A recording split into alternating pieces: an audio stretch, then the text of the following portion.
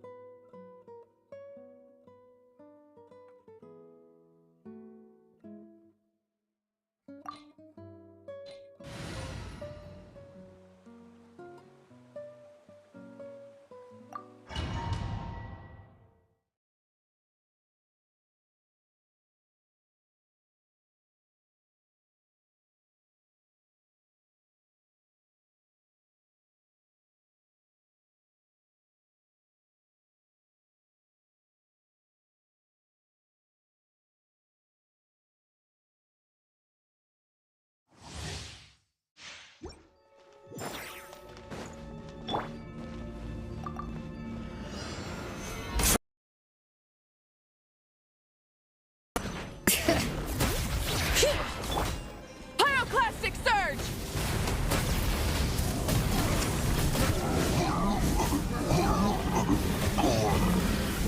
Incinerate! I will have order.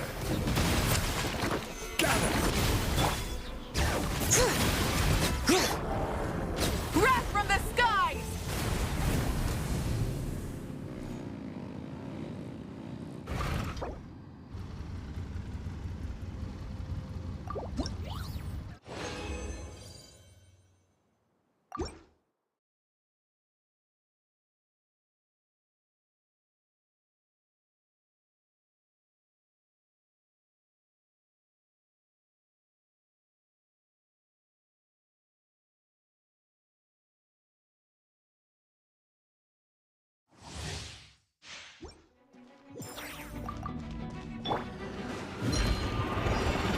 Solidify!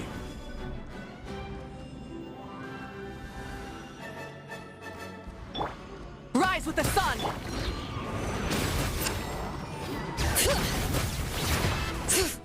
Pyroclastic surge!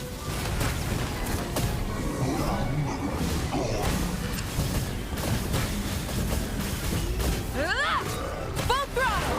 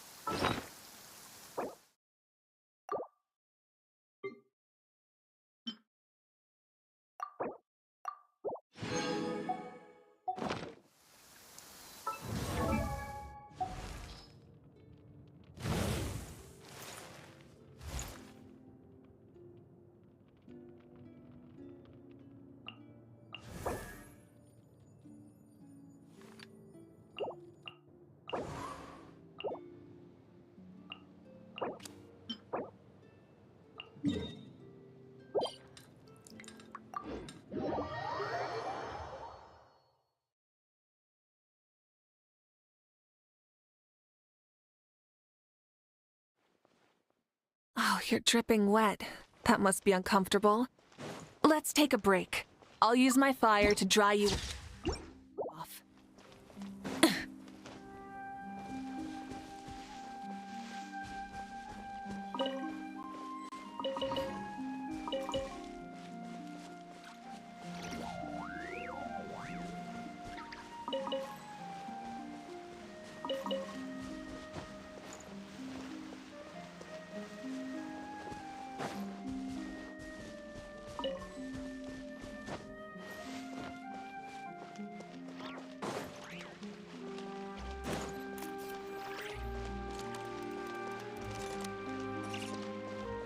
I ain't losing a fight to anyone.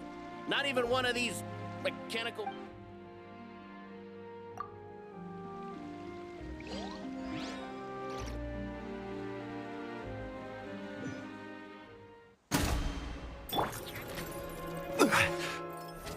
Stabilize! Bring it! Wrath from the skies!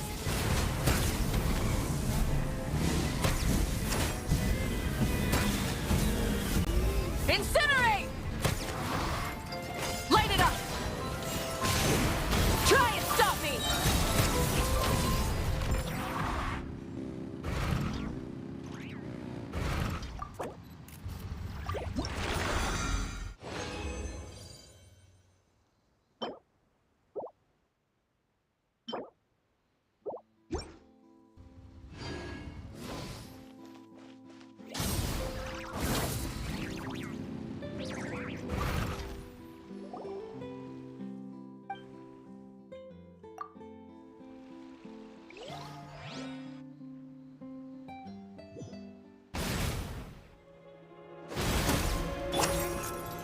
Gather!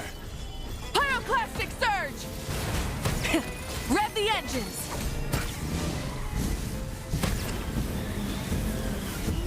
Incinerate! Tell me what you see. Farewell. Order guide you. Solidify! Wrath from the skies!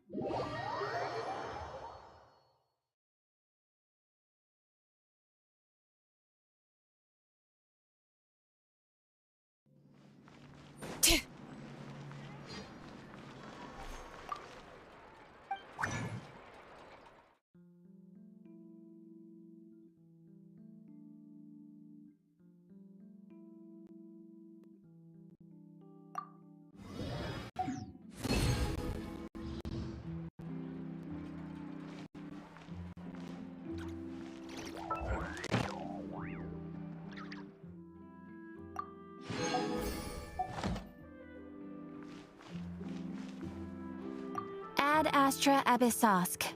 Welcome to the Adventurers Guild.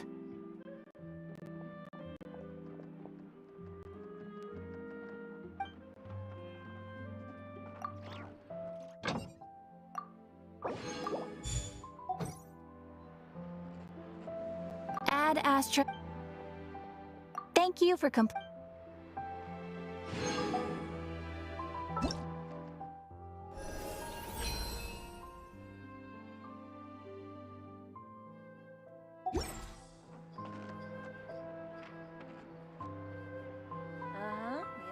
There'll be an extra fee for that.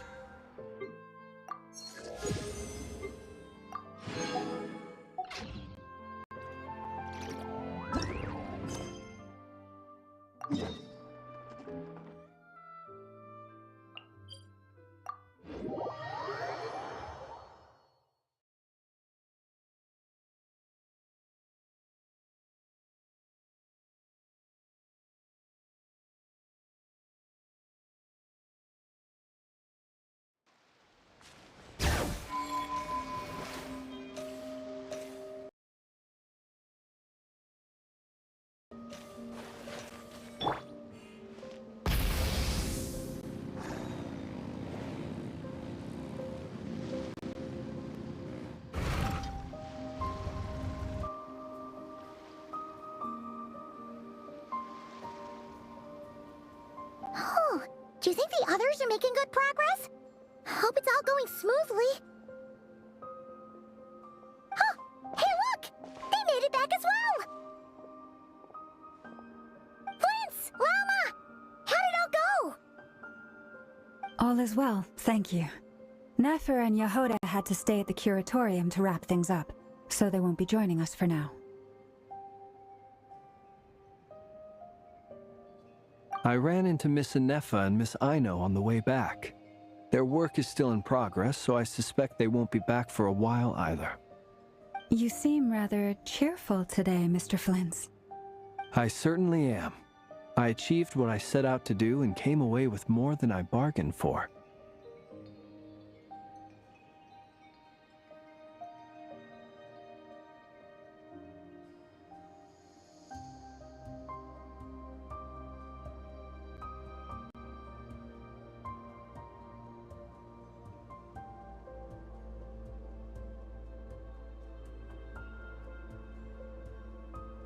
Fighting alone can get quite tedious, but I had the good fortune to run into a pair of brave young warriors.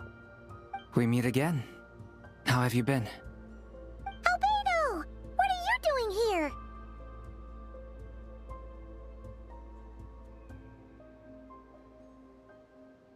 That would be a natural assumption to make. It's also the correct one. These two courageously lent me a hand while I was fighting the Wild Hunt.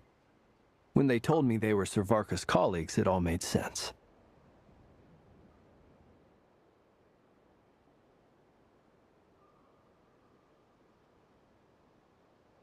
And given how people of outstanding talent tend to cross paths, it's no wonder you're already acquainted.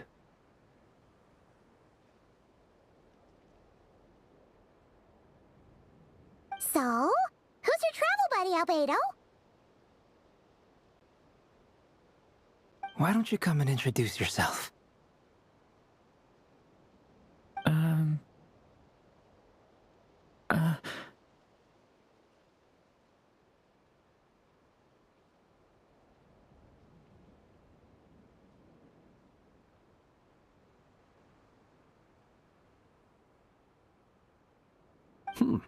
A gentleman of few words, I see, and a rather stern countenance.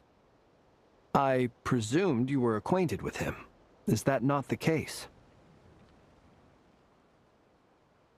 It's nice to meet you. Again. We've technically met before. Wait a sec! You're Minnie Durin!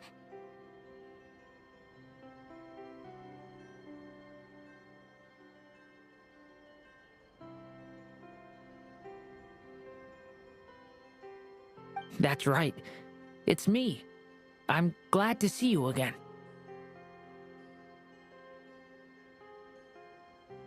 By the way, he says it's okay if you drop the mini.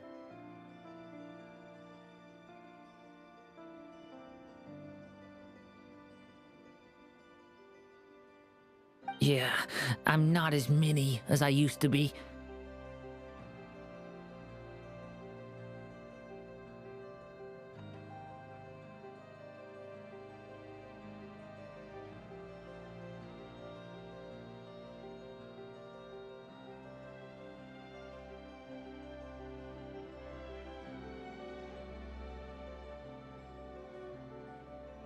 Interesting, isn't it? The first step towards blending into human society appears to be reflecting on whether one's name really reflects who they are.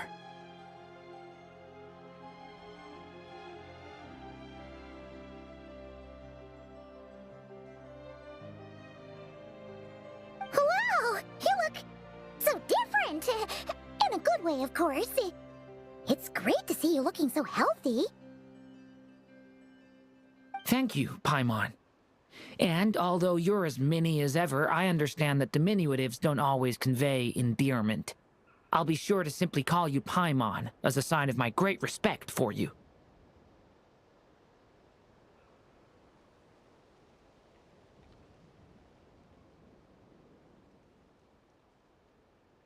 Wow! You're such a smooth talker now.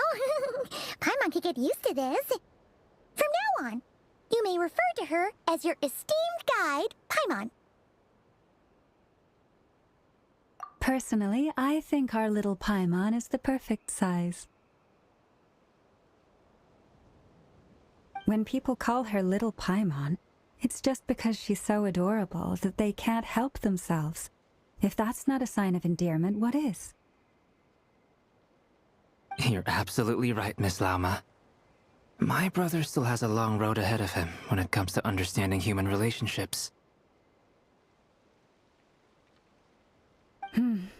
Anyway, speaking of long journeys, didn't Columbina, leave with you? How come she isn't back yet? She's been catching up with old friends. Wouldn't be surprised if she stopped for a cup of tea or 10 on the way back. Uh-oh. People are talking about me. Hope it's nothing negative.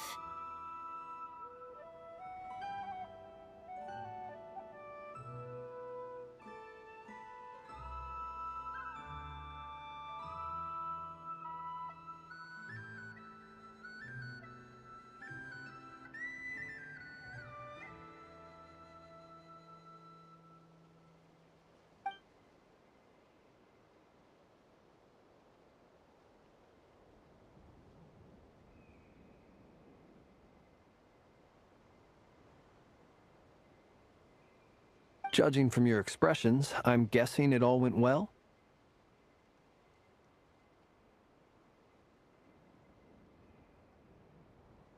It's getting crowded here. I'll go grab some chairs.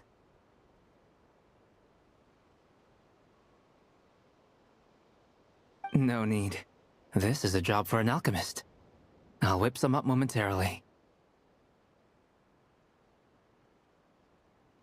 Thank you for your hospitality, ladies and gentlemen, but I was merely escorting my friends back.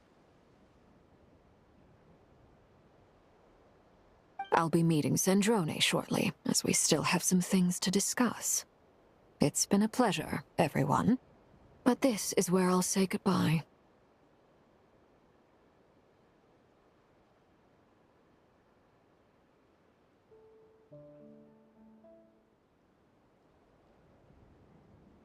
We really appreciate your help. Oh, come on. Spare the formalities. I'm just glad I could help out some true friends. I understand. Well, bye for now, Harlequino.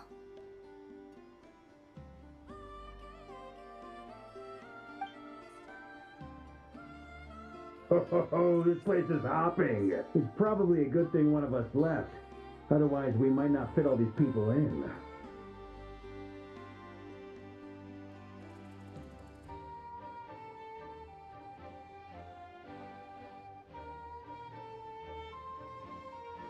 Are you saying we're about to run out of chairs?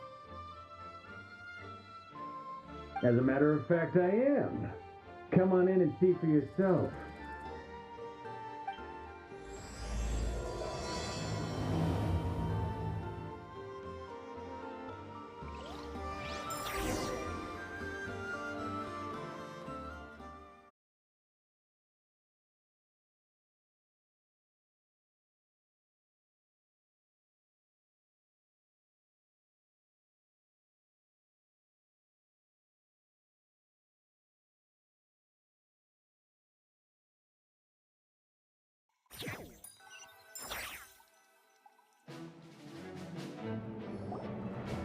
Huh?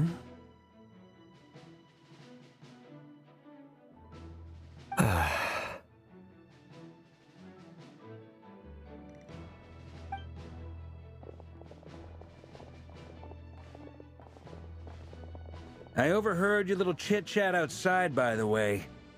With Miss Columbina's colleague gone, we should be back to the original crew plus the other colleagues I brought in.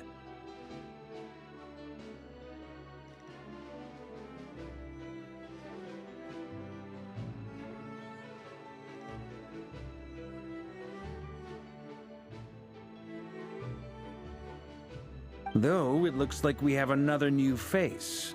Someone else managed to rope in a colleague too?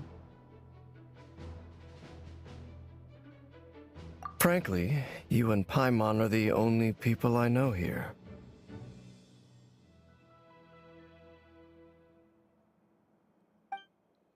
This here is Dainsleif, colleague of Tevat's greatest guide, Paimon, and greatest adventurer, the Traveler.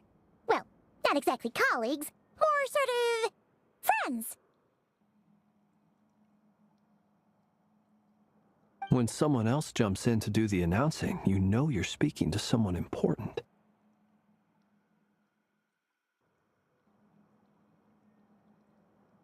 Let's hear what he has to say. Note to self, once Paimon knows your name, the rest of the world will soon follow.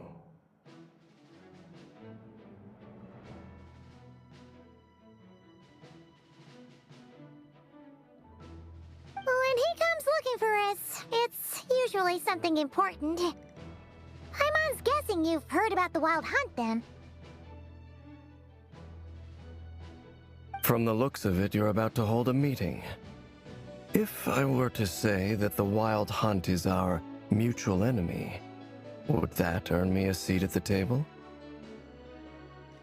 As the saying goes, the enemy of my enemy is my friend. Mr. Dainsleif, there's a seat with your name on it.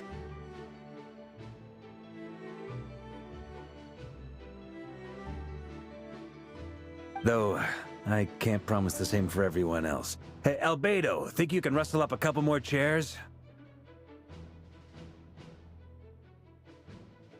After all this time apart, Grandmaster Varka's first order is to rustle up a couple more chairs. I've missed this.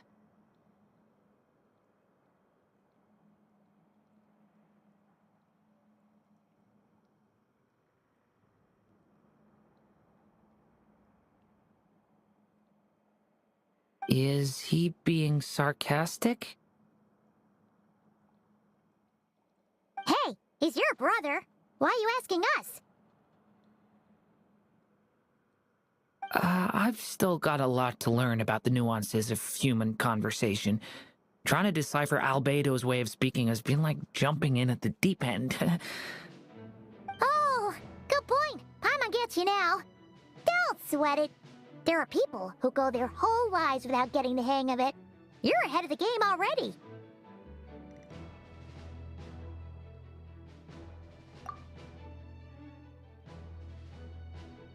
I wonder what's taking Nefer so long. Perhaps you should go and check in with her. If anyone can hurry her along, it's you. I just got back from the curatorium. Besides, aren't you curious to see what's taking her so long? Miss Nefer doesn't strike me as the type to share secrets.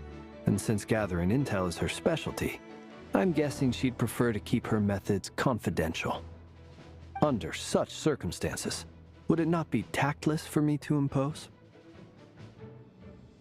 Oh, but it's fine for me to impose. What can I say? You have an unrivaled ability to garner people's affection, Miss Moonchanter. Besides, you have far more in common with her than I do.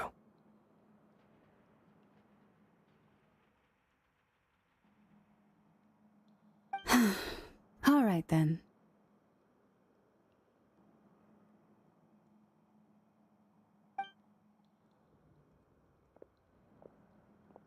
Impressive.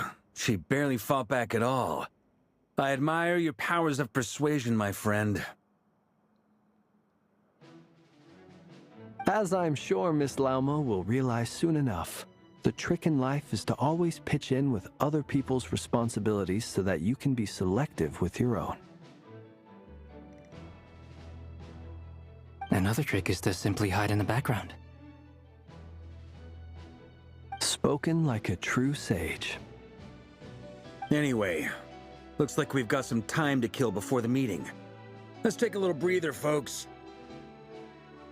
And feel free to chat amongst yourselves. We'll get down to business once the other two arrive.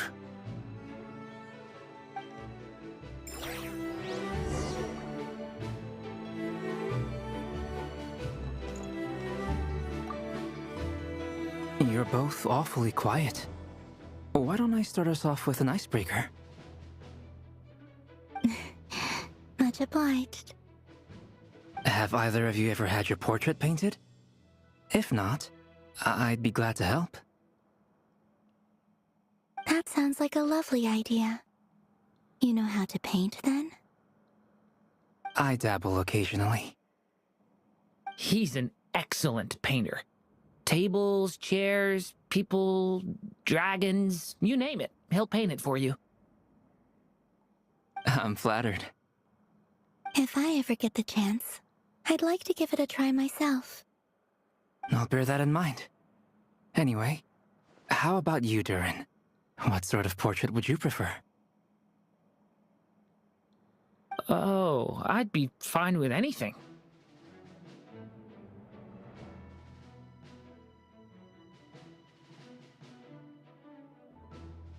Whatever style feels best to you.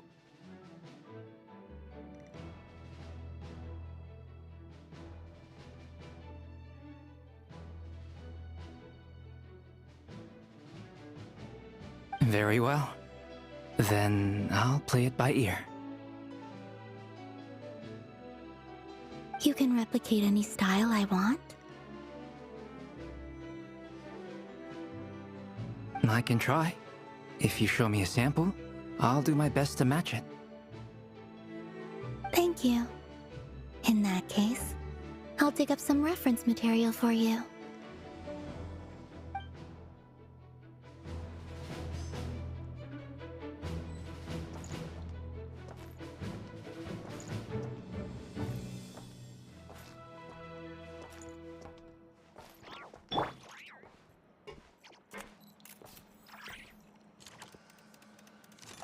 Is there something you'd like to say to me?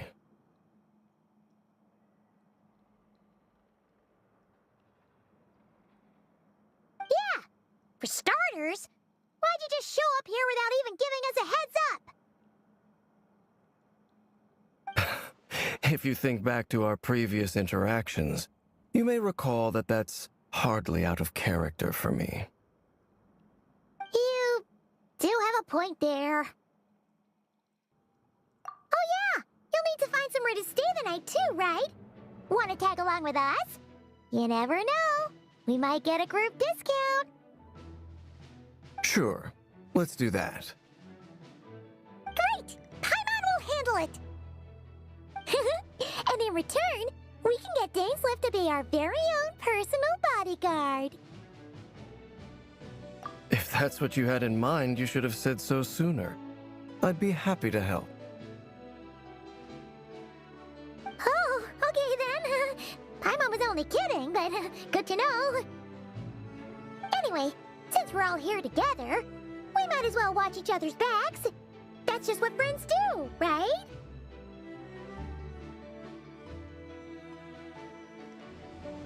Indeed. Thank you.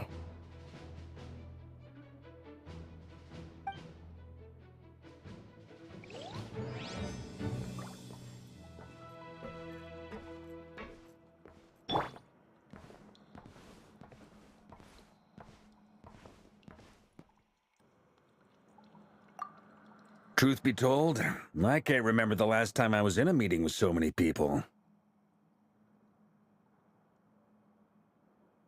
You're not alone there, my friend. The Lightkeepers also struggle to bring everyone together for a serious discussion.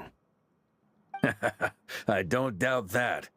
I've only ever met two Retniki, one being you, and the other being that young guy, Itlua.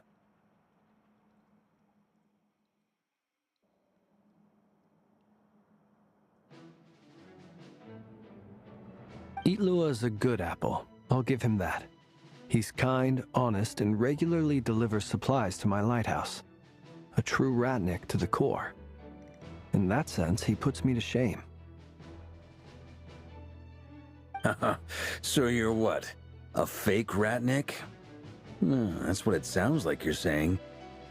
But I get the feeling that's not quite what you meant.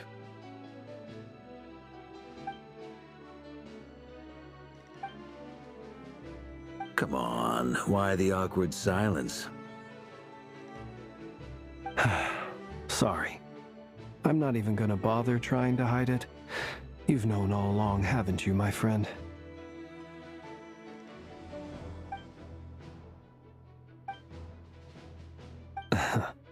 Now that was an awkward silence.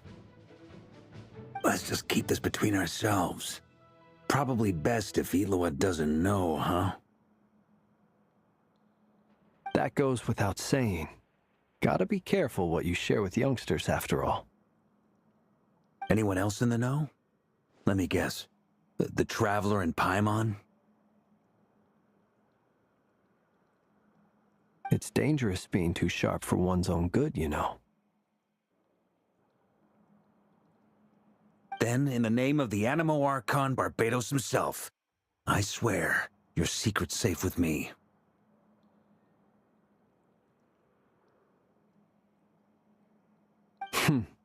When we went for drinks, you said that you and Barbados were practically best buds.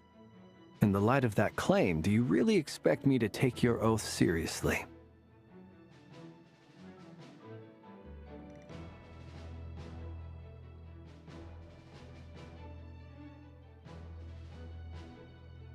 Of course. Just as long as you don't go spreading around the fact that I'm close with Barbados, all right?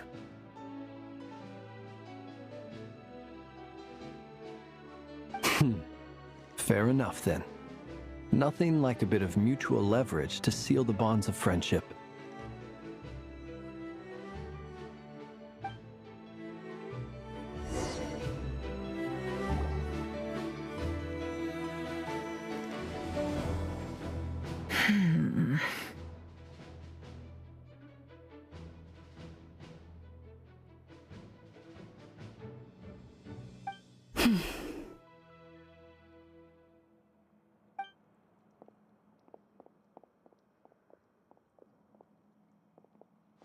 Ah, Miss Nefer.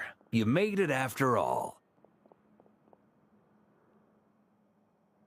But what about Yehoda?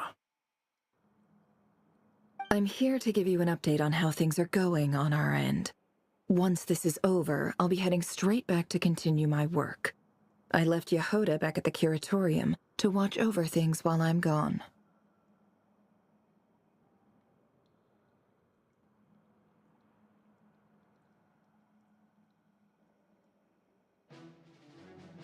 Huh. So much for just this once.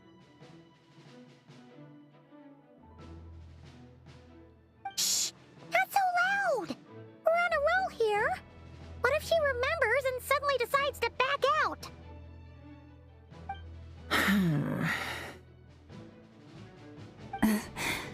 Did you say something, Mr. Varka? Huh? I didn't say anything. Right, Flint's? Must have been a frog. They get so noisy around here at nighttime. It's like they're putting on a concert in the background. Anyway, before we begin, there's a few introductions to make. Let me start by saying that it's an honor to be speaking before so many distinguished colleagues and collaborators. First up, we have Miss Lauma. As Moon Chanter, she's the leader of the Frost Moon Scions, a local religious community in Krai. Then there's Miss Nefer, boss of the Curatorium of Secrets, an intel gatherer extraordinaire. Nefer is leading the investigation into Rerer's background, assisted by Yehoda and Lauma.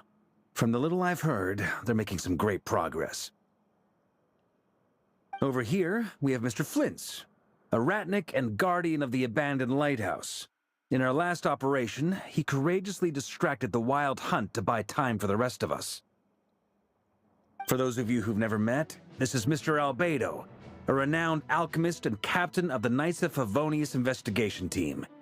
By his side is a new face for us all, myself included, Mr. Durin, who has come to lend his aid. Next up, we have the Moon Maiden and former Fatui Harbinger, Miss Columbina. Then we have the Traveler, who's earned more titles than I could possibly hope to list out, so I'll spare you the rundown. And Paimon, The ultimate travel companion and quite possibly the best guide in all of Teyvat.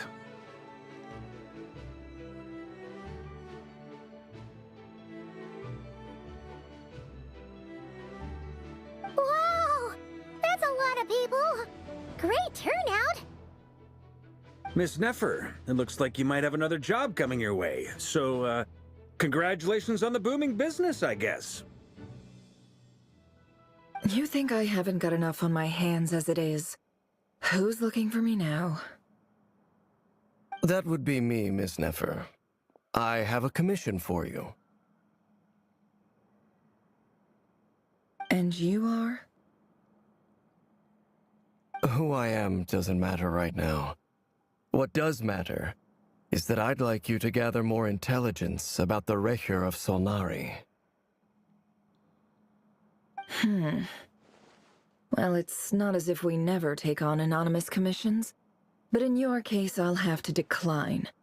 I'm gonna take a wild guess and say your job's probably more hassle than it's worth. Something about you seems like bad news. It's my eyes, isn't it? Conrian, I assume. And what's with the mask? Are you trying to hide your identity? In any case, the fact that you're even still alive raises an awful lot of questions for me.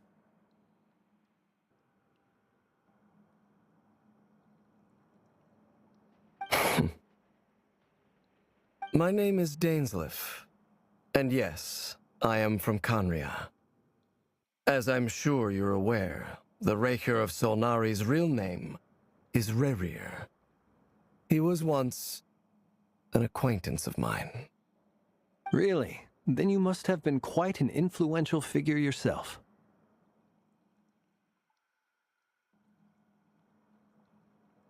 You flatter me, but none of that matters anymore. My point was simply to clarify why I have asked Miss Nefer to investigate Rerir's background. So you're both from Conria, and it sounds like you used to be friends? What am I missing here? Surely you already know how he became one of the Five Sinners. I'll tell you everything I know. The history of Conria, the names and identities of the Five Sinners. I remember it all like it was yesterday. I have never spoken openly of this before. But the truth was exactly as people say.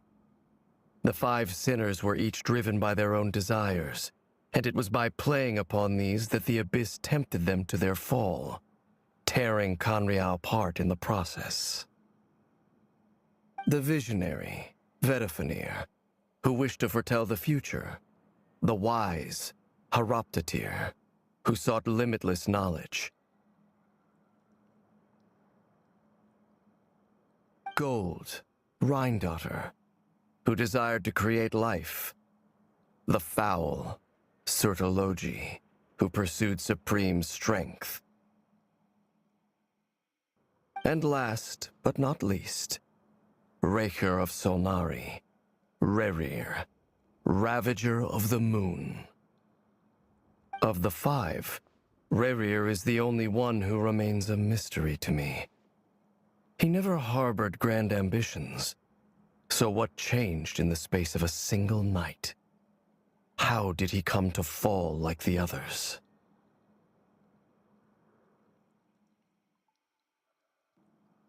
In other words, you're saying that his change came as a shock to you, and you have no idea what actually happened? That's right. You mentioned how the Abyss tempted them, which led to their fall. But what did that look like in practice? And what other context can you give me about the events of that time? The more detail you can give me, the better. Strangely, now that it comes to it, I hardly know where to begin. The fateful night took place during the era of the Eclipse Dynasty. One day, my elder brother, the visionary, Vedifenir, was summoned to the palace by the Vinster King, only for the king to gouge out his eyes and cast him into the dungeons.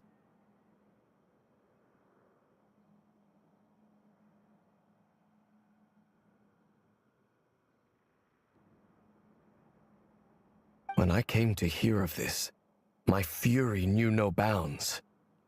I gathered together every ally I thought I had, and together we set a night to storm the palace and free Ved. Centuries on, the memories of that night still haunt me like a never-ending nightmare. We broke through the palace gates, just like we had planned, each striking towards our separate targets. But then, I was betrayed. Even Vedafenir, the very person I had come to rescue, abandoned me and partook of the Abyss's power.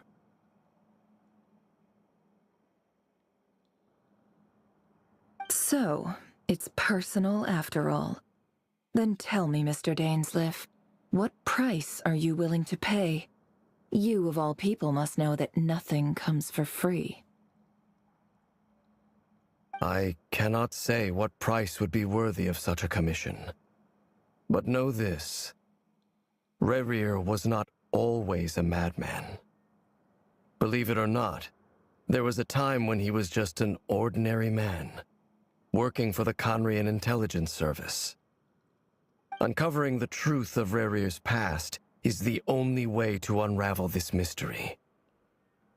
But before you decide if you will accept my commission, I will tell you more about him. Enough, I hope, to help you plan your next move. Sounds pretty good to me. Feels like we just flagged down a random passerby, only to discover he's actually a master strategist who has a score to settle with our enemy.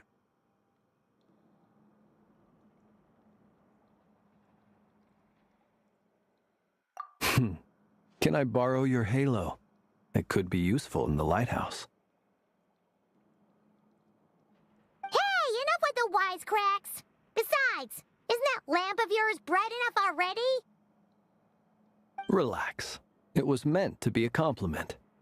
If that was a little over the top for your liking, I'll make sure to tone it down next time. I'll give your proposal some serious thought, Mr. Dainsleif. Let's speak in private once the meeting is over. Before that, there's a few things I'd like to share.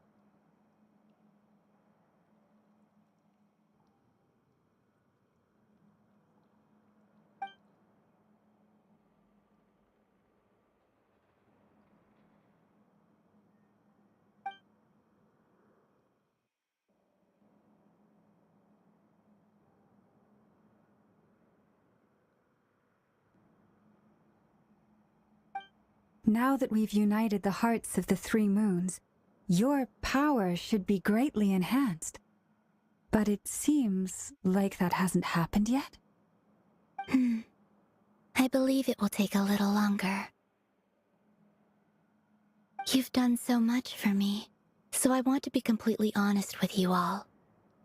Even though I'm doing a lot better now, the truth is, my recovery will likely be an ongoing process.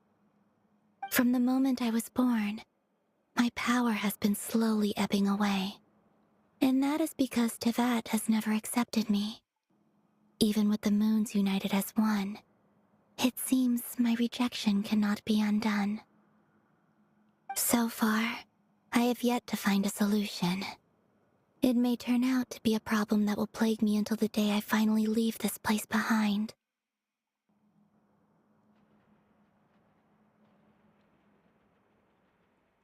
Even so, I will do everything in my power to help you drive out the Rerir of Solnari.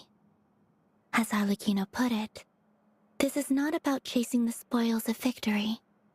It's just a gesture of heartfelt gratitude. Kutar.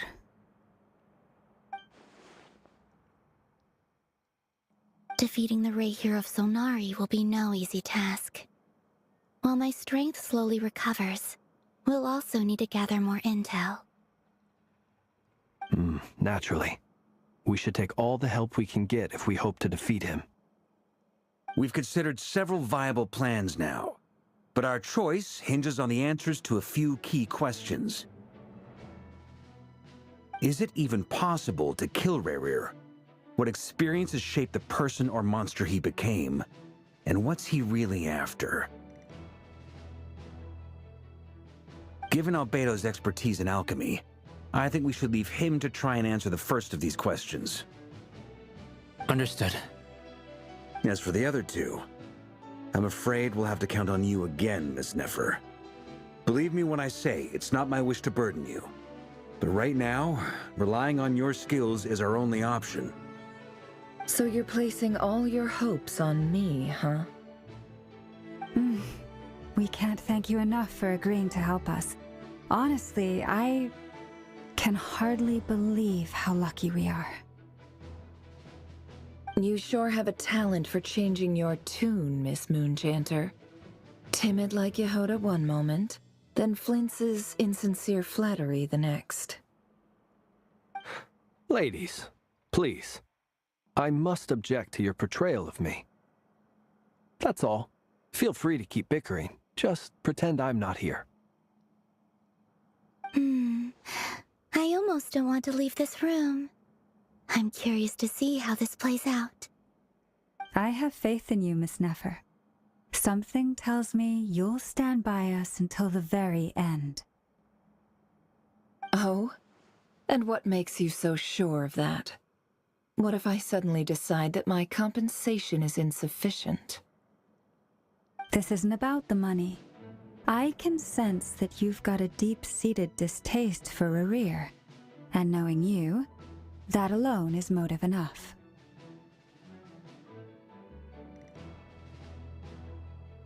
Look at them getting along so well. Like two peas in a pod. And I'm the one they accuse of insincere flattery. There is no justice.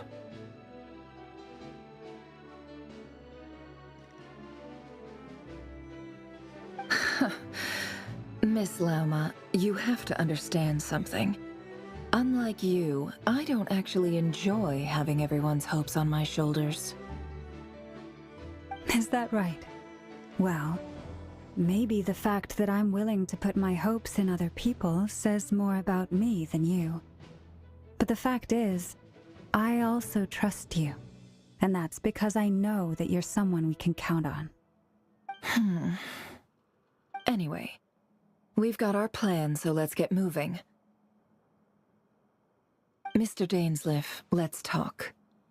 And Traveler, once we're finished, if you've nothing else planned, I'd like you to come with me. This whole experience is teaching me a lot. For instance, I now know that when other issues come up in the future, I'll have far more luck getting Lauma to convince Miss Nefer than trying to do it myself. Hate to say it, friend, but that's one of the funniest things I've heard in a while.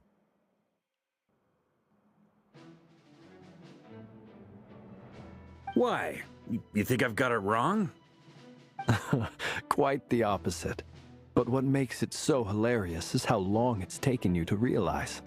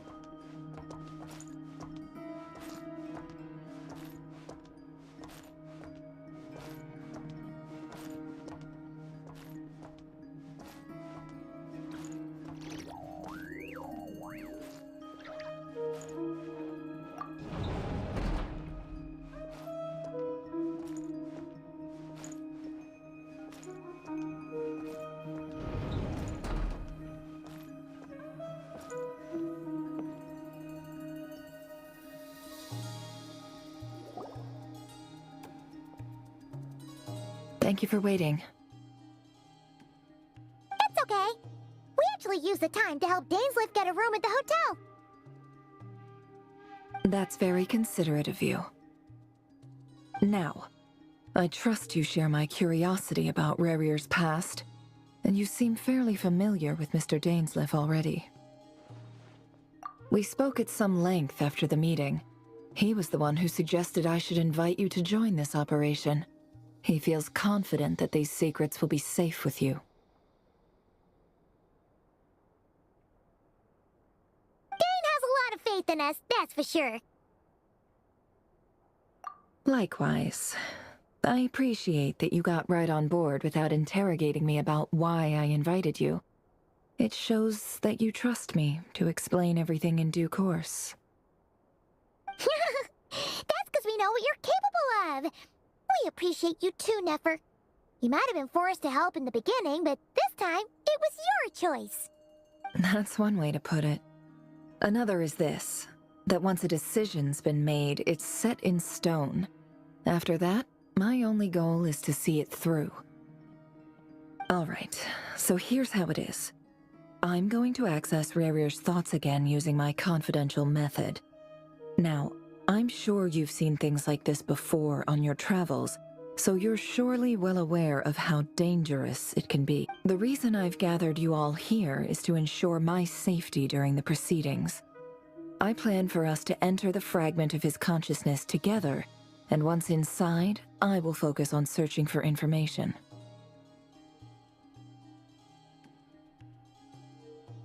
Think of this as a diving expedition into someone's brain. If I'm the diver, you are my safety equipment, tasked with keeping me alive while I'm under the surface. Once the ceremony begins, we will all be spying on privileged information. But in the interests of safety, you must remain absolutely silent at all times.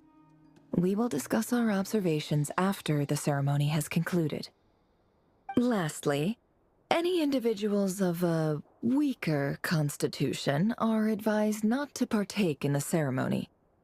In any case, Paimon has her own job to do, which requires staying in the room but not joining the ceremony.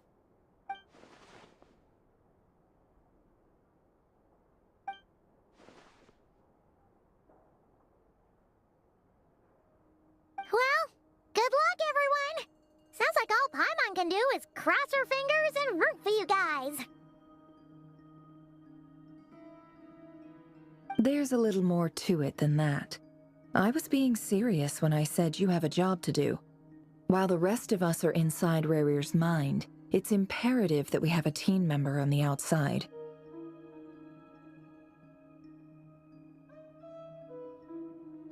In the event that something goes wrong, you will be our first responder. I don't anticipate any issues, but the extra level of safety will be greatly appreciated. I second that. This is a dangerous operation here, and you're our whole rescue team. That's pretty much the most important job in the crew. So, Paimon's like the lifeguard? Yeah, that makes sense. All right, got it.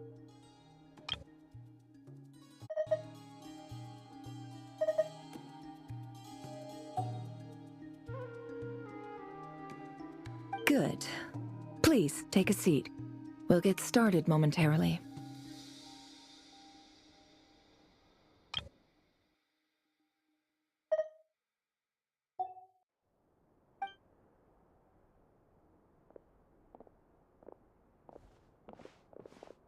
So, did Mr. Dainsliff tell you anything else?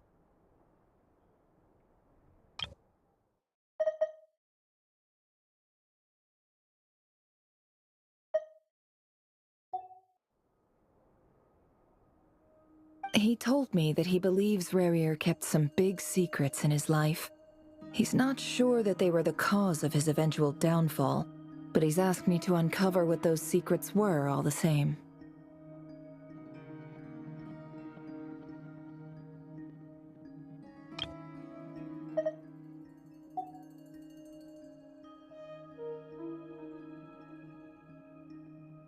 But surely you're not planning to go through with this, no matter the cost.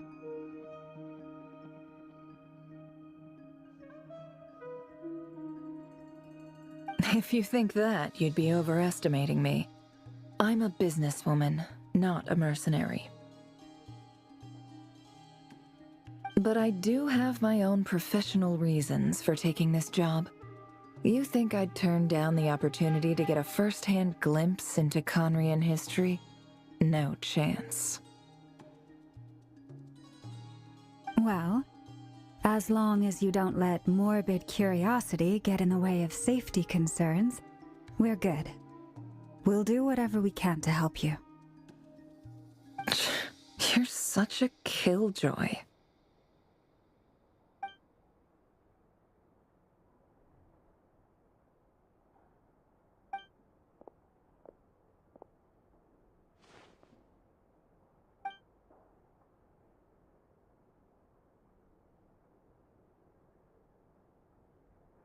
All right, I'm good to go. All set over here, too.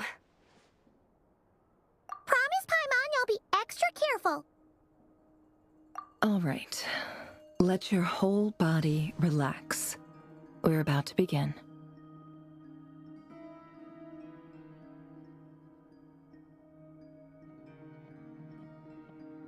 Close your eyes.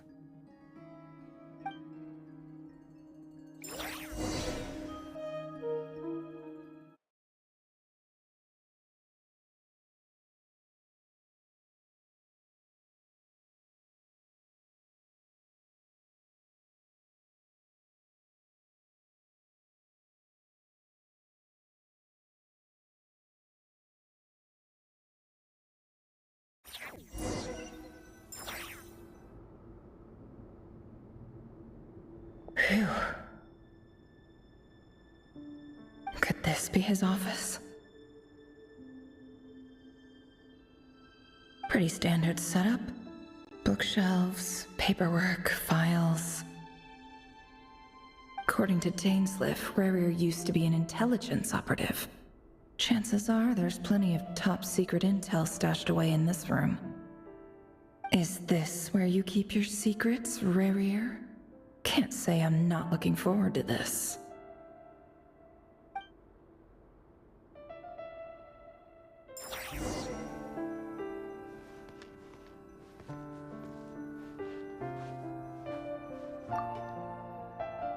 A file tucked inside a folder. The title reads, Dear Breakfast Shop Owner. It's a list of names, but at this stage I have no idea who any of them even are.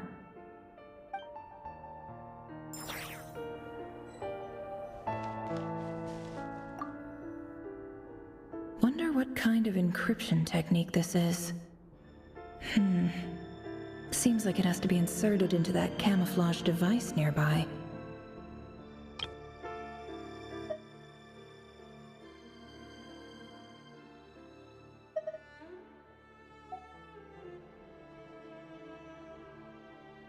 Aha! It's an audio recording. Please, hear me out. I can't shake this feeling that someone's been spying on our house.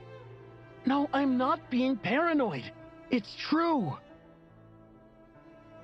I saw someone dressed in all black. It was a couple of days back, but that was on another street, not near my house. I swear, I know what I saw. There's a note in the margin. Surveillance of the Runfather residence has concluded. We apprehended the target and filed the mission report last night.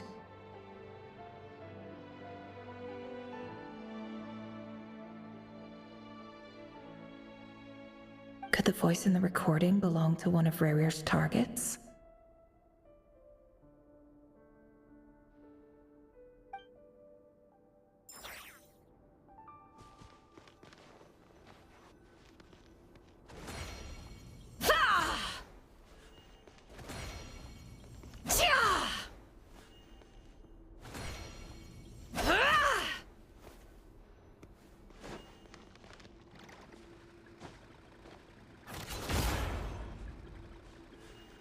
No more lies.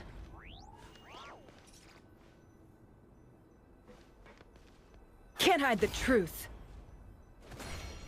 Ah!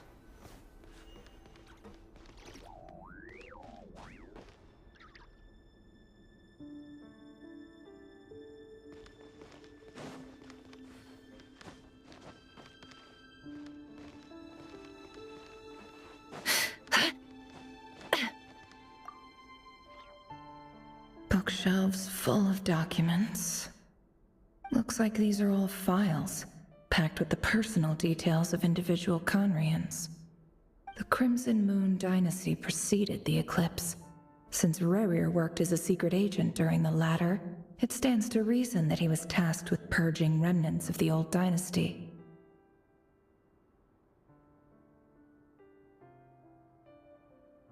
Yep. Lines up exactly with what Dainsleif told me.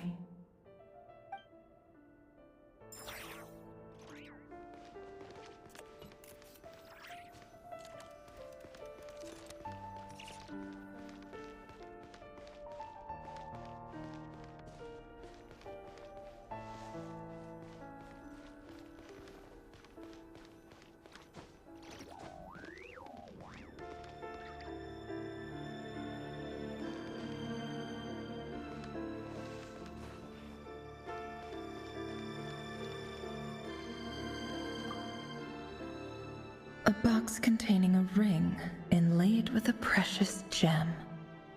Must be for his girlfriend.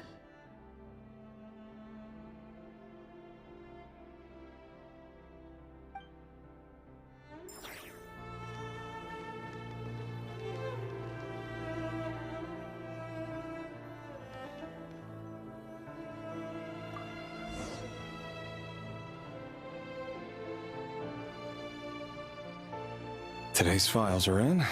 Time to wade through them, just like usual.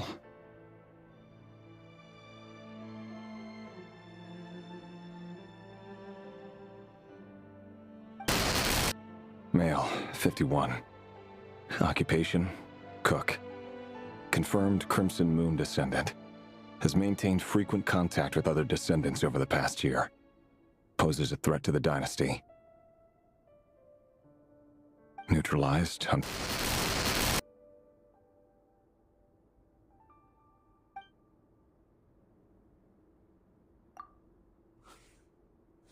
This one should be archived under purged targets.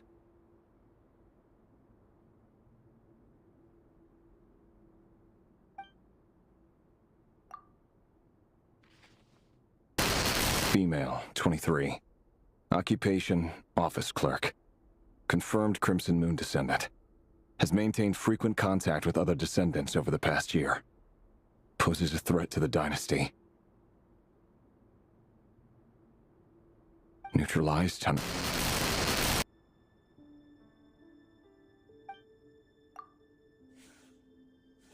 Another one for purged targets. Sounds like she was that other man's daughter.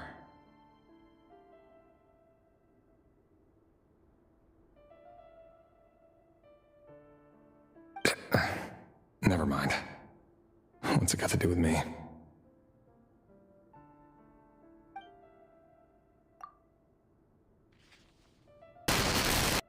Male, 40. Occupation, teacher. Confirmed Crimson Moon descendant. Has been observed making contact with other descendants during the past year. Poses a threat to the dynasty. Neutralized on...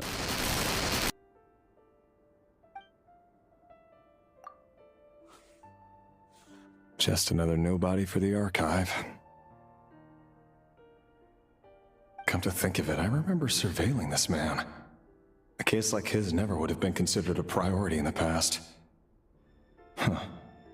He barely even interacted with other Crimson Moon descendants.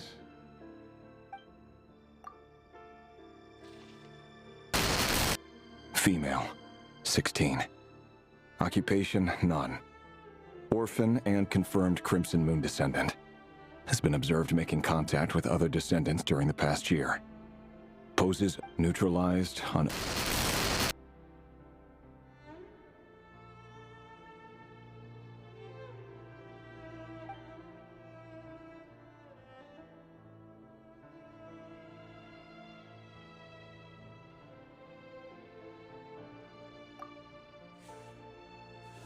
Filed. I have no recollection of this girl. None whatsoever. She doesn't seem to be anyone important, but then again, how many of them really are?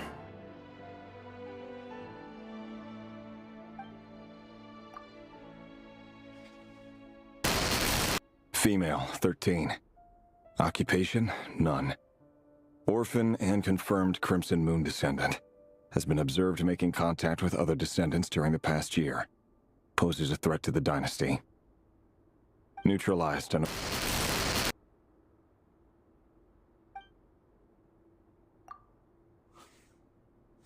Filed.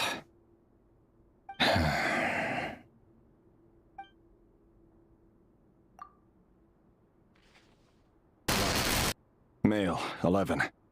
Occupation, none. Orphan and confirmed Crimson Moon descendant. Has not been observed making any contact with other descendants during the past year. Poses a threat to the dynasty. Neutralized and...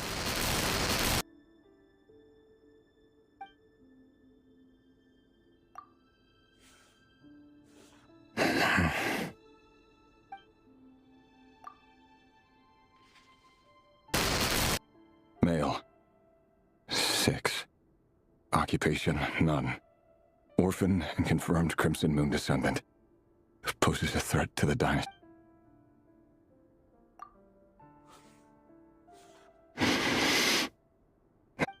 It's funny, isn't it? Your job is becoming both harder and easier at the same time, depending on how you look at it. Sooner or later, the Crimson Moon descendants will be completely wiped out. But as their numbers dwindle, they become harder and harder to track down. That's not how it is. Fortunately, however, most of the able-bodied adults have already been taken care of. The remaining weaklings will be increasingly easy to deal with. No! No. My job is to ensure the survival of the Eclipse Dynasty. And the only way to do that is by eliminating any and all potential threats. It's a perfectly legitimate line of work. Every single one of my colleagues can attest to my fairness. And if my friends were aware of the facts, I know they'd back me up too. Assuming, of course, that they were aware of all the facts.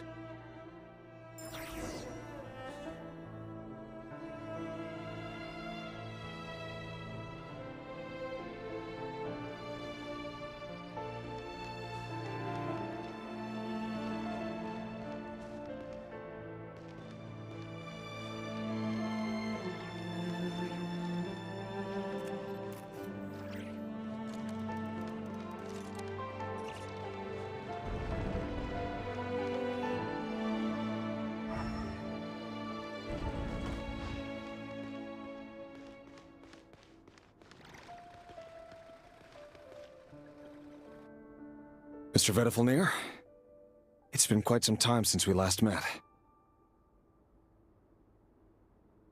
Revir, I trust you're here because you have something important to discuss.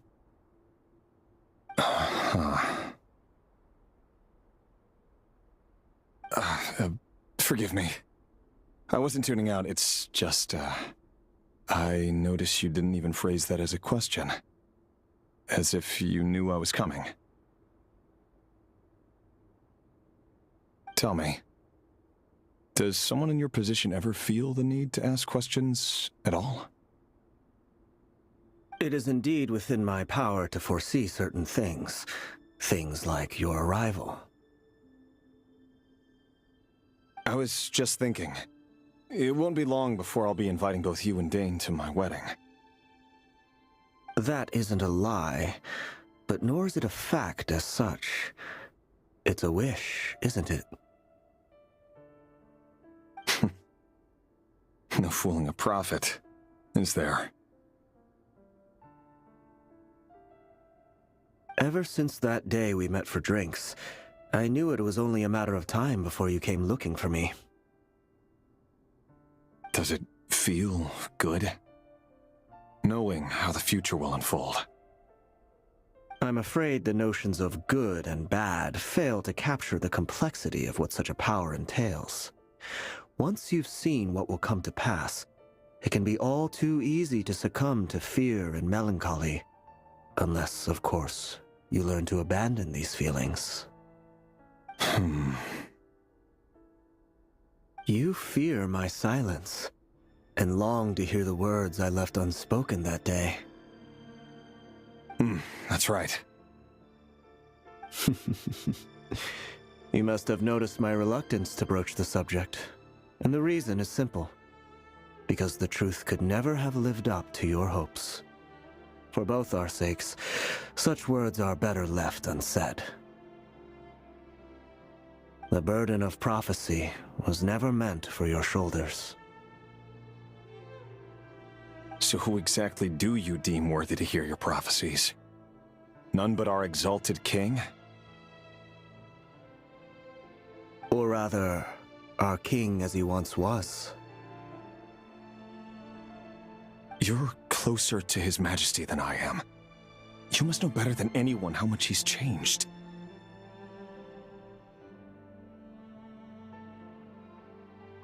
You say that as though it is to my benefit. Yet precisely because of that, I dare not speak rashly. A king can turn out to be the most virtuous of rulers, or a tyrant more terrible than the most vicious of dragons. You are so wise and far-sighted, yet still you would have me live in fear of the unknown? You make a fair point. Especially given my silence alone was all it took to send you spiraling downwards. Very well then. Let me offer you some advice. And I say this not as a prophet or a visionary, but simply as the brother of your friend. For many reasons, there is very little chance of your marriage ending in happiness. If happiness is what you seek, you should find another fiancé.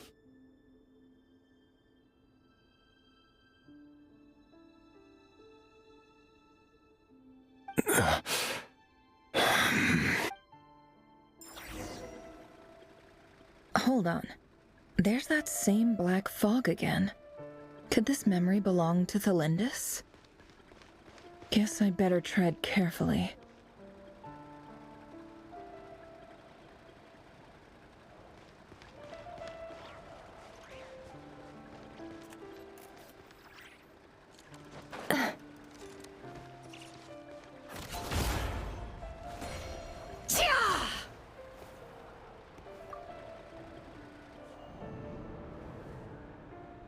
Wait. Hear me out. This time we finally got a clear look at his face and learned his true identity. His name is Rayrir, and he claims to be one of the king's guards. What did you say? A cruel irony, isn't it? The man you're set to marry leads a double life as a brutal executioner. Why are you telling me all of this now? Simple. It's because I want you to kill him. You are the only person he would never suspect.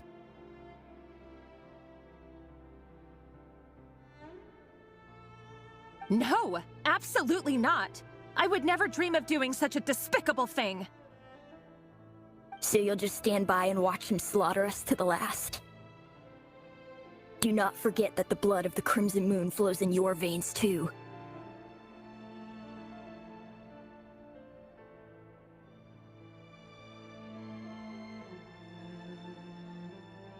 The blood of the Crimson Moon?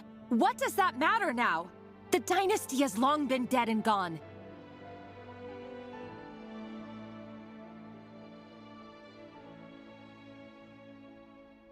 You think that alone is reason enough for me to throw away everything I have?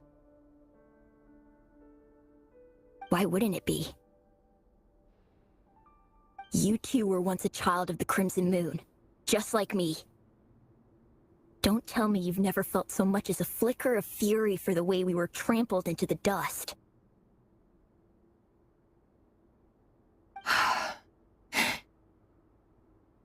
As long as you promise to abandon this pipe dream of restoring your dynasty, I can try to persuade him. Or have him persuade the Vinster King. Persuade the Vinster King? Do you even know why he's so obsessed with hunting us down? Why he keeps trying to force us to hand over our secrets? Over and over again? Or why we refuse to give up on restoring the dynasty?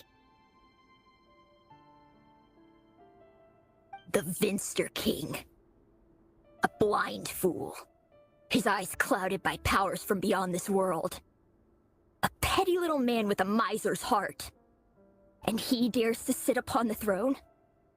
Mark my words. Sooner or later, Conria will fall. And it will be his doing. If you can't bring yourself to do it, so be it. Just you watch. It won't be long before calamity descends upon us all. The Rehir of Solnari. That really is quite a secret you've been keeping from me, Rerir. But who am I to talk? Am I really any better? I've kept my own past a secret this whole time, too. Love should be built on honesty. But ours was born from lies. And yet, is it really so wrong to hide things that would only make life harder? If we don't cover up the parts that no one else should see, how can we go on pretending to be normal? Vedifulnir must have known all this. And that's why he made his prophecy. In the end, nothing stays hidden forever. But I won't just sit by and watch this disaster unfold. I'll do everything in my power to protect what I cannot afford to lose, no matter who I have to face.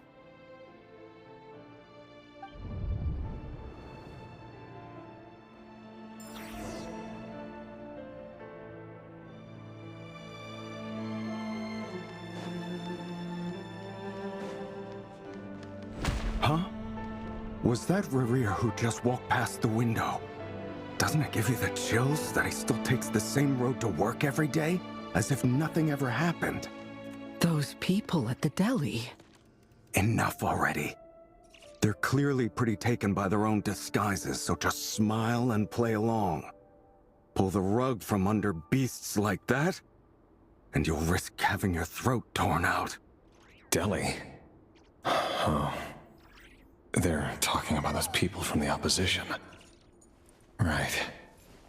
I'd almost forgotten they used to run a deli. People of no consequence always vanish so easily. And no one even remembers them.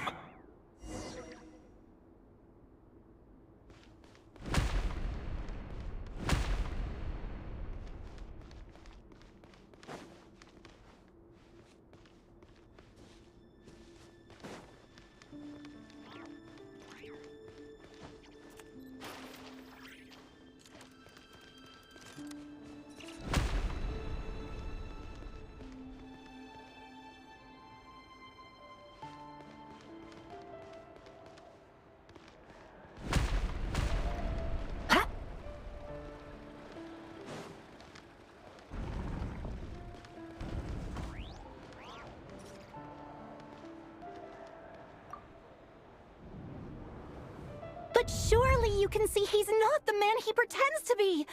So many have died already, and they say that the king's madness grows with each passing day.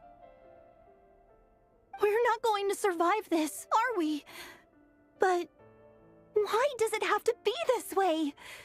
Do we really deserve to die just because of the blood that runs through our veins? Felindis! Are you even listening?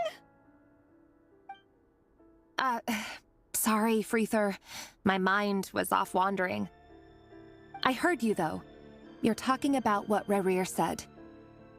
He's just following the king's orders. He's a secret agent, and it's his job to hunt down rebels and dissidents. By the time you first met him, he'd already taken lives. Maybe he was using you from the very beginning. No. Rerir has no idea I have anything to do with the Crimson Moon. My family are only distant relatives of the main lineage, and besides, my eyes are perfectly ordinary. Truth be told, apart from my teacher, pretty much no one knows I have any connection to any of it.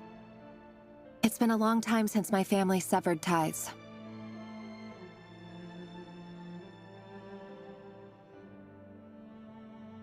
But as Orlog said, who could possibly talk sense into that raving lunatic of a king?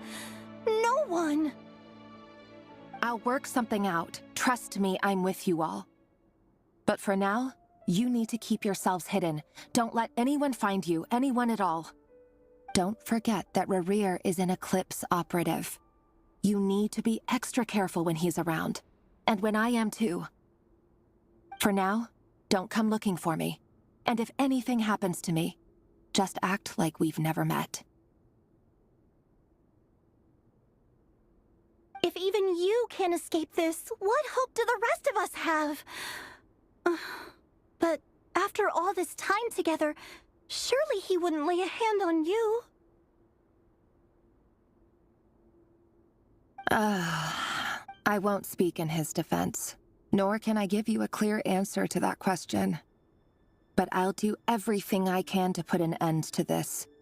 Here, hold on to this. If an opportunity to escape presents itself, take it. You'll be glad you took some spare change. You call that change? But... I've got a job, and there's still money coming in. But you can't go anywhere right now. Please think about yourself for once.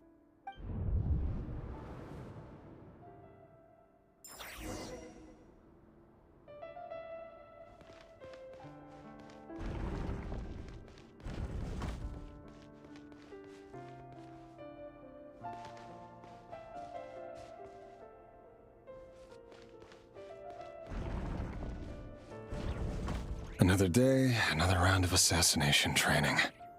The training ground is just beyond this hidden passageway. When you kill a person, doesn't it bother you when you end up covered in their blood? Why would it? Aren't we all just walking blood bags? But not everyone is accustomed to hunting down others like prey. You've been a hunter for so long now, you seem to have forgotten that most people don't just go around killing one another. Leave me alone.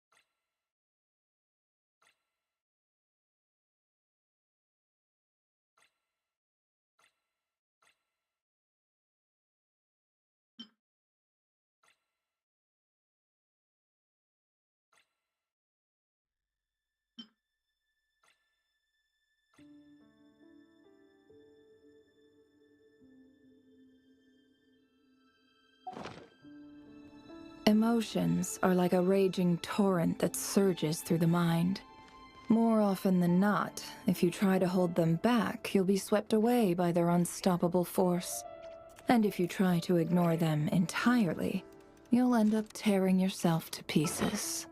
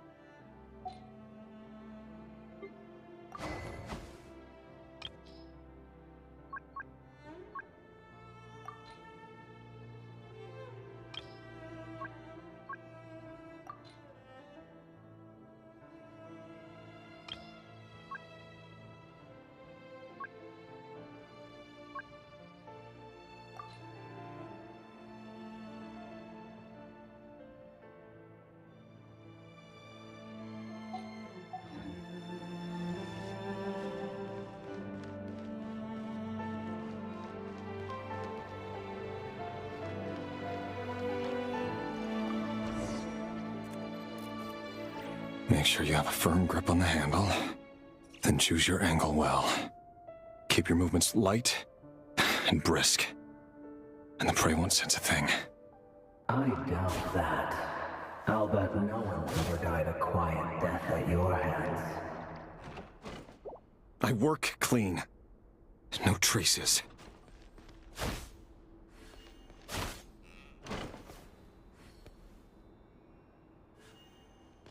That doesn't make it open and above board, though.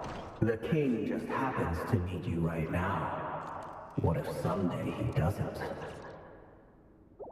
That won't happen. He's changed.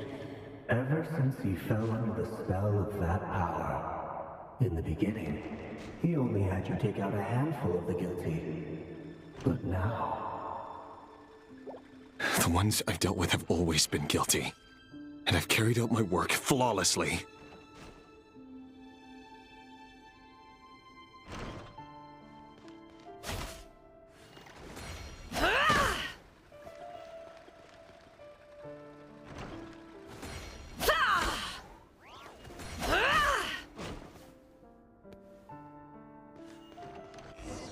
You know why Felindis didn't accept your proposal, don't you? Was it because she didn't trust you? Or something else? Enough!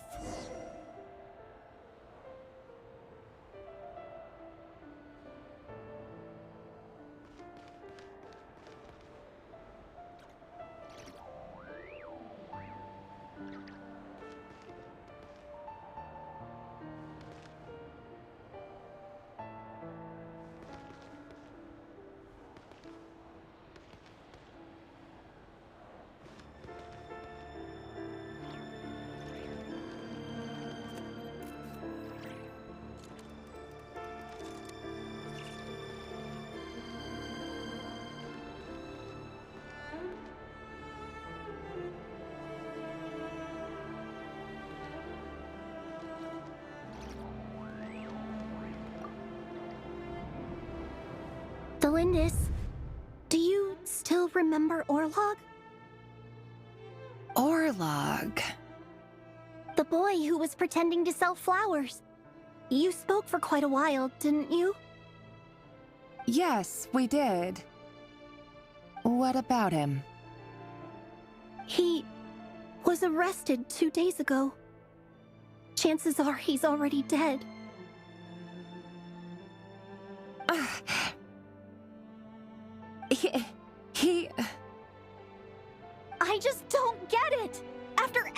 he's done, why do you still stand by him? Or does it mean nothing to you that people keep dying? No, that's not... Just hear me out. I need to go now, Thelindis. They're looking for us. You take care too. If you ever need a place to hide, come find us.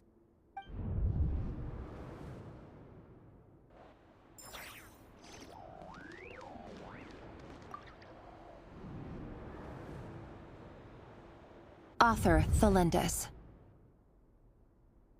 Over the course of this week, the research object was subjected to interference for all subjects of observation that were sent inside have now...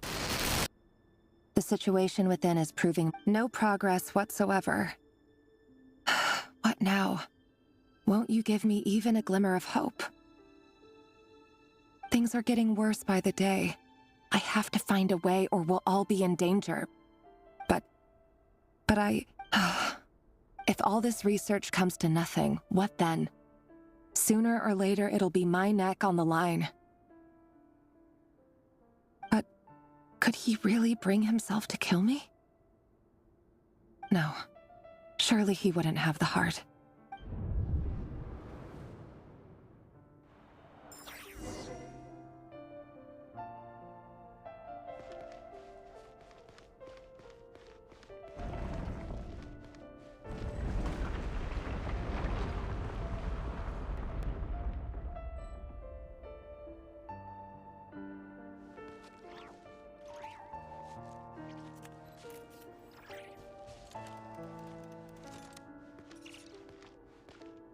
Why won't you just let us go?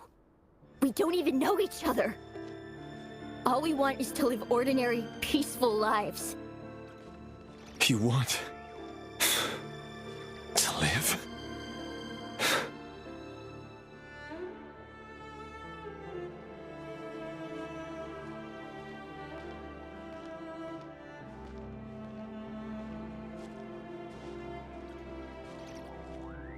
Yes.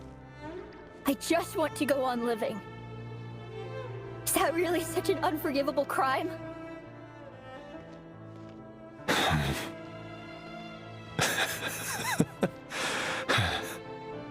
You want to go on living. I want to keep living too. To keep living forever. That's why I have no choice but to continue on the path I'm on. If only some savior would suddenly swoop down and change the way the world is. Too bad that's not going to happen.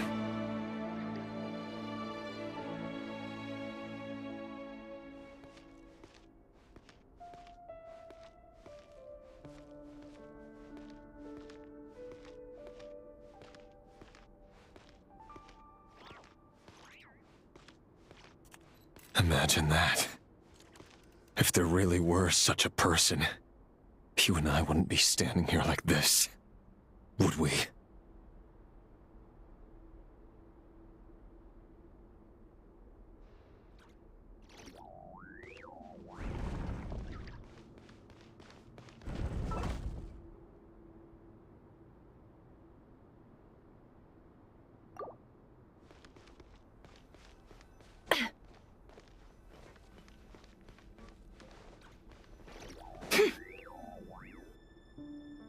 Today's files are in. Time to wade through them just like usual. No, I don't get tired of it. It's my job. And not only am I lucky to have it, I'm good at it too.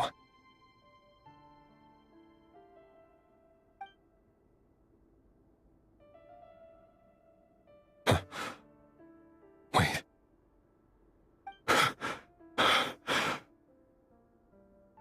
Thelindis?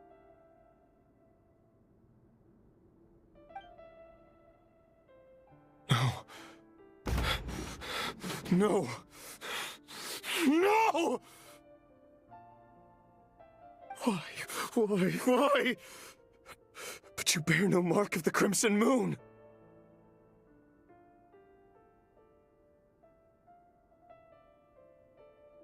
How could you possibly have anything to do with them? It cannot be!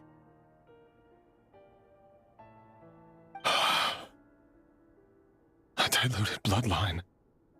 Carefully concealed. I see it now. You've been living in the shadows just like me. What a fool I've been. Numbing myself with talk of justice. Even imagining my friends... Irminsul. Finster King! How far are you going to take this?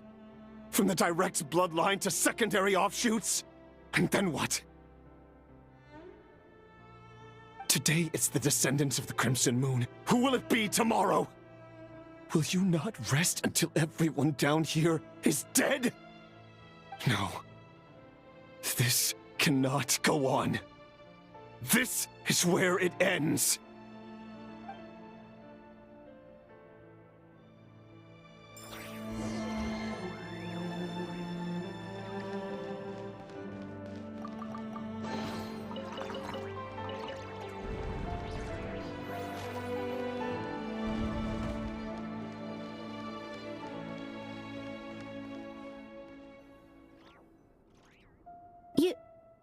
You're really letting me go?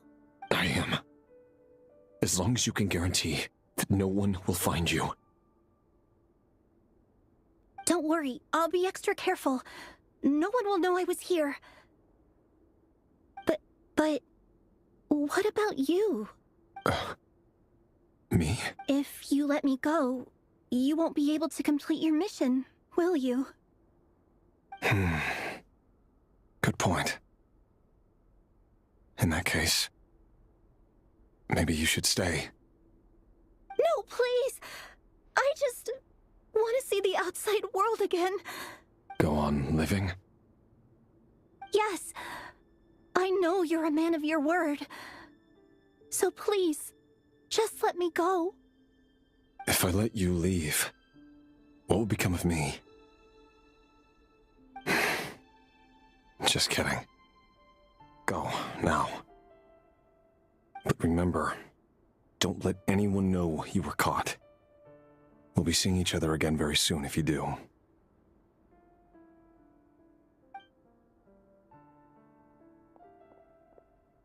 Even shadows in the dark must live by a code. But you can't save everyone. You've been whispering in my ear for days now, Vedifalnir. What are you trying to do? Break me down?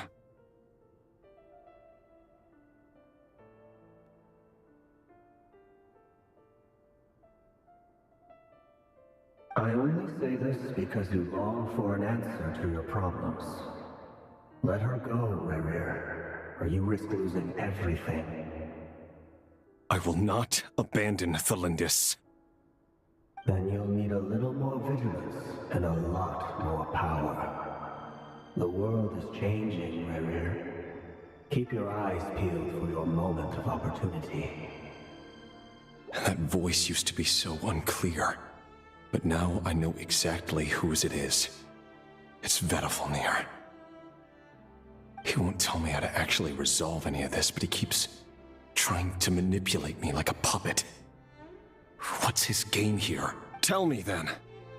What will this moment of opportunity look like? And no answer.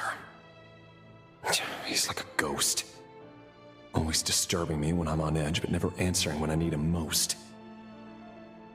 So, the Eclipse Dynasty was purging, well, massacring the descendants of the Crimson Moon. And it seems like it was all connected to the Vinster King's research. The King's obsession with abyssal power left the future of Conria hanging in the balance. No wonder every aspect of Rerir's life was so unstable. And it looks like this Thalindis, Rerir's would-be fiancé, herself belonged to a sub-branch of the Crimson Moon Dynasty's descendants. It almost defies belief that a couple like them could hide the truth from each other for so long. If the Vinster King hadn't intervened in such a drastic way, they might have gone on deceiving each other for the rest of their lives. And why does Vedifalnir, Dainslif's older brother, keep talking in Rerir's head? This guy kept more secrets than I ever imagined. The human mind is like a vast desert of shifting sands. When you follow the flow of someone's memory, time for something a bit more We've been inside Rarir's mind this whole time, building up. There's already enough clues on the board to start reading between the lines and mapping out the rest. Now, we can finally begin to put the pieces together. Sure, it'll only be a reconstruction, part simulation, part reasoning, but it's usually pretty accurate. Once we've built up a cognitive profile, we just need to cross-check the logic behind his actions. And then we'll be able to take a sneak peek at whatever it is that Rarir has really been hiding.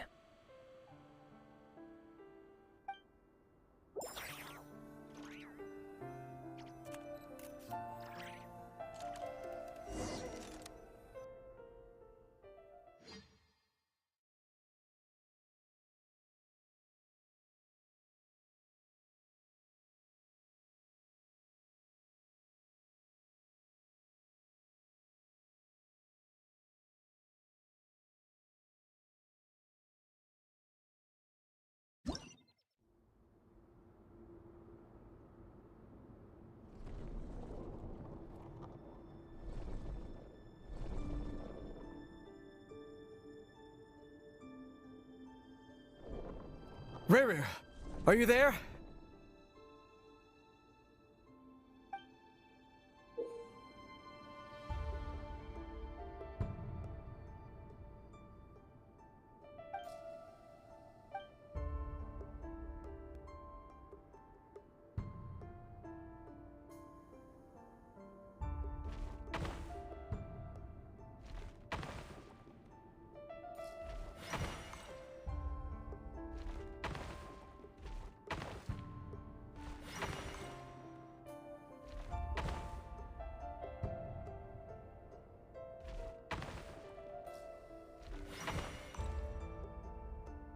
Hey, Rarir!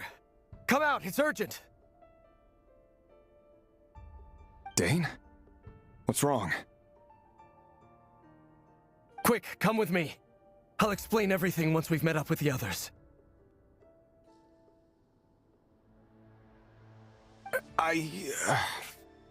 Okay. I'll come. But the Lindis is still over at the Universitas. I'll need to leave her a note. All right then, but make it quick. I've never seen Dane so worked up before. Whatever this is, it must be big trouble.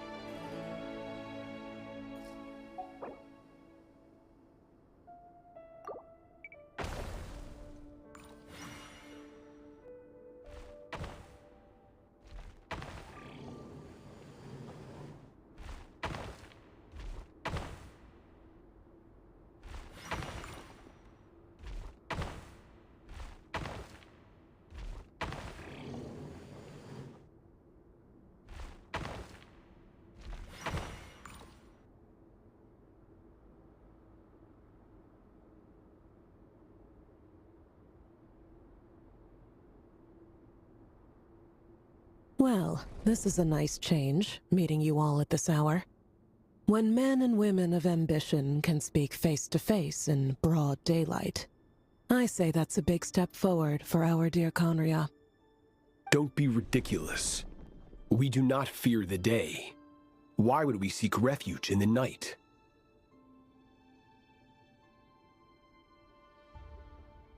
You might ask your blade that same question.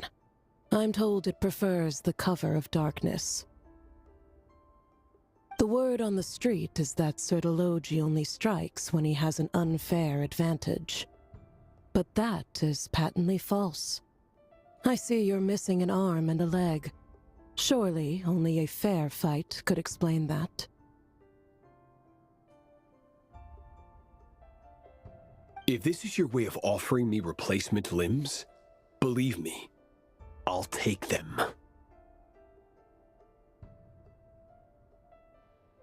Oh, we can certainly discuss that. With bioalchemy, anything is possible. Assuming I have your full support in my research.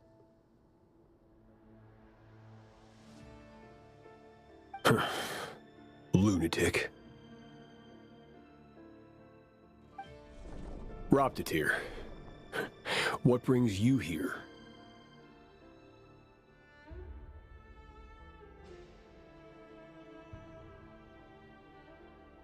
Why, Dainsleif, of course. He invited me.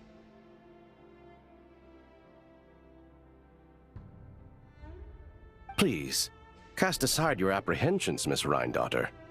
Whatever the rumors may say, I am but a humble servant of the king, and I can assure you he affords me no greater convenience than he does you.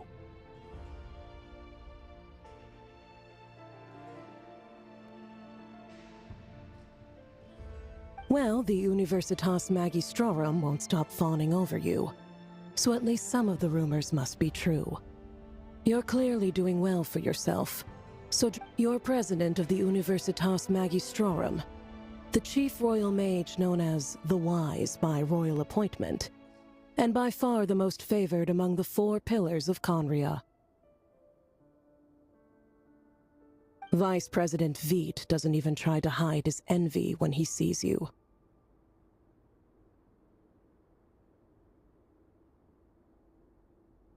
My success is the product of hard work and good luck. It's as simple as that. Were the king not such an extremist, I hardly think I would have received a senior post at my age. Of course, no job is without its gripes. Serving a king like ours can be a challenging task, as I'm sure you can imagine. And as for Efterveit, in missing out on the presidency, he's dodged a mountain of stress. Like everything else in life, it comes with pros and cons. You're all here. I apologize for the short notice, but it was an emergency.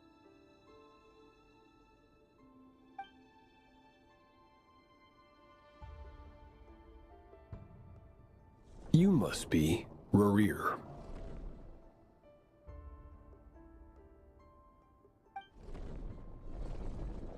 Mr. Sertologi. Yes, I handled your case file during your sentencing. Nothing personal, of course. I'm pleasantly surprised that you remember me.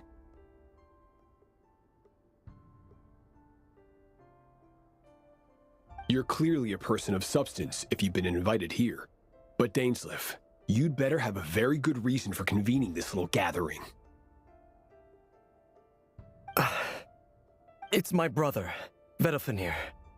After he spoke at the court this morning, the king was so infuriated by his words that he had him blinded in both eyes and thrown in prison.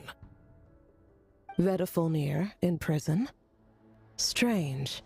I thought the king trusted him and Horoptatir more than anyone else in the world. Does this mean the king's circle of trust just got even smaller? It has nothing to do with trust. It's about what the king wants, which is as clear as day to anyone paying attention. I simply appease him, because it's in the best interests of the Universitas Magistrorum. And also because you're slimy. Vedafenir, perhaps less so. But still, a visionless visionary? It rather inclines me to think that qualifications are not what get you ahead in Conria. Do you honestly think this is an important discussion to be having right now? Dane, what are you planning to do? Rescue Vedafenir, I assume. Correct. It will mean storming the palace by force. Tonight. I need all of you on my side. That's far too dangerous. And don't forget, Dainsleif, you're captain of the Royal Guard. You swore an oath to the throne. Hmm? You've been planning this for a while, haven't you? I have no desire to commit treason. But whatever critique the king may have of Vedafenir, disfiguring your most loyal subject for putting the best interests of his court and nation first, this is not the conduct of a wise ruler.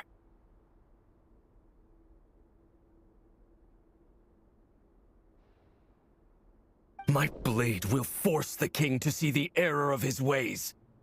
So, Vedafenir's prophecy enraged the king. I'm sure it wasn't what he wanted to hear, but if he won't take counsel even from the visionary, that is deeply troubling news.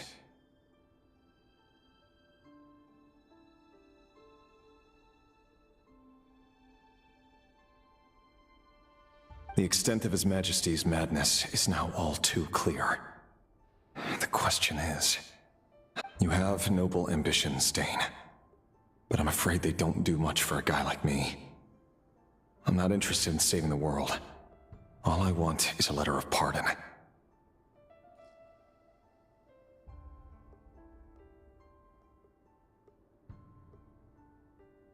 A letter of pardon? For whom? Thelindis? The chances of the Vinster King issuing a pardon for anyone connected to the Crimson Moon seem vanishingly slim.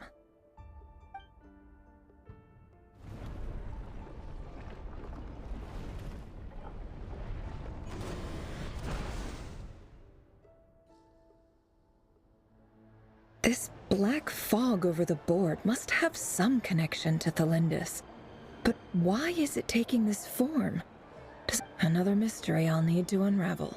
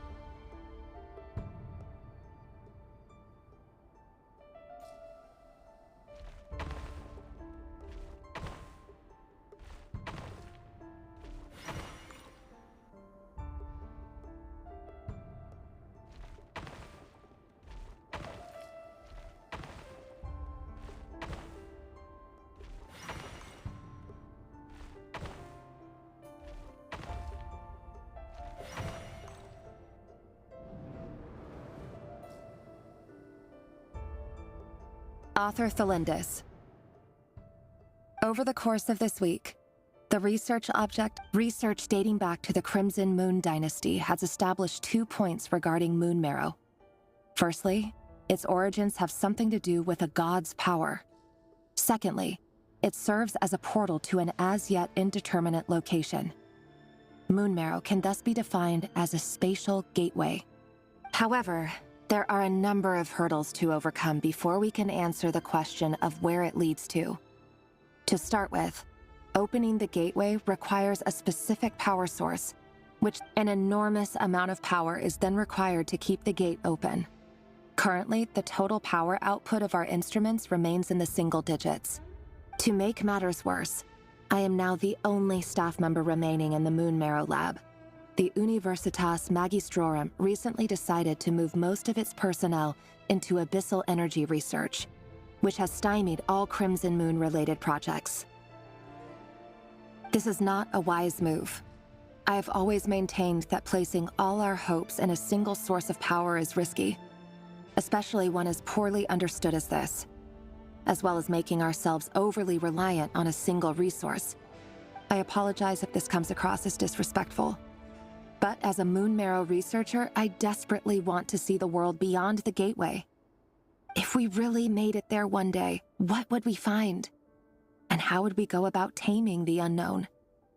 My imagination is endlessly fueled by questions such as these.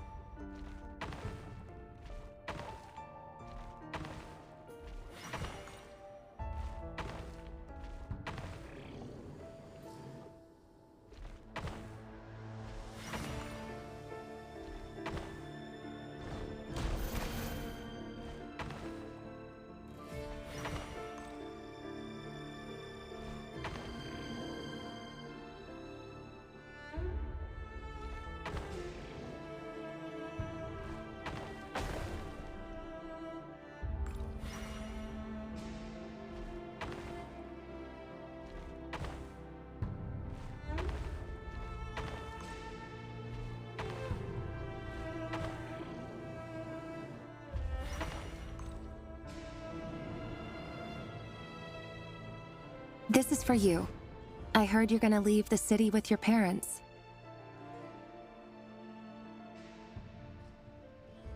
Delindis, did you hear about what happened?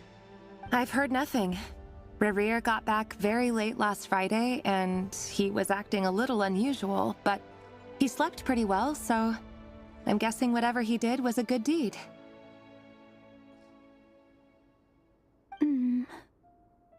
You never saw him, and I don't know what he did. And this conversation never happened. You understand? What if he finds out that you pried into his secrets? Don't be silly.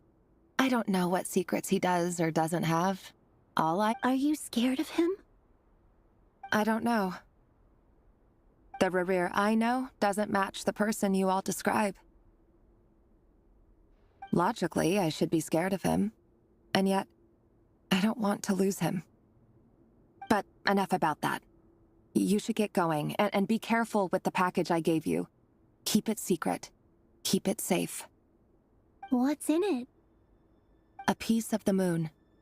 All you need to know is that as long as you keep it safe, then in the future, everyone will be able to see a red moon.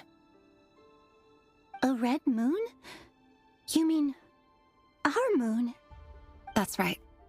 Our moon. Promise me you'll look after it. I promise, Thelindis. The Crimson Moon bloodline will never die out. Its light, the color of blood, will become like a fire that flows in our veins, no matter how long it takes.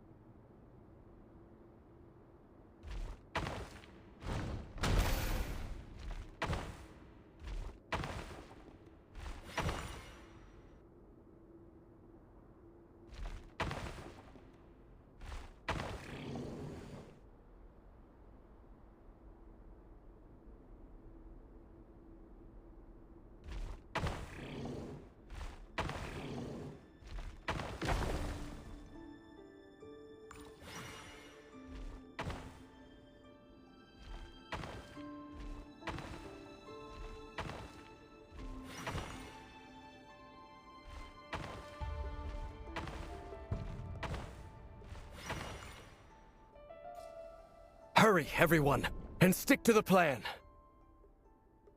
Sir Dainsleif, what are you? Is this treason?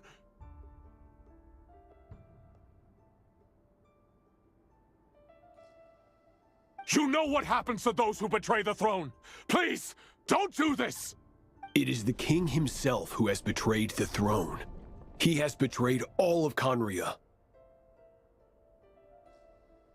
If you have any love left for justice in your heart, you should join me. It's showtime. Dane and his group will handle the troops in the palace. Then Hraptatir and Rhindaughter will disarm the security measures. My job is to enter the prison and rescue Vedifalnir. Stay safe. Wish me luck. Look after my brother. Draw your blade. It is time for justice to prevail.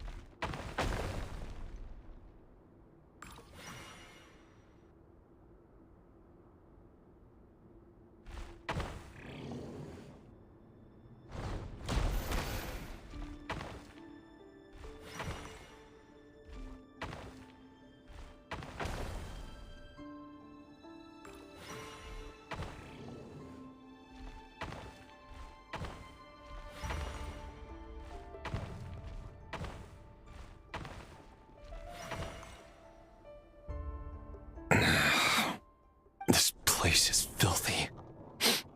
And the smell is abominable. Clearly, the king doesn't allow his prisoners a single shred of dignity. This is dire. Found you. Hello, Mr. Vedafulnir. Ah, it's you. Surprised? Oh, wait. I guess surprise isn't an emotion that prophets feel very often. I certainly felt some surprise in the moment when I was blinded. Surprise at the king's sheer ignorance. Surprise at just how unfairly this world responds to words of earnest remonstration. I'm curious. What did you prophesize this time? It wasn't a prophecy. It was a word of warning. Someone had to say it. The king has forsaken all reason in pursuit of his obsessions. I simply told him that if he continues on this path, Khaenri'ah will surely fall.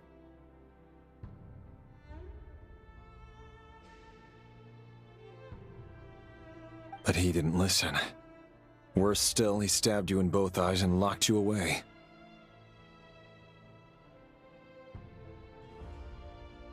Dane asked for my help.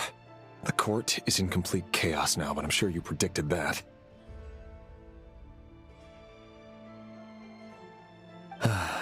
Everything is transpiring as I foresaw, yet I am powerless to change it. Fate is an immutable force. I can but lament as the inevitable unfolds. I do wonder whether giving a man the power to see the future does nothing more for him than slowly crush his spirit. Forgive my curtness, Vedafulnir, but the king did not suddenly turn on you today. His suspicions have been brewing for a long time. You can't have wisdom beyond the reach of your fellow man without attracting his fear and suspicion. There are things the king does not want to see. So, he doesn't want you having visions of them either. He blinded you because he thought this would make the visions stop. He wasn't entirely wrong. I did indeed lose my power to see the future. Right up until... Until what? Just now. I believe I saw something new. Well, tonight could go a lot of different ways. 5 of us banded together to storm the palace, also we could rescue you. This will go down as the most tumultuous day in Khaenri'ah history. I sense hatred in you, but also hope. A desperate hope that with the tyrant deposed, that will be the end of the story. But this is not the end. It is the beginning of a new chapter in a whole new story. There are many men of honor and courage in this world, Rerir. But you are not one of them. You're not here for justice, are you? You're here for yourself. Is that a dagger? Interesting. Why not the polearm? It was always your weapon of choice. With your abilities, I don't doubt that you were able to recover some of your sight. But I also doubt that you want to make an enemy of me right now.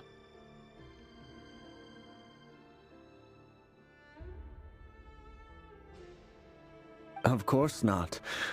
We're on the same side, aren't we?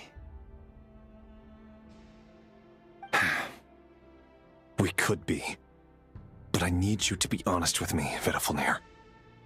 At this point, you're my only hope for the future. You mean your future? With your beloved, Felindus? Yes. And I know there are bigger things at stake here. A dynasty, a nation, maybe the entire world. But forgive me, I can't abandon the one I love to save myself. I just can't do it. But you see a broader picture of the future than I. You see the solutions to the biggest problems of our age. So tell me, What is my solution? What's the answer? In matters of fate, answers are either right or wrong. What will be and what will not. Maybe you are willing to pay a certain price in the pursuit of happiness, but unfortunately, fate does not negotiate.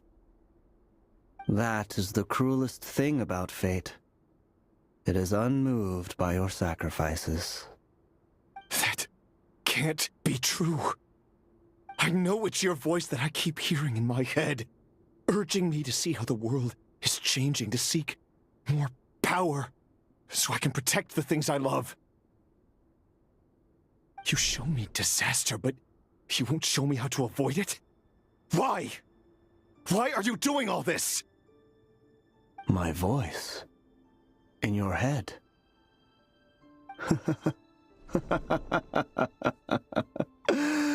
So, you hear it too.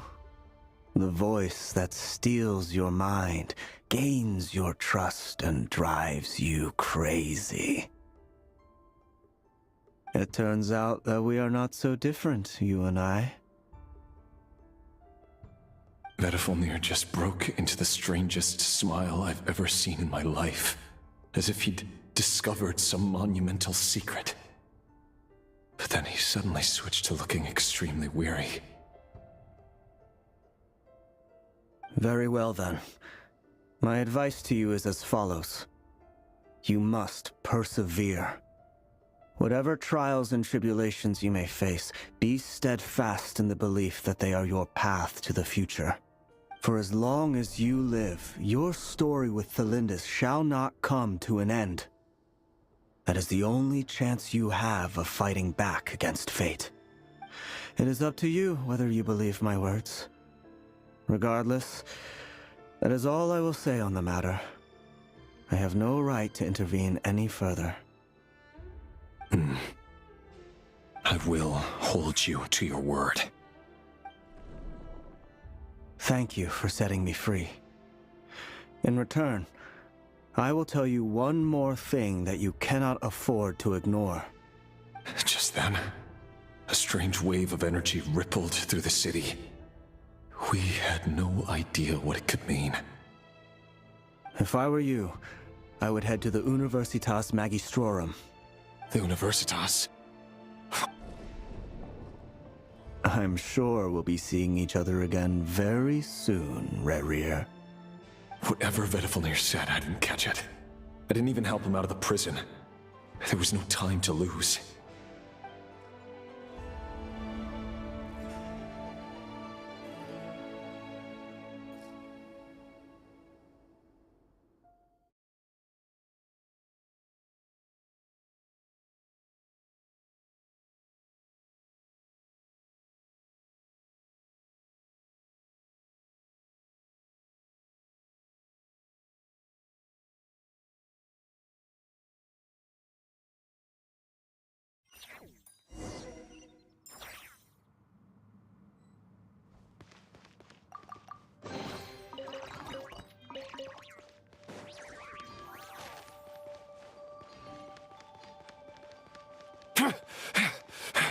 Monsters? Is this Rhindaughter's doing? Or the Universitas Magistrorum? Out of my way! It all adds up.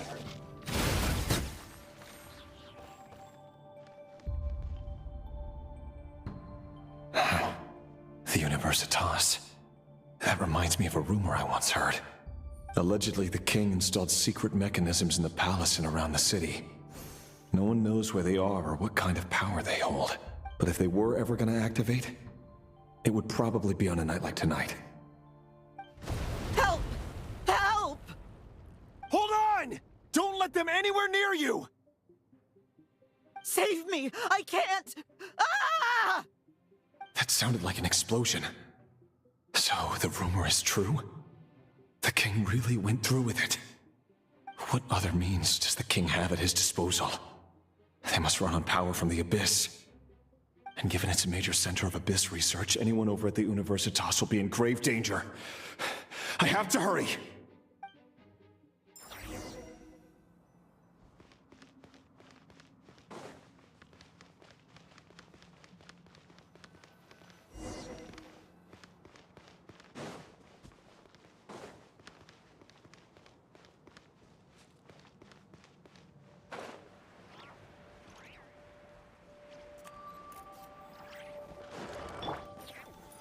Stabilize! Bring it! Rise with the sun! No more lies. Can't hide the truth. Hear the echoes of the valley!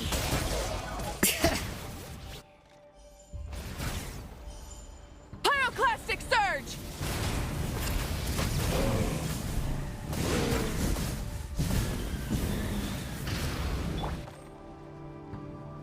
Solidify! Go! You're free now! Seek within.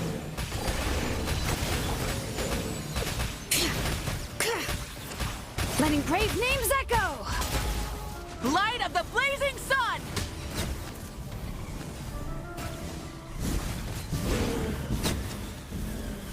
Incinerate! Gather! Bring it!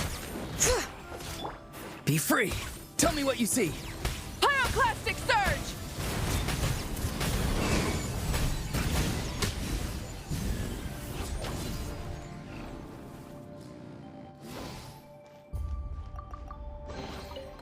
I will have order!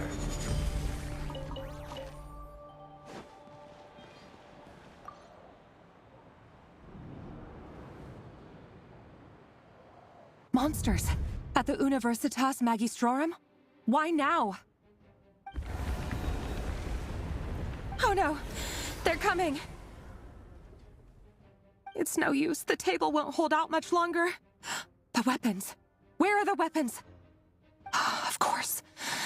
All the lab equipment was upgraded after the inspection last week, but the new weapons haven't been allocated yet. I'm done for. Is anyone there? I need help! Ah! Stay back! Please stay back! Please!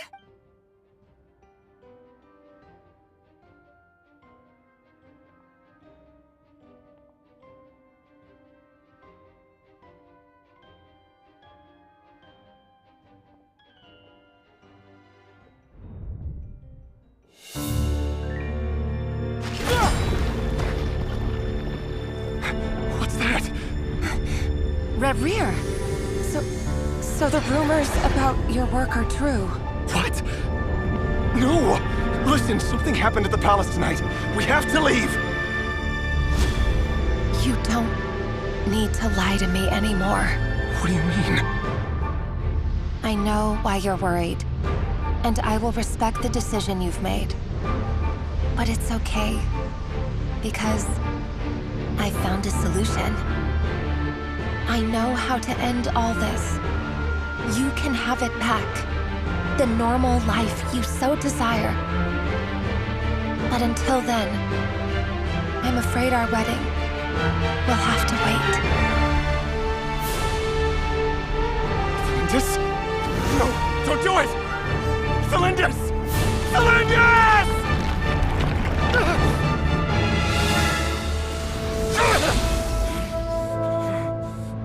I told you, Reverie.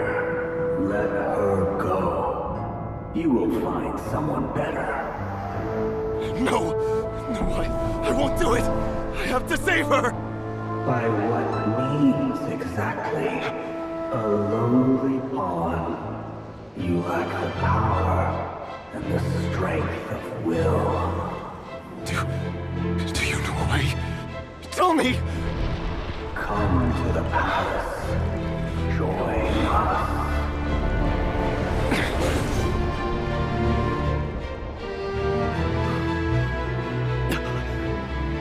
Reverie, thank goodness we... Step forth and take your share. You made it. Not you too.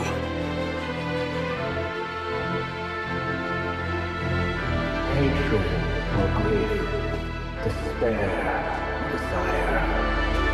We all have our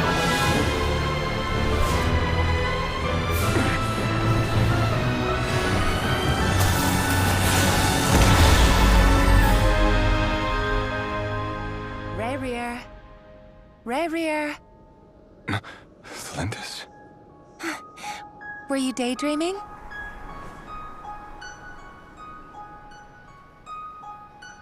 You still remember, Rerir? That question you asked me a couple of weeks ago? Oh.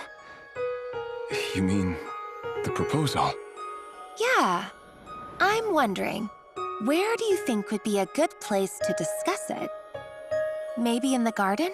Or were you thinking a fancy restaurant? It's your choice.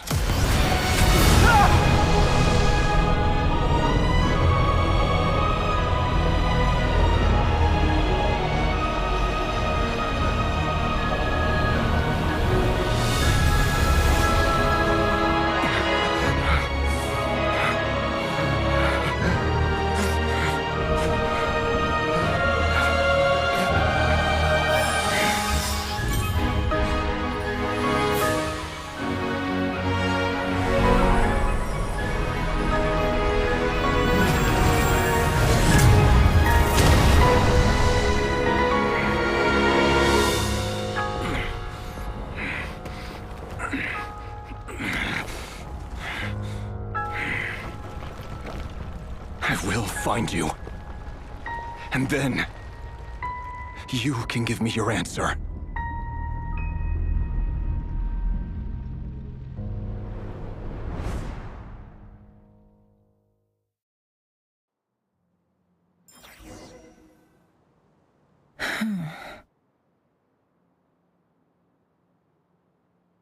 So that's how the Raker of Solnari was born.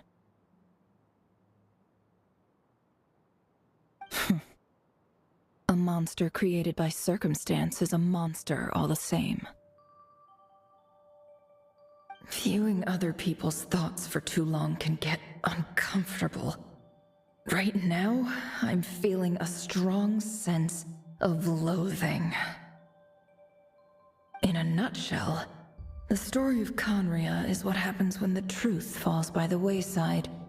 Everyone tells little white lies, and before long, you have a huge pack of lies that destroys everything.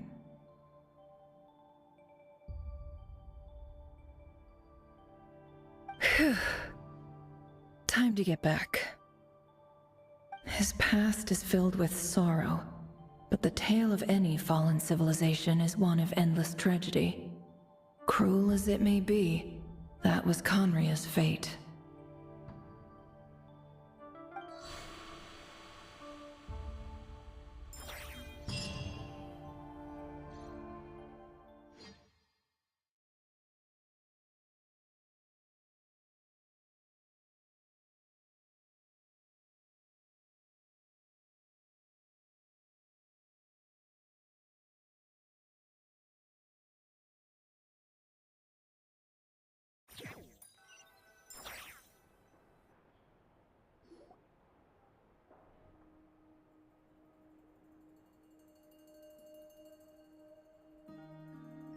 Everyone, I'm back.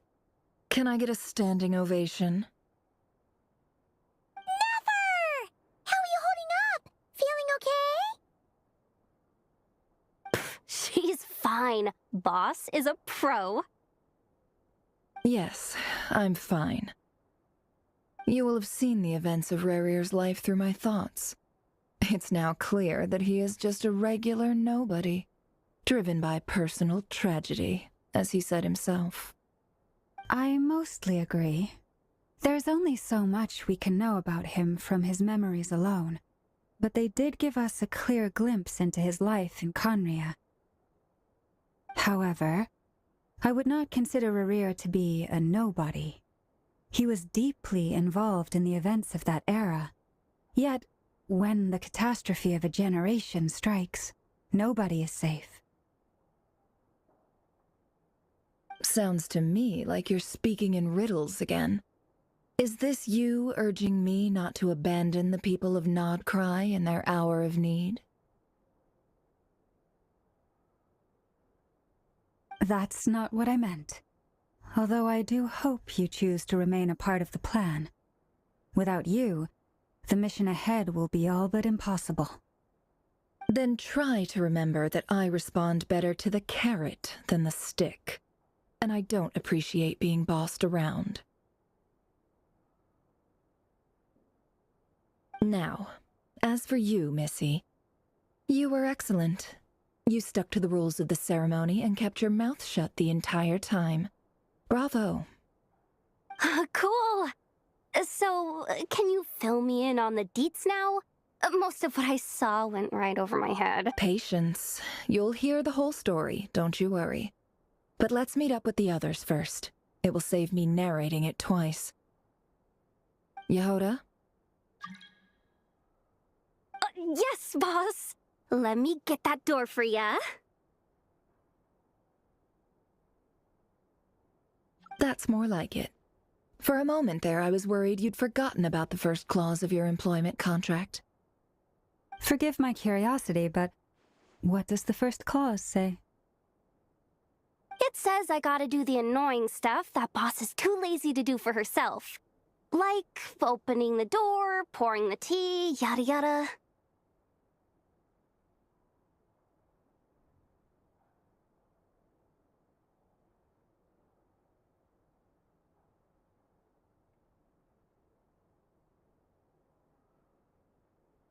Is that right?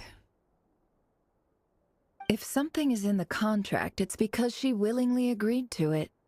Rest assured that the curatorium abides by the very strictest of labor policies. In any case, I've hardly shied away from my share of the work today.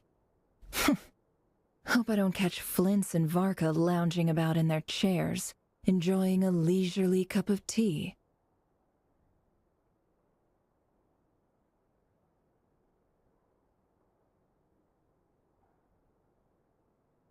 There's nothing I dislike more than other people enjoying themselves while I'm hard at work.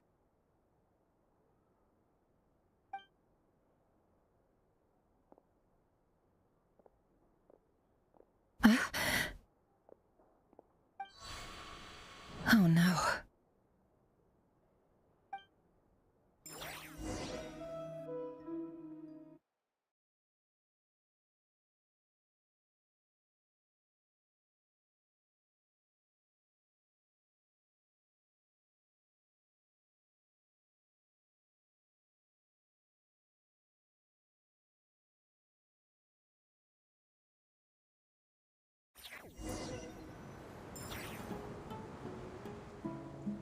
Sorry to disturb you, but we seem to have run into some trouble.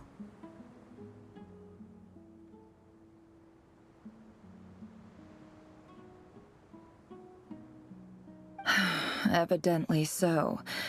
Don't worry, I'm not about to leave you to fend for yourselves. I'm not that kind of boss. And it would go against the curatorium's labor policy. I'm sorry? What did you hear me say? I wasn't talking about labor policy. Wait.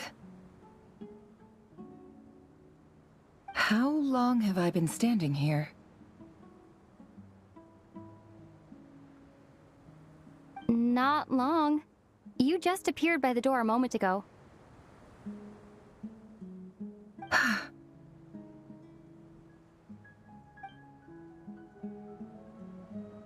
Boss, what's wrong? You look like you've seen a ghost. We've been tricked. We never left at all.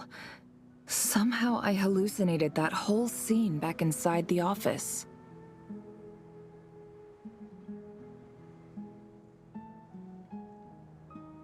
Hallucinated? But how? How indeed. This place should heed my will alone. All thoughts and actions that occur in here are just a result of pawns moving across the chessboard in a carefully calculated manner. And nobody has access to this chess set but me. So you control everything in here? More or less. But yes, it's a special technique of mine. Has anything like this ever happened before? Only once. It was the first time I used the chess set. Is there any similarity between what happened then and what's happening now?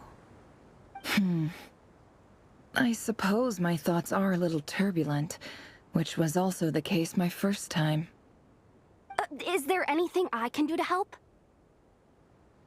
The first clause of your contract clearly states that I only need your help with things that I'm too lazy to do myself. Meaning, you're not feeling lazy right now? Meaning, this is not something Yehoda can help with. The chess set is a personal treasure that I alone understand. I must be the one to find our way out of here. Boss, it's fine. Really. Let me do something useful. Oh, listen to you. Whatever would I do without you, Yehoda? What? Really? Yes, really. Where would I ever find another employee as obedient and servile as you? God forbid anything ever happens to you. Oh, okay. Well, anyway, I was thinking of fetching some water. There's gotta be a source around here somewhere. I suggest everyone finds someplace comfortable to take a rest. We gotta conserve our energy. Even though all this chess malarkey doesn't exist in a physical sense, mentally speaking, it's all real. And so is our tiredness and fatigue. You don't want to dismiss mental fatigue. Just because it isn't physical doesn't mean it's any less serious. But Don't I have the best employees? Jealous much? If we can find a suitable time, I'd love to borrow Yehoda for a day to help out at the Frost Moon Scions. Would you be amenable to that, Boss Nefer? Oh, Lama. Have I ever told you just how pretty you are? Beauty runs from the tips of your antlers to the depths of your imagination. Time to rally, everyone. Follow me. As we continue our journey, the same rules will apply. That means stay focused and no talking no matter what we encounter. And don't disturb the chess pieces. You have my word that I will get us all out of here.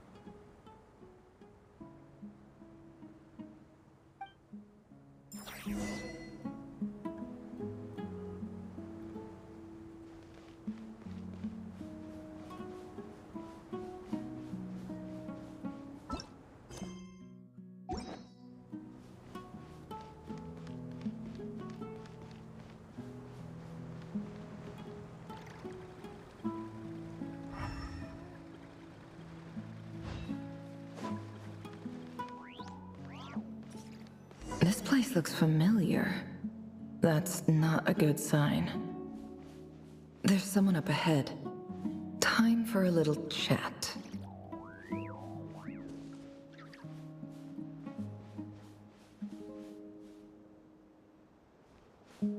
I wasn't expecting visitors at this hour. Wait, is that? Oh, it's him. There you are! Sinue's been looking for you all day. I think he has some news for you. Oh yeah? What were you doing just now, Uncle Retinue? Hiding away some more loose change? I know I saw some Mora. What do you mean loose change? Oh, come on, I'm too old for this. Just pretend you saw nothing.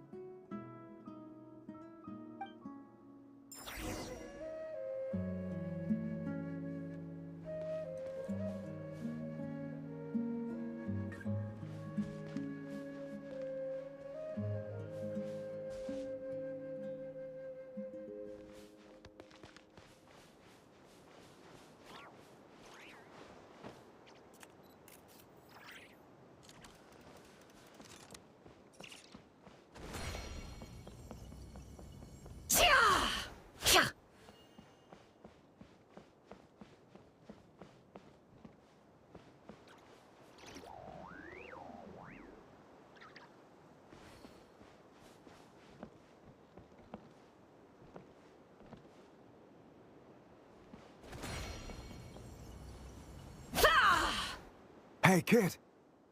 Mind telling me what Sinohe's been up to recently? I'm trying to get in his good books and I need a way in. Get in his good books? Why? What do you want with my dad, Uncle Apepi? I've written a new song. I was hoping to showcase it at the next festival, but I'll need his approval. A new song, huh? I'd love to stay and listen, but unfortunately, Uncle Retinue says my dad's looking for me. Well, there's plenty of time and I'm not going anywhere. See that pile of stones? I'll be sitting there warming up my vocal cords. Come find me when you're done. Pile of stones. Got it.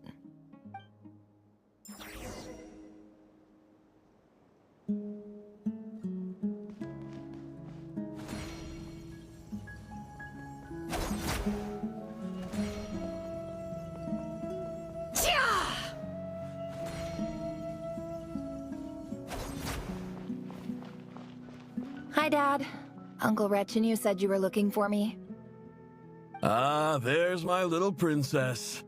If you'd gotten back just a little sooner, you could have shared the spoils of war with me.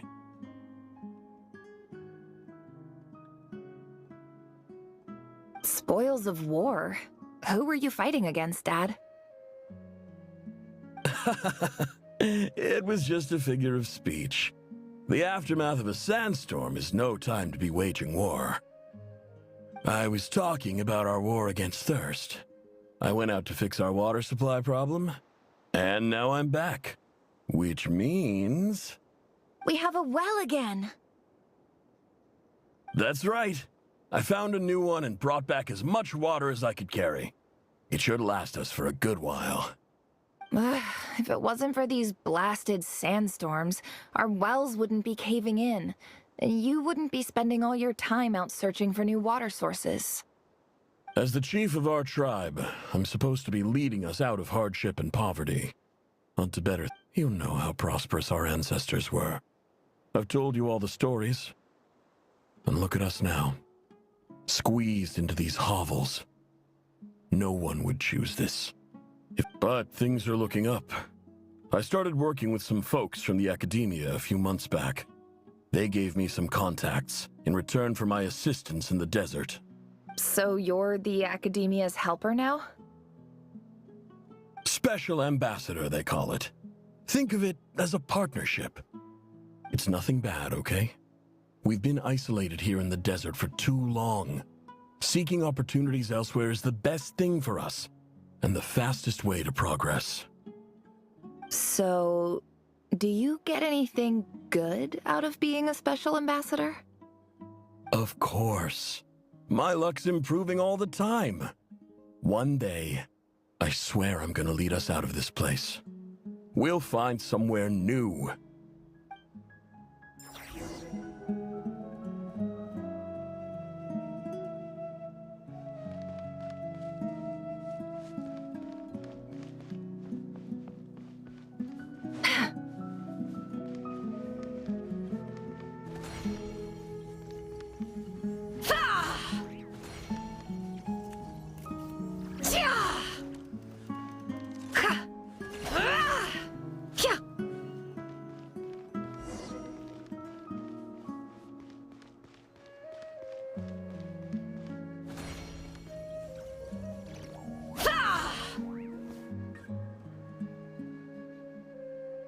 That's our well, and you know it.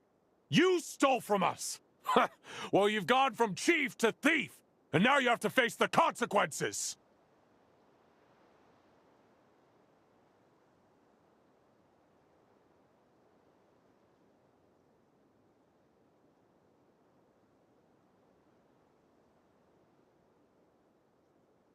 Did you really think you could take our water without permission and get away with it?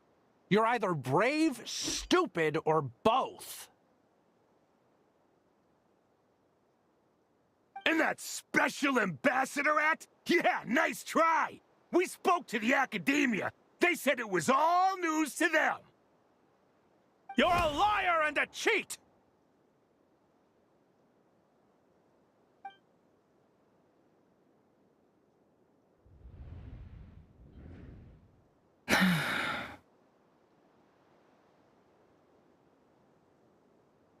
I heard Yehoda gasp, but I don't blame her. Most people are terrified by the sight of blood. Corpses strewn across the ground. The wounds are clearly from scimitars and daggers. The desert dwellers' weapons of choice. There's a handwritten note on the ground. Let's see what it says. Halil, this is Sinuhe, chief of the Shimti tribe. Surely you remember me. I was the one who helped you and your colleagues avoid the quicksand in the desert. This is my second time writing to you. I assume my last letter must have gotten lost in the mail, as I didn't receive a reply. I hope this one makes it to you safely. I'm writing to you because I need some help.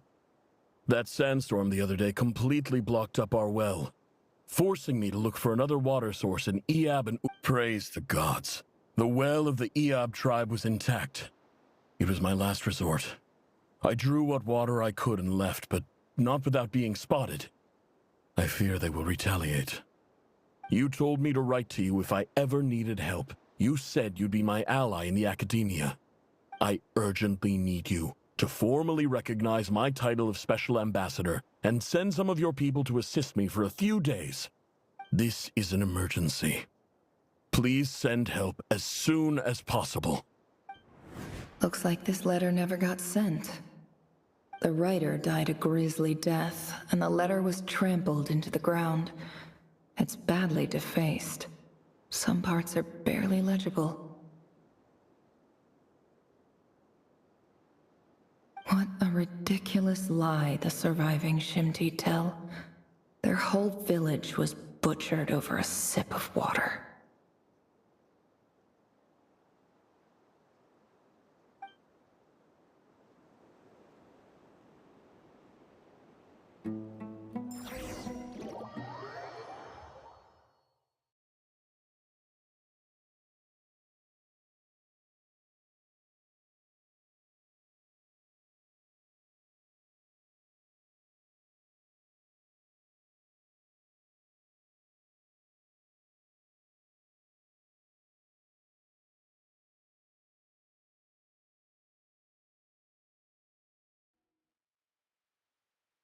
Ah, officer. Welcome. Welcome to our humble village. I thought you would at least have the courtesy to provide some respectable libations. This is the finest wine Aru village has to offer. I promise.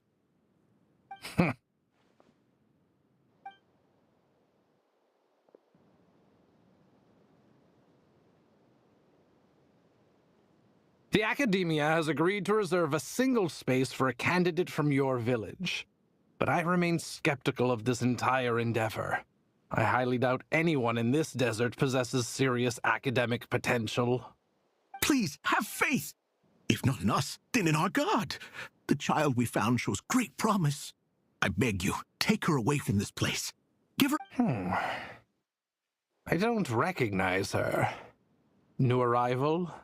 She showed up here a few days ago, and we took her in. She's a really bright kid. Please help. I'm begging you. So, where are you from? Nowhere special. Just a sand dune. What about the rest of your family? How many of you are there? Just the one. It's only you? Correct. So, no brothers, no sisters, no mother or father? Any who have slept on a bed of sand, I call my brothers and my sisters. Apart from that, I have no family. All right. Get over here. Sign your name on the form.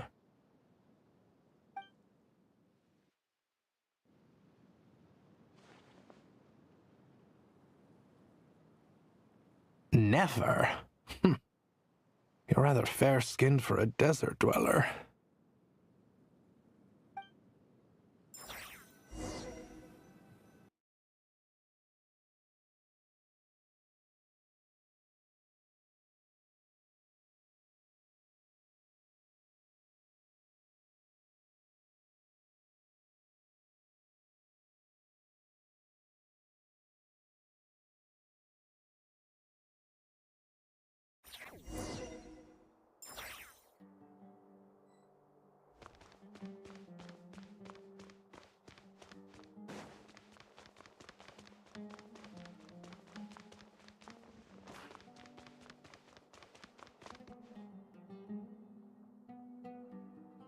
Nefer, this term's assignments have been issued already.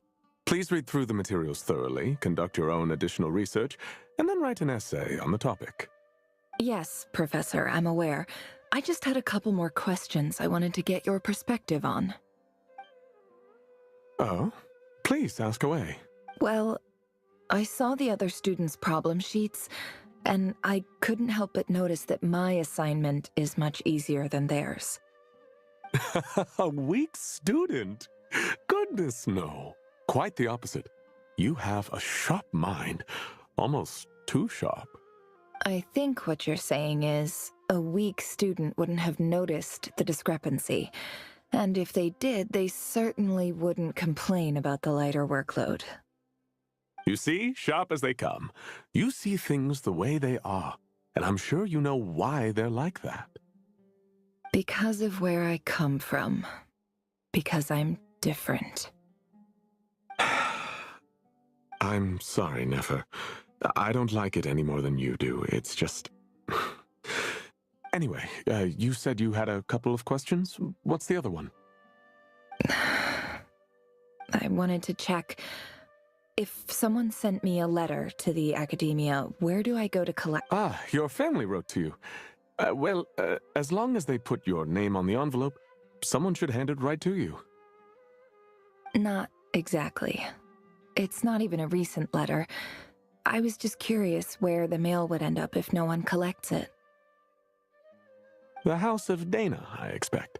I know there's a box for unclaimed mail somewhere in there, probably sitting on a shelf. Whatever you're looking for, that'd be the place to start. Okay, got it. Thank you, Professor. Oh, don't mention it. Honestly, I feel like I failed you. I'm supposed to be your teacher, but I haven't taught you anything. Hey, don't say that. You're a great teacher, and you do your best for all your students. But the rules are the rules. You're not allowed to teach students like me. It's not just the academia, either. The whole world bends over backwards for the successful, and leaves the losers to suffer and die. Oh, my dear child. Don't tell me you've given up on life already. I haven't. I just think that if you want to make it in this world, you have to find a way to become successful.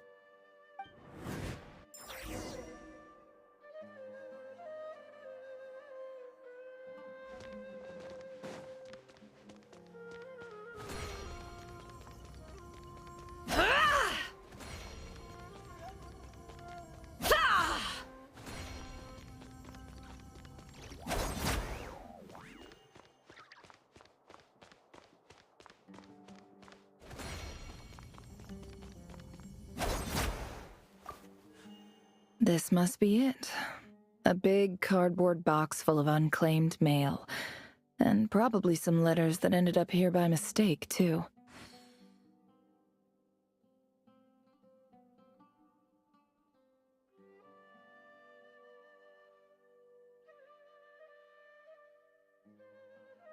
Let's take a look.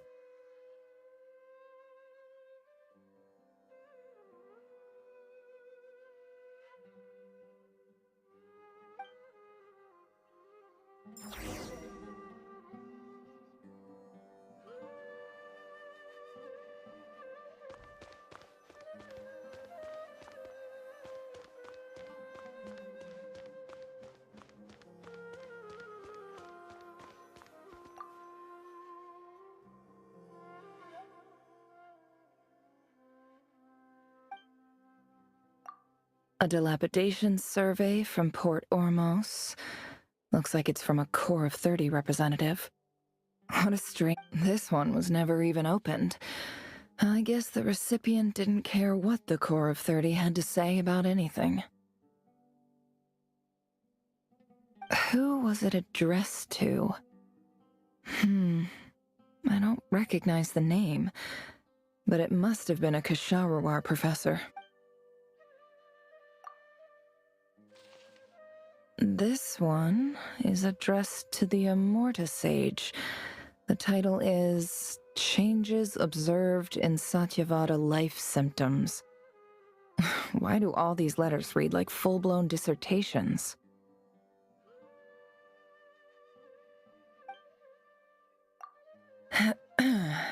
Guided by the incense, we became lost somewhere in the forest. All the barriers between levels of consciousness disappeared as our minds soared around in circles, looking for a branch to seek refuge on.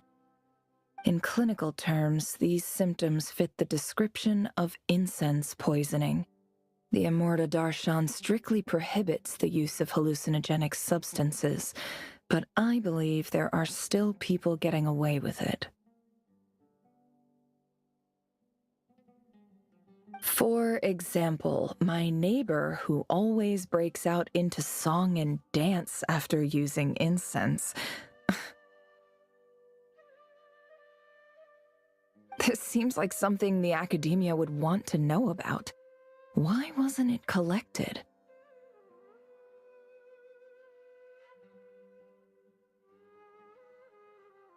Wait, what's this written on the back?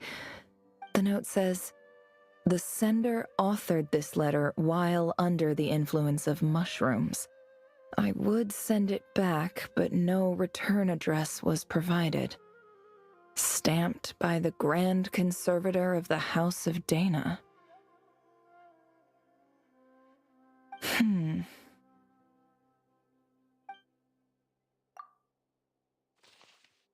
This next one is addressed to Grand Sage Azar?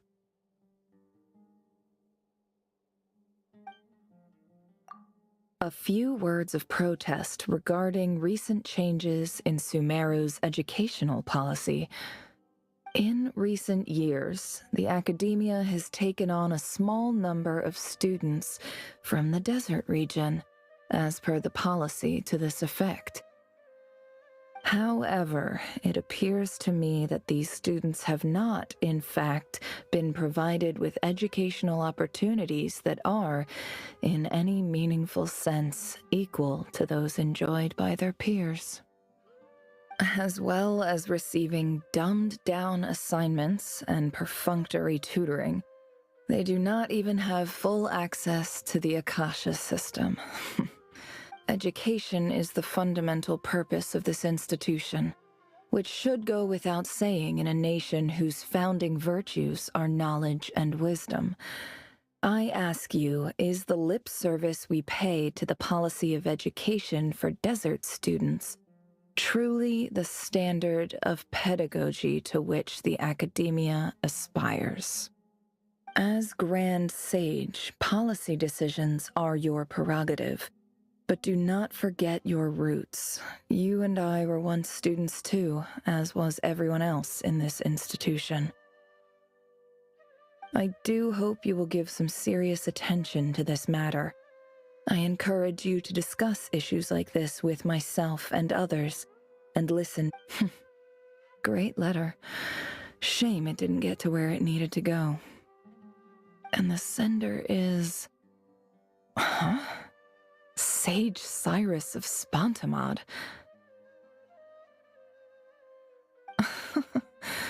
I didn't realize anyone else even knew how bad students like me have it in this place. So this is where letters from the Sage of Spontamod end up? Nice one, Grand Sage. Really enlightened leadership. Whatever. This isn't what I came here for. Moving on. I'm not exactly holding out hope that a letter sent from the desert would even make it here. But if it did, where else would it end up if... I can't believe how much discarded mail there is. Must have been years since someone last went through it all. And this is just one box. The whole House of Dana is boxes on shelves. I don't believe for 1 second that any human being has sat down and read through all the documents in this place.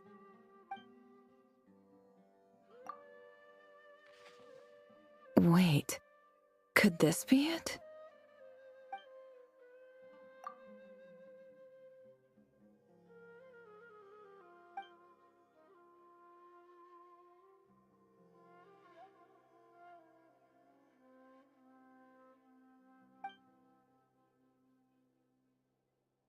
Greetings, Halil.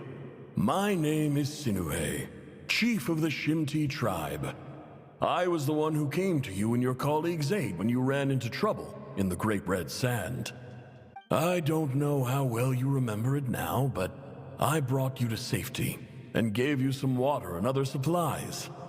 You seemed very pleased and told me your name. In my tribe, learning a person's true name is serious business, and I therefore see you all as friends. You were kind enough to leave your contact details so we could stay in touch. The Shimti tribe lives a harsh, nomadic existence in the desert.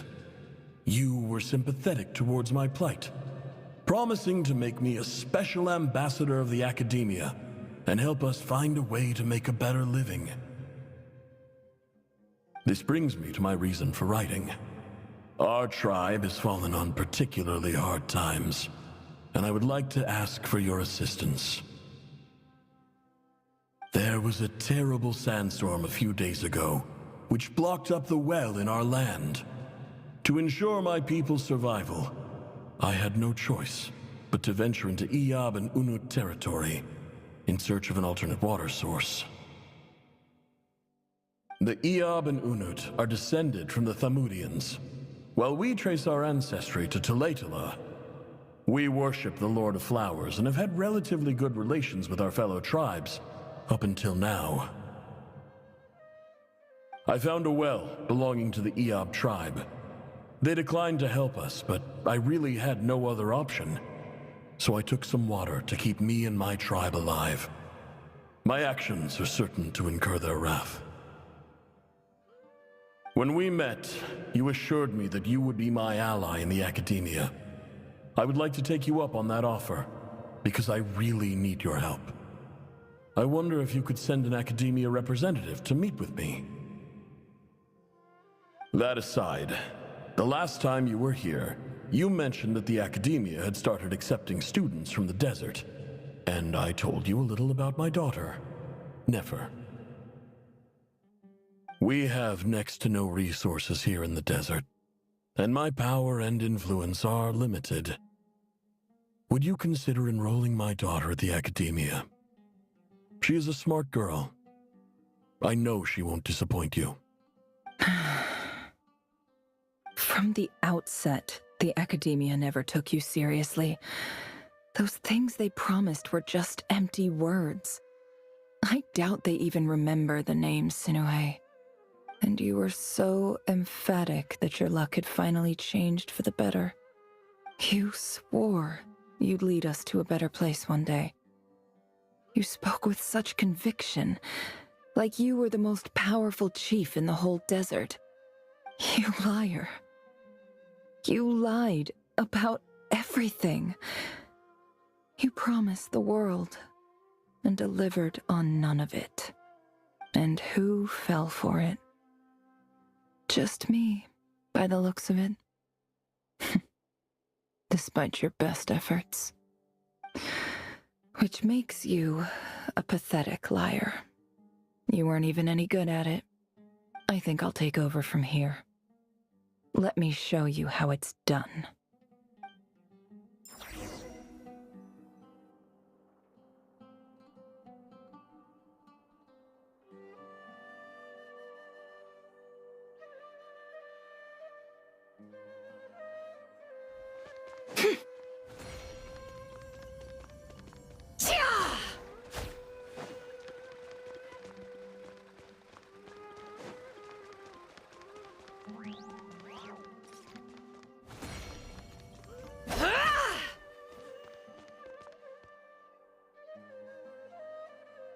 I just came to say goodbye.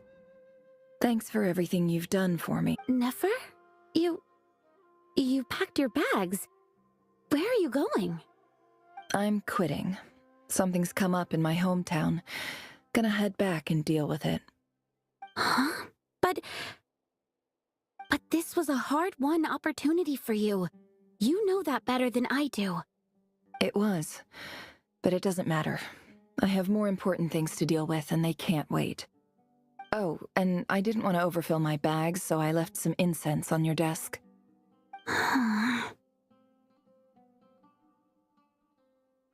What's wrong? I thought you liked incense. Although, I did read somewhere in the House of Dana that it has hallucinogenic effects. Don't use it all at once, all right? Isn't this the stuff you brought from your hometown? You're just letting me have it? But you said it's a rare and valuable commodity. Yeah, about that. I lied. It's not rare at all. There's this bunch of ruins near my hometown that are practically overgrown with this plant. It's not worth much. Keep it. It's fine. But never... All right. That's all from me. You take care.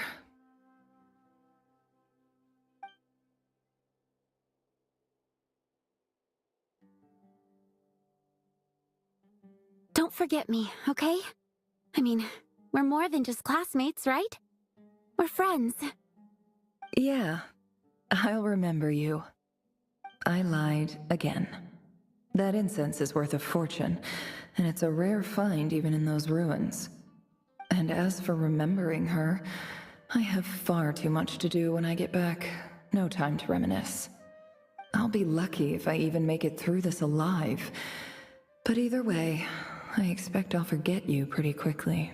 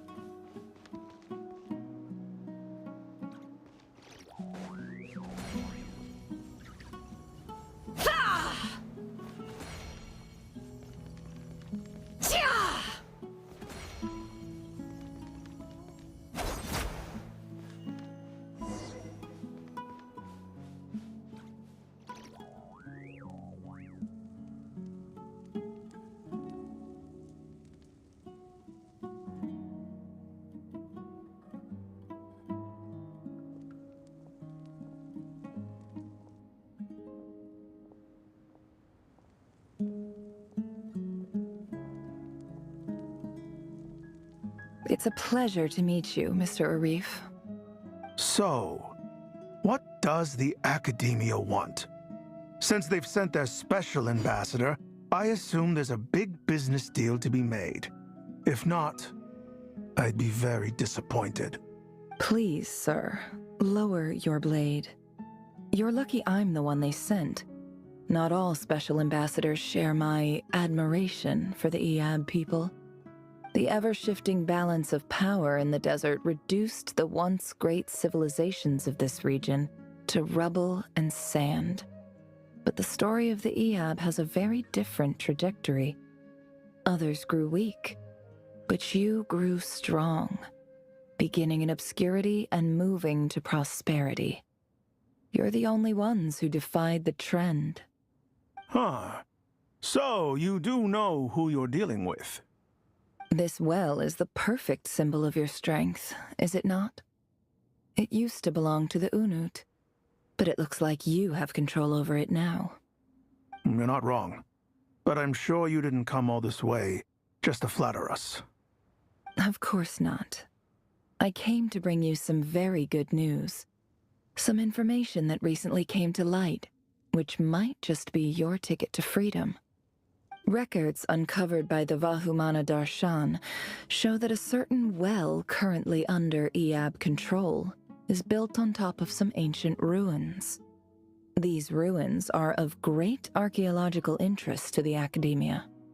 I checked the map carefully on my way over here, and I'm confident that this is the well in question. The Academia is offering 50 million mora in return for excavation rights. 50 million? No, wait. If these ruins are as important as you say, 50 million's a little low, don't you think? Don't get greedy, Iab. We know far more than you think. We know that you seized this well by force. Wasn't that the first step in your rise to power? To drive away the Unut and steal their water supply? So what if it was?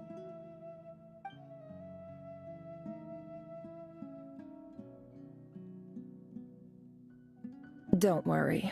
As unscrupulous as it was, it's something we're willing to overlook.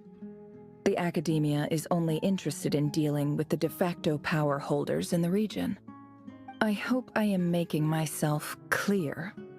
And I hope your words are the truth. If I find out the Academia is trying to play me, I'll hunt down every one of your people and make you watch as I cut their heads off one by one. I assure you, Chief, that would not be in your long-term interests.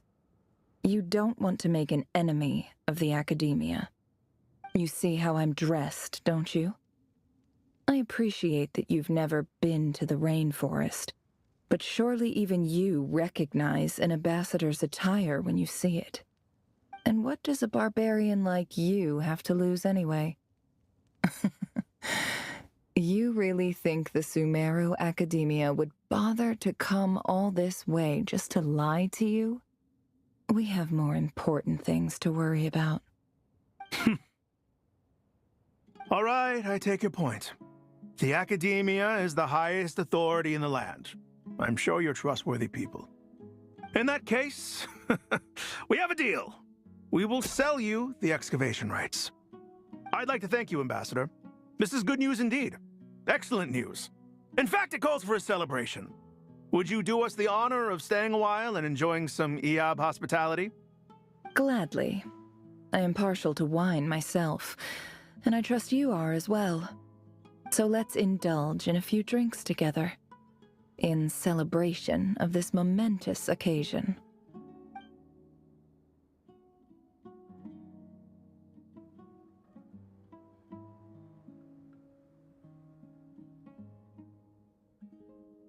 Chief! Chief, it's an emergency! It's the Unut. They've taken the well. What? Well, don't just stand there. Take it back. Yes, Chief. I have every confidence in the Iab's military superiority, and yet... Well, what is it? The Unut's response was alarmingly fast. The day after we reach a deal, they seize the well. This can't be a coincidence. Perhaps there is a traitor in your midst. I don't think so. I am obliged to remind you, Chief, that the Academia will only deal with the de facto power holders. If you cannot regain control over the well, I'm afraid you won't see a single mora of that 50 million. No! Please, Ambassador, just give me some time. I swear the Unut will not get away with this. That well is ours, and so is the mora. Glad to hear it. I will wait here for an update. If there is a traitor, I will find them. In the meantime, make yourself at home. I'll report back as soon as I have an update. Much obliged. Wow. All it took was a few words and I've got him wrapped around my finger. What an amazing feeling. So, in summary, Ambassador, the Academia would rather negotiate with our tribe instead of the Iab, yes? The Iab are ruthless murderers who don't listen to reason. And now they have the gall to interfere in our research projects in the desert region. So let me ask you, Chief, if you were the Academia, what would you do? Kill them all, of course. Precisely. The Academia does not tolerate those who stand in our way. The Iab have held back our academic pursuits for too long, and our patience is wearing thin. At the same time, There is simply no way that the Academia can be seen to be intervening in desert affairs. I'm sure you understand where I'm coming from. We have our own rules out here. If the rainforest dwellers raised arms against a desert tribe, it'd start a bloody war. Right. We can't confront them ourselves, but we can support their enemies. The Unut have always had strained relations with the Iab, which makes you our natural allies. Natural allies. Weren't the Iab your allies once? You were quick to send them after us to protect your interests back when we stole that water. And now look at you.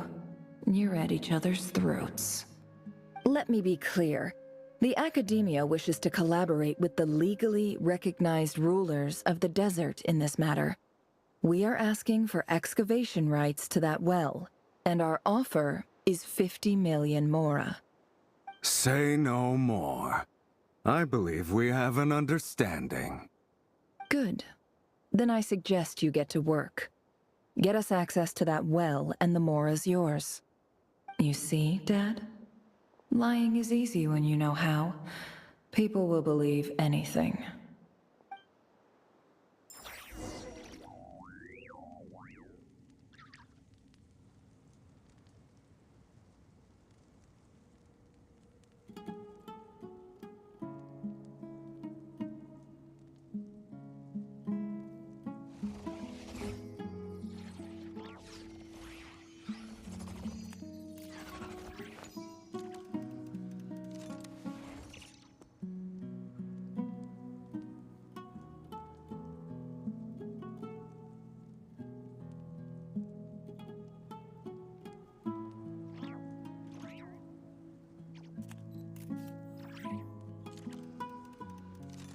Don't trust your eyes uncritically. People only see what they want to, so don't be your own fool.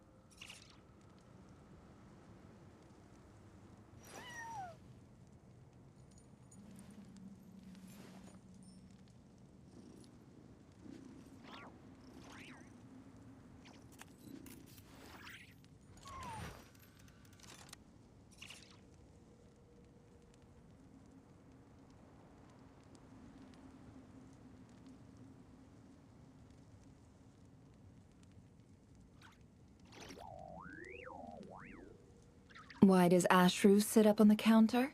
To welcome our clients, of course. A kitty's gotta earn his kibble somehow.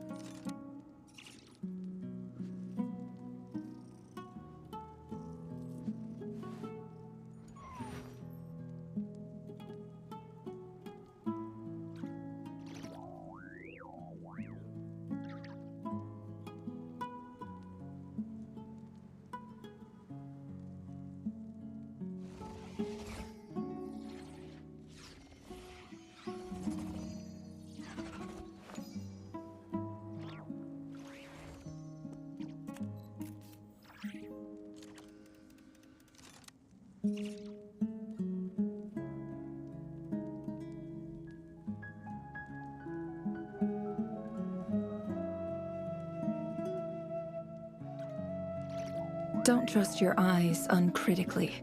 People only see what they want to, so don't be your own fool.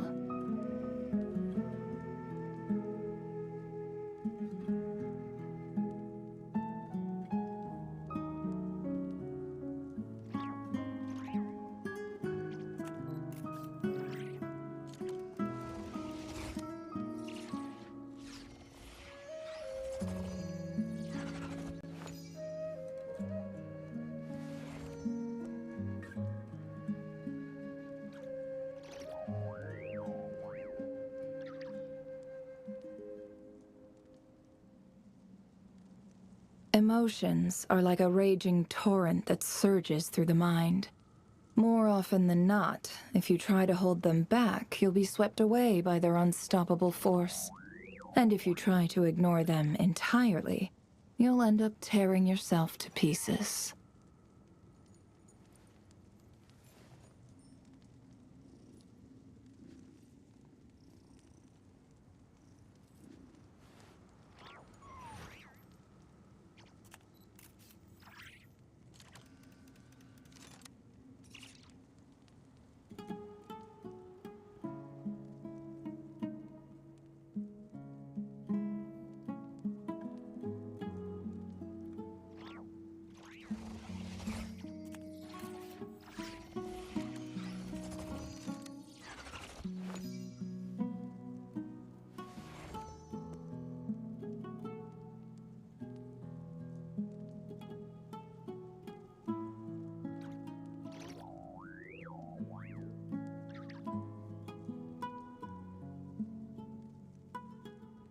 Don't trust your eyes uncritically. People only see what they want to, so don't be your own fool.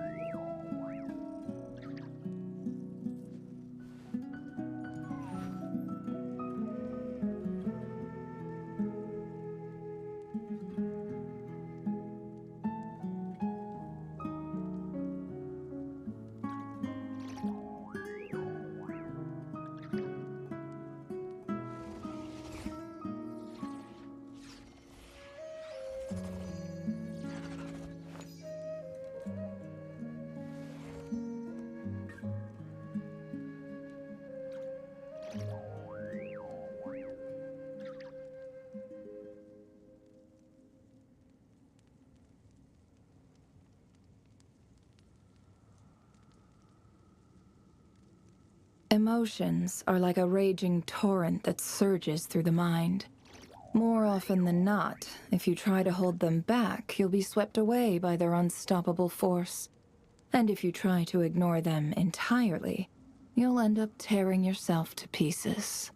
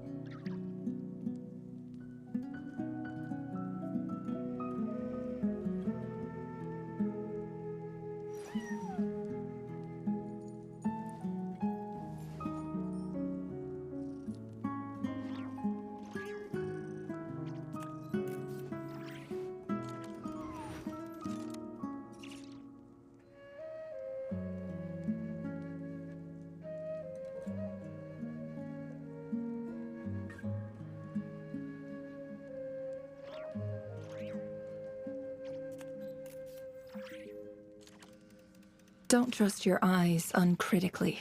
People only see what they want to, so don't be your own fool.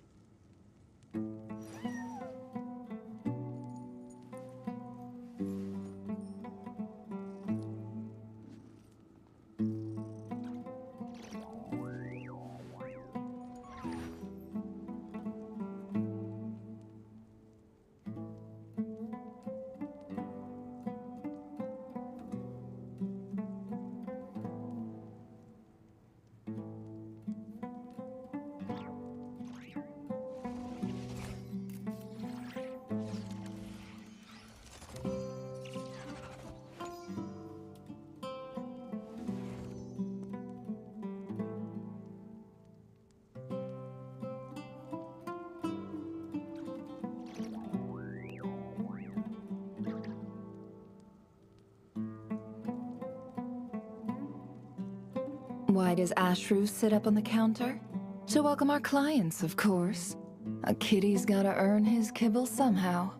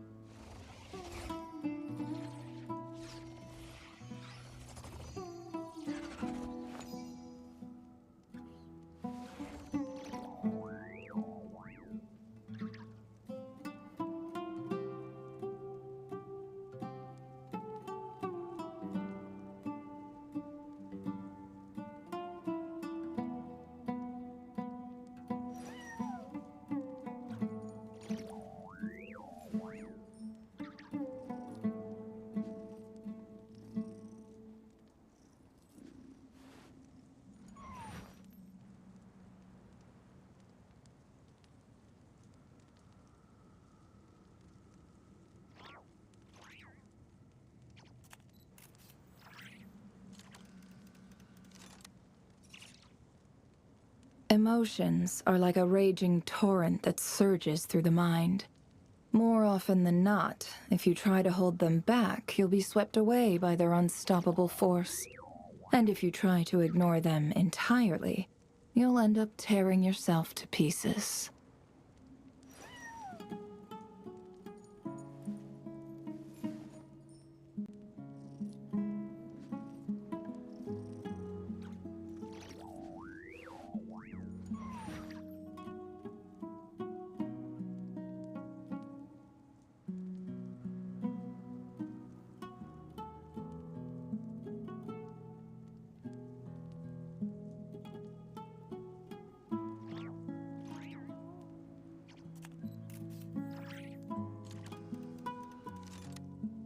Don't trust your eyes uncritically. People only see what they want to, so don't be your own fool.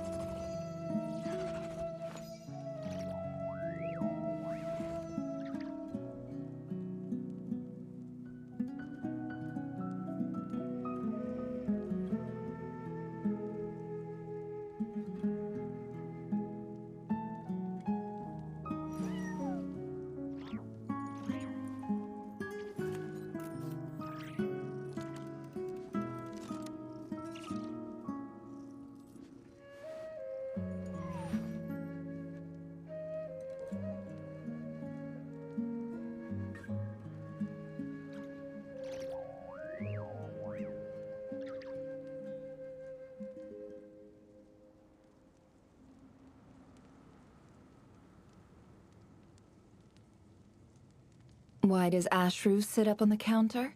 To welcome our clients, of course. A kitty's gotta earn his kibble somehow.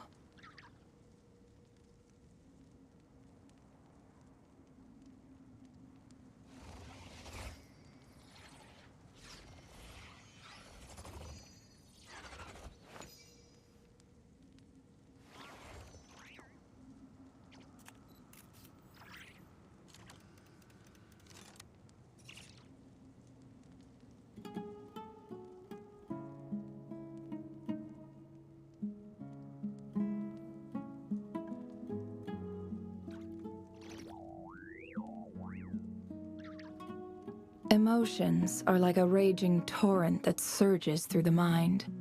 More often than not, if you try to hold them back, you'll be swept away by their unstoppable force.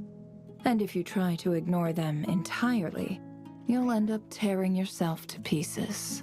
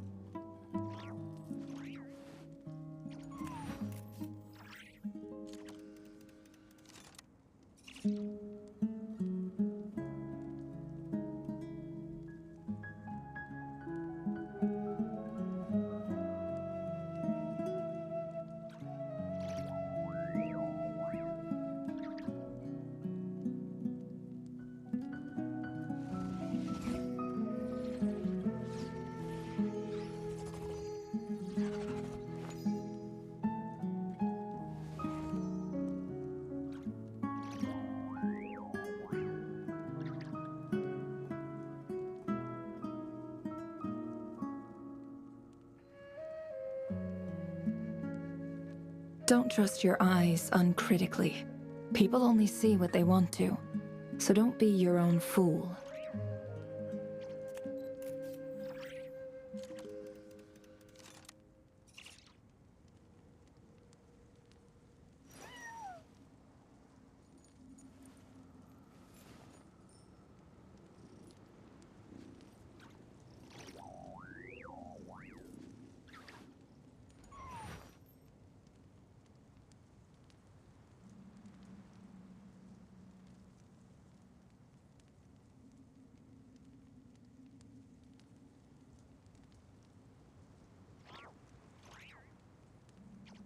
Why does Ashru sit up on the counter? To welcome our clients, of course. A kitty's gotta earn his kibble somehow.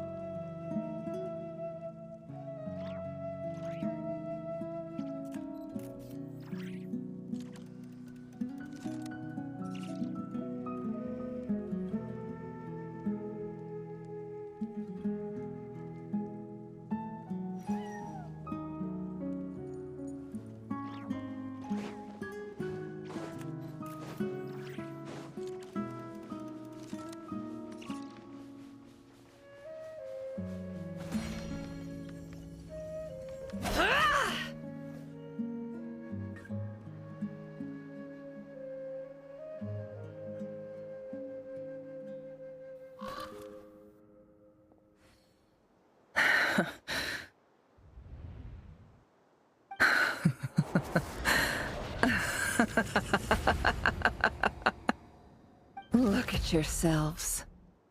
You may be vile, savage monsters, but your butchered bodies bleed like any others.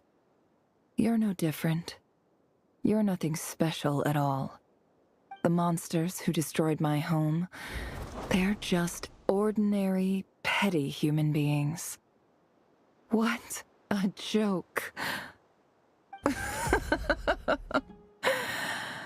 I think we're even now. Maybe I've even done the desert a favor. It's a better place without all these people around. Oh, Sinuhe, my gullible fool of a father. Perhaps if you'd been as ruthless as I was today, our tribespeople would still be alive. In this dog-eat-dog world, a chief needs to be tough to survive. But you couldn't do what had to be done. So I did it for you. Nefer, it's okay. All of this is in the past now. I believe I remember you promising to remain silent. Yeah, but even so... Yehoda, is there anything you can do to ease the tension?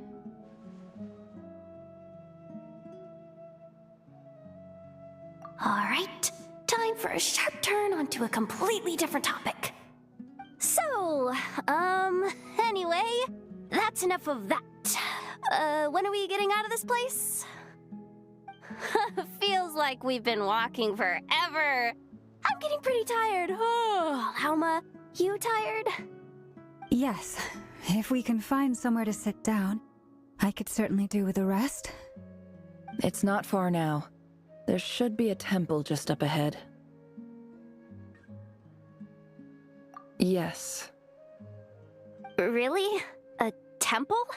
That's where this story ends? I guess that's how things go in the desert.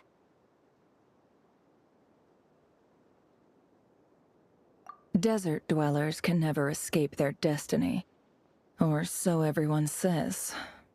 I never wanted to believe it, but looking back now, I'm as desert as they come.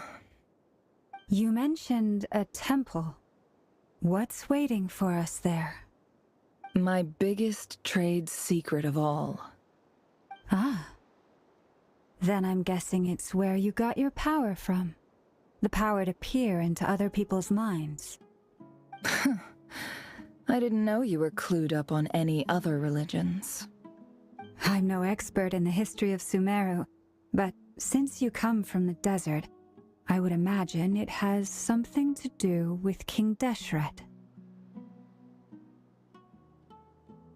Sounds impressive. Ah, I know who you mean. General Mahamatra Sino. The spirit of Hermanubis dwells within him. That's Boss Neff for ya. She knows everything. Sino's hardly a figure of obscurity, but I know about Sethos too. What about him? Is he a big deal or something? Well, he's not a small deal, let's put it that way. Please, this is the bare-bone basics. Save the flattery. Thanks for your patience, everyone. I'm sure it's been a lot to take in. With any luck, that's our exit just up ahead.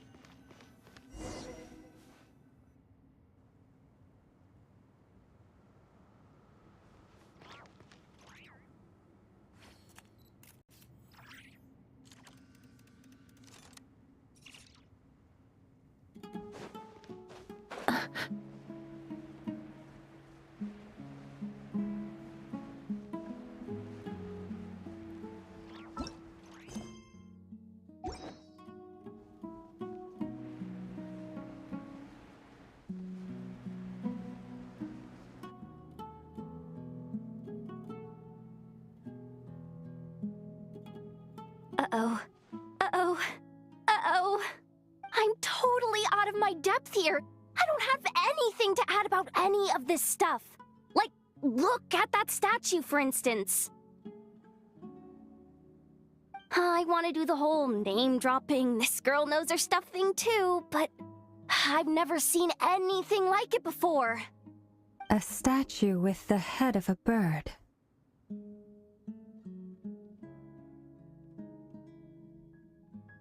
That's Thoth, the Ibis King, one of the 7 pillars of King Deshret. The legends say that he, the Crocodile King, and the Goat King were the 3 retainers of King Deshret. Let's take a look.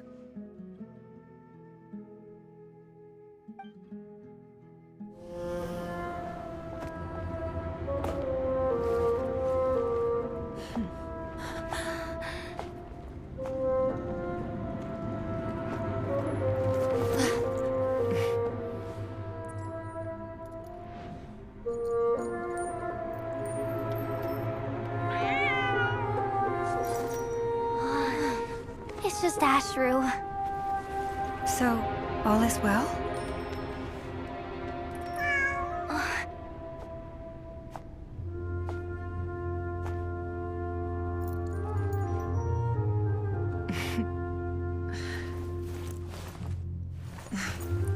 Typically speaking, at this point, the world disintegrates. Then we find ourselves back in the outside world. Besides, these are my memories. There's nothing to fear. You're sure? Of course. It's almost over.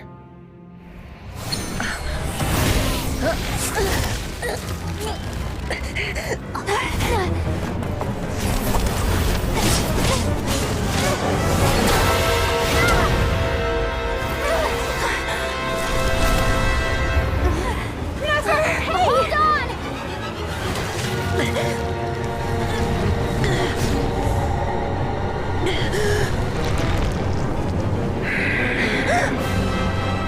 Knowing too much is always a death sentence. Speak for yourself.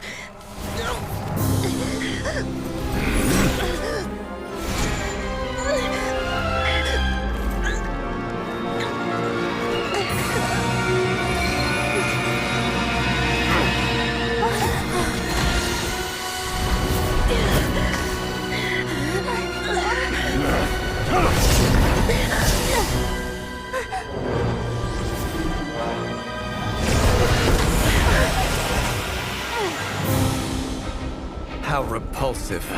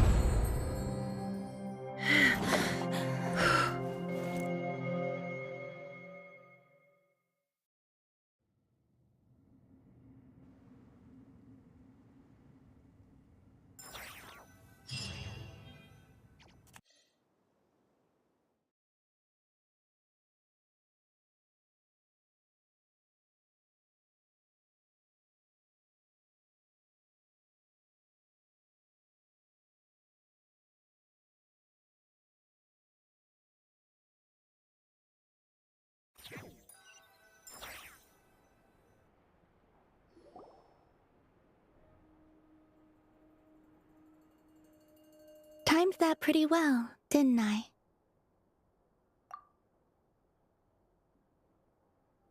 It's okay. I'm just glad no one was hurt. Paimon noticed you doing something too, Dainsleif. Were you helping get them out? Of course.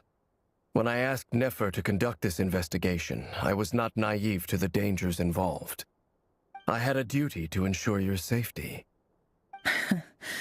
Good to know your sense of justice is still intact after all these years. I take that to mean that you saw the truth. That comes as a great relief. I certainly did. And thanks to your help, I also managed to trap Rerir inside the chess set. Whoa, really? How'd you manage that? Well, to be honest, I sensed that something was wrong long before we made it to the temple.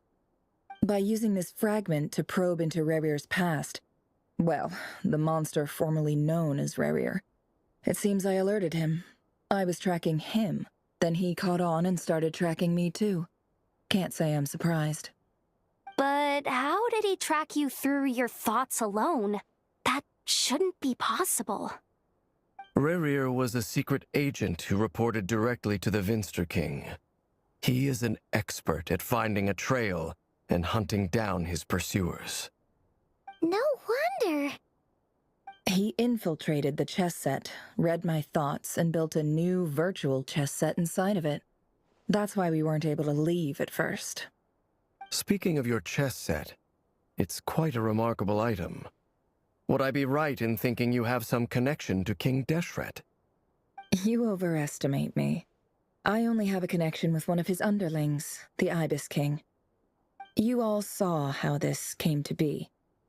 A long time ago, the Iab massacred my tribe, the Shimti, in our home village. A few years later, I enrolled in the academia, where some new information came to light. The Unut and the Iab fought a bitter battle over the rights to a well, all for the sake of a non-existent 50 million mora. The Iab ultimately won that confrontation, but their victory came at the cost of almost every warrior in the tribe. The final blow to the Iab came at the victory feast, when an Unut assassin beheaded their chief right before my eyes. The remaining Iab fled and have been scattered to the winds ever since. Having gotten my revenge, I returned to my hometown, where to my surprise, the nearby temple was still standing. There it was, seemingly immune to the relentless hostility of the desert, while my tribal home lay in ruins. As I stood there gazing at the temple, I noticed a cat just outside. This cat, as it turned out, was home to the spirit of the Ibis King. He led me to a gate deep inside the temple, and there he made a deal with me. This chess set is my gift from the Ibis King. The chessboard within is made to the same specifications as the one in the mausoleum of King Deshret, and represents his power of piercing analysis. With this chessboard in its container, I gained a certain ability to perceive hidden secrets. Now, you could conclude that the Ibis King simply wanted to give the people of this world the power to seek the truth, but I don't believe that's the full story. Every god plays favorites. Their hearts are as fickle as any human's, full of secrets, perversions, egotistical tendencies. But precious few gods are willing to admit this. It is the same with all powerful forces, including fate itself. Their gaze falls preferentially upon a select few.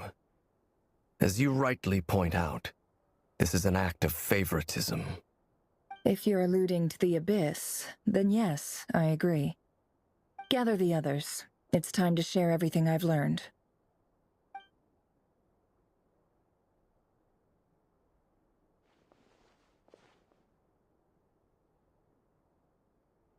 Thank you all for being here.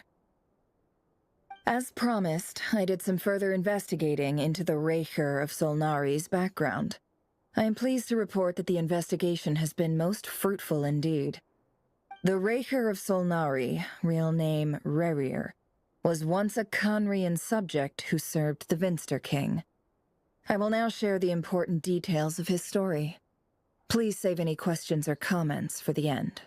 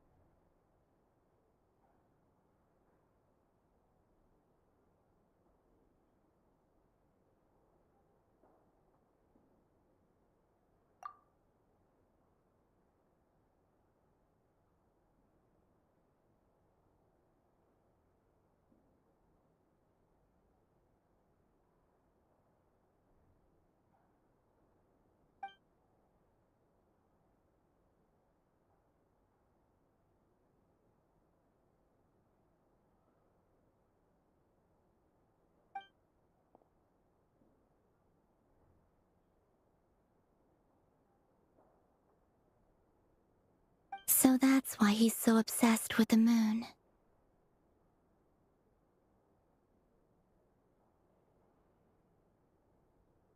A tragic tale, to be sure.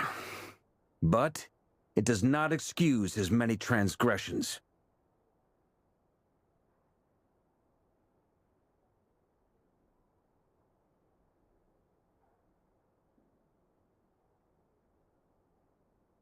No matter how much Rerir suffered in the past, the fact remains that he is what we know today as the Wild Hunt, wreaking havoc upon innocent lives in Krai.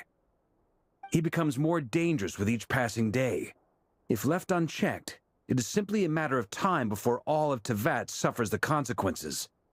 This is a threat that the Knights of Favonius cannot ignore. A question for Miss Columbina. Forgive me if this is presumptuous, but have you ever seen the spatial gateway that appeared in Rerir's memory?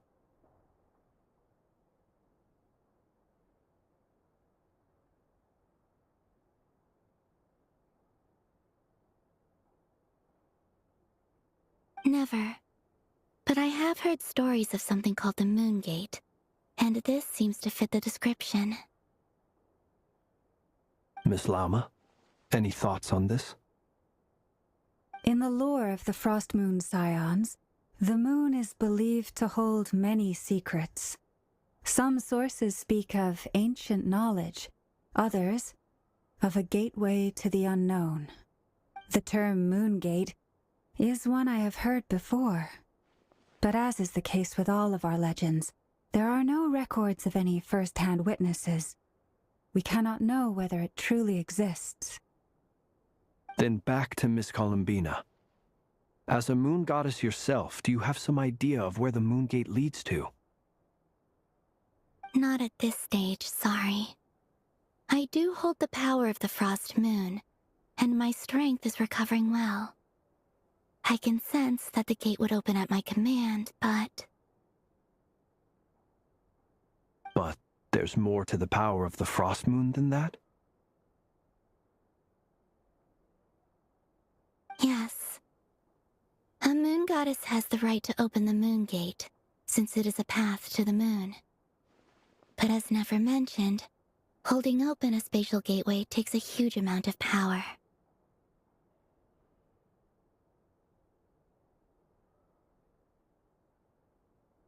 And right now, I need to conserve my energy to fight the Reihir of Solnari.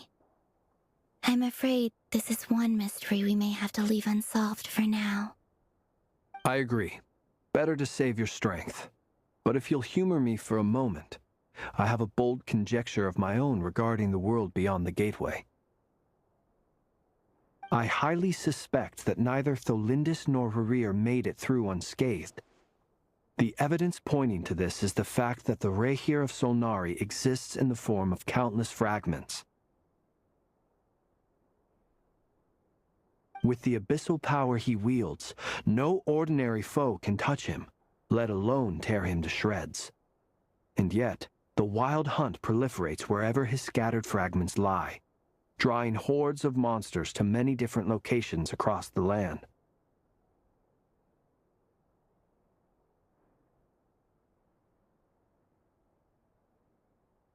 So your theory is that Rerir was physically torn to shreds by some powerful force? Hence, why the Wild Hunt is a distributed phenomenon, rather than a unified one?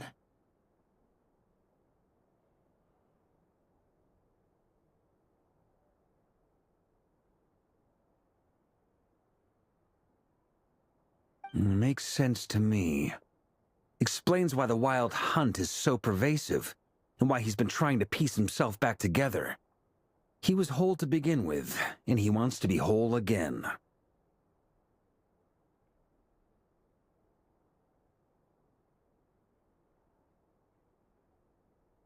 Without the power of the Abyss on his side, he almost certainly would have perished the moment he was torn apart. But the Abyss, much like a curse, has kept him alive. I could not agree more. The power of the Abyss is most surely a curse. It is a compelling explanation, and one that accords with my present understanding of abyss creatures. Whether the life form in question is primitive or advanced, if a curse has extended its lifespan unnaturally, it will continue to survive in spite of everything. This raises some interesting questions. I will run some experiments and see if there is any validity to my suspicions.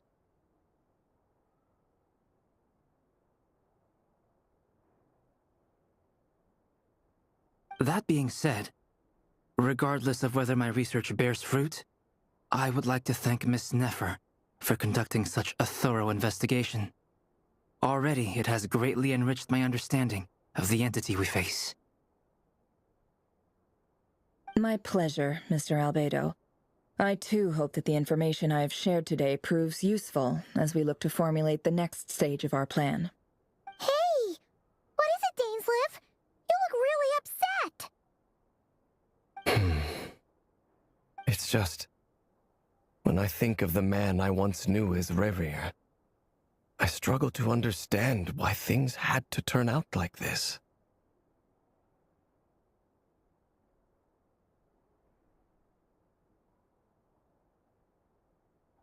The two of you used to be friends, didn't you?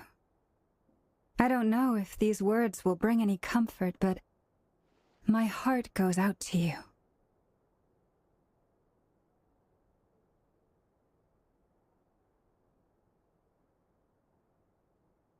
Mine too.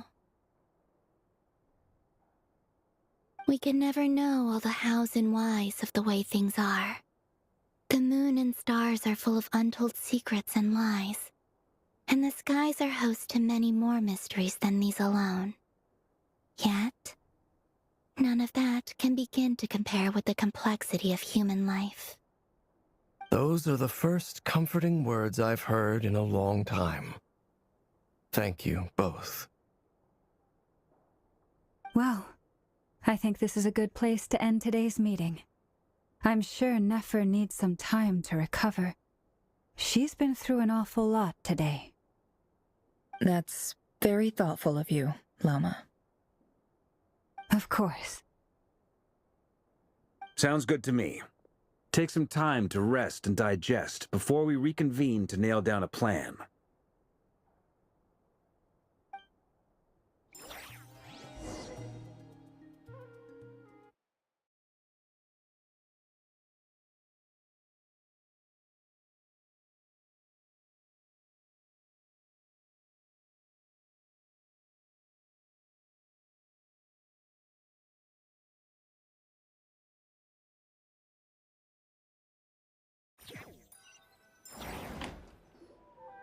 Hey, is this a bad time? Hope I didn't kill the conversation.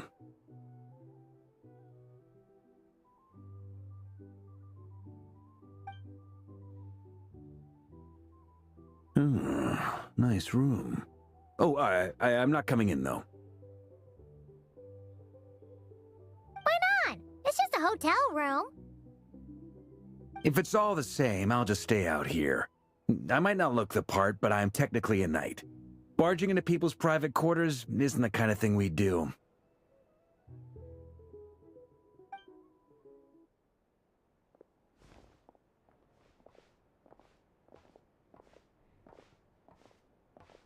Anyway, Nefer went back to the curatorium to get some rest, but before she left, she shared some things with me that I thought you should be aware of. Firstly, although she managed to trap the Raker of Solnari inside her chess set, there's no guarantee that the power of the Ibis King is any match for one of the 5 sinners. Their powers are beyond our comprehension. It's only a matter of time before he finds a way to break out. We have to come up with a plan and take care of him before that happens. Honestly, my mom figured that might be the case. So, how long have we got? Well, I asked her that same question. She talked for a long time, but for the most part, it seemed like she was trying to convince me how precious her chess set is. What a long and storied history it has. It felt like some kind of sales pitch, you know?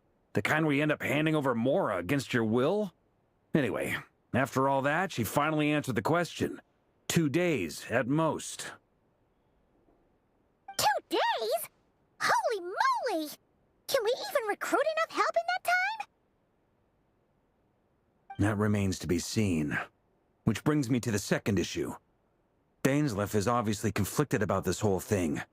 But given how little time we have, there's no way we can pull this off without his help. You have some history with him, right? Do you think maybe you could talk to him for us? Great. I appreciate it. All right, on to item 3. So, Albedo, Durin, and I put our heads together and came up with a plan. Can't promise it's gonna work yet, but at least it's a start. We figured we'd bounce the idea off you first. We'll explore it further once everyone's recovered. Oh, Paimon's dying to hear this. All right, so here's what we're thinking.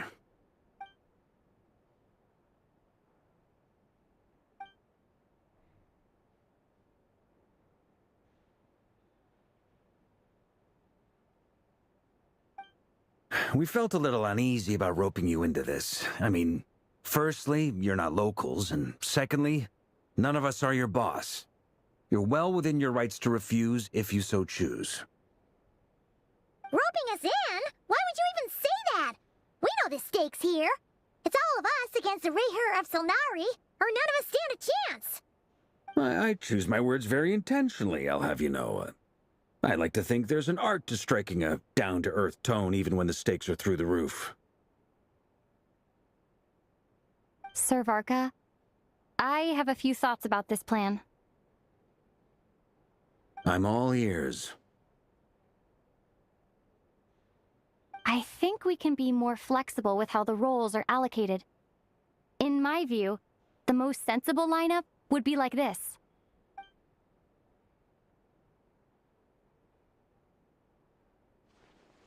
I see your point, yeah.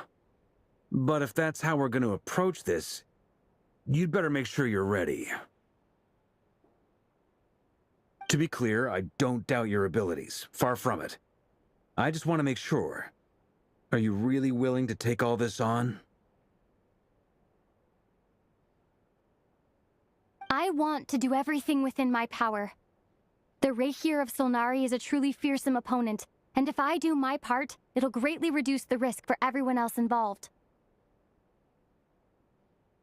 Well, that tracks with what I've heard. Jean's mentioned in her letters that you're so diligent it's almost abnormal.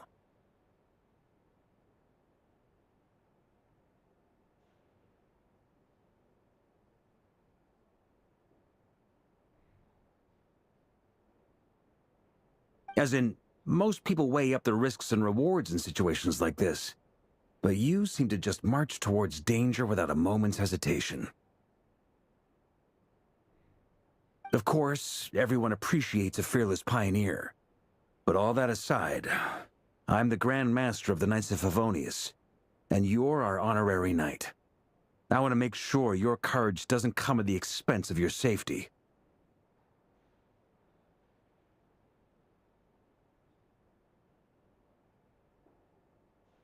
Thank you, Sir Varka. I should be the one thanking you. It means a lot to have you on board. I'll give some serious thought to your suggestions.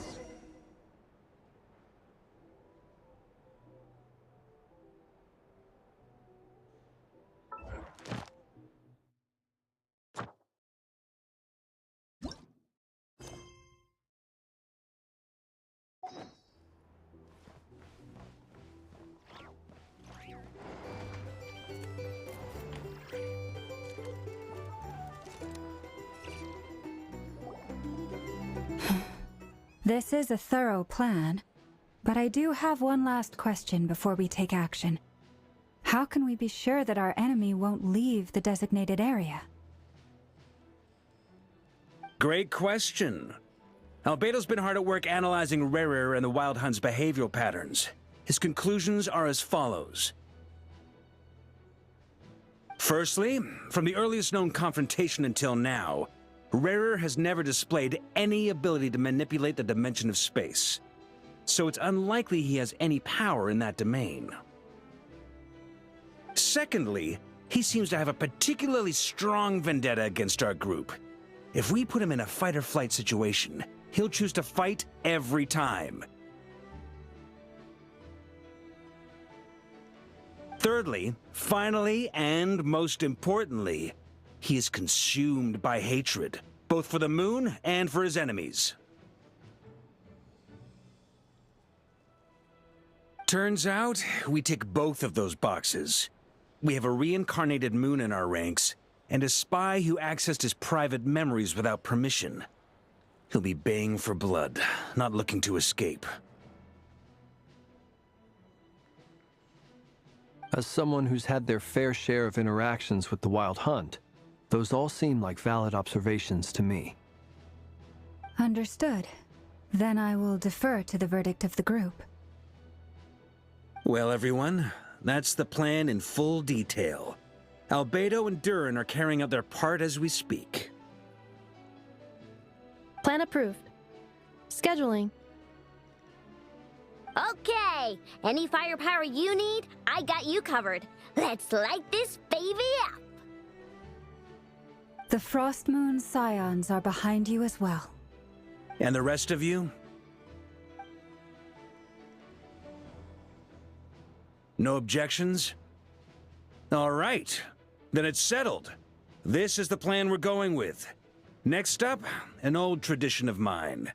Anyone who wants to back out, now's your chance.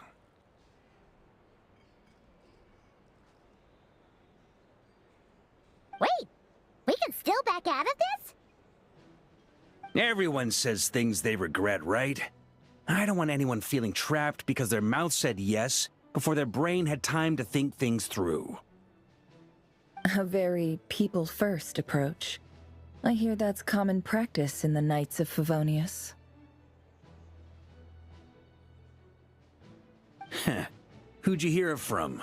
D-Luke?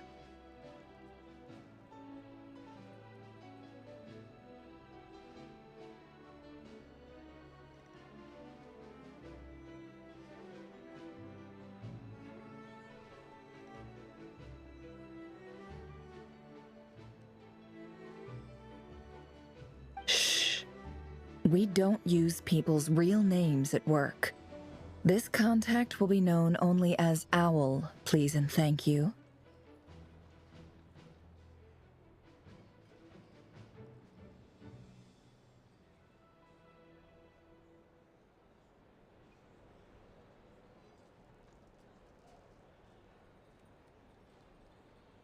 This plan can only work if everyone does their part.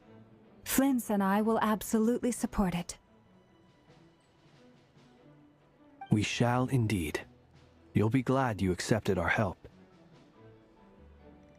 Also, you are the last person I expected to see here, Miss Dory. It's not often I get called Dory in a work context. My peers usually call me Lord Sangama Bay. So, the longer your name, the higher your net worth. Is that... In that case, Mr. Flint's here must be worth a fortune. That's right, I know your full name. It's... The walls are thin here. I'd appreciate you keeping that a secret. Okay, fine. I'm actually only here as a favor for someone else. Do you have any idea how much it would cost to hire me otherwise? Oh, does this mean someone out there actually has the power to boss Dory around? It most certainly does not. We have a long-standing and mutually beneficial business partnership. She's actually the mom of a friend of yours. Said Mom supplied me with a great little trinket, but now that lady's ruined everything.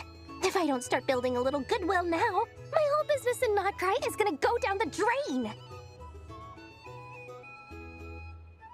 Okay. So what exactly is so special about this pendant? It's a lucky charm that a great mage made for me. We have a business relationship, and she was worried that something bad might happen to me.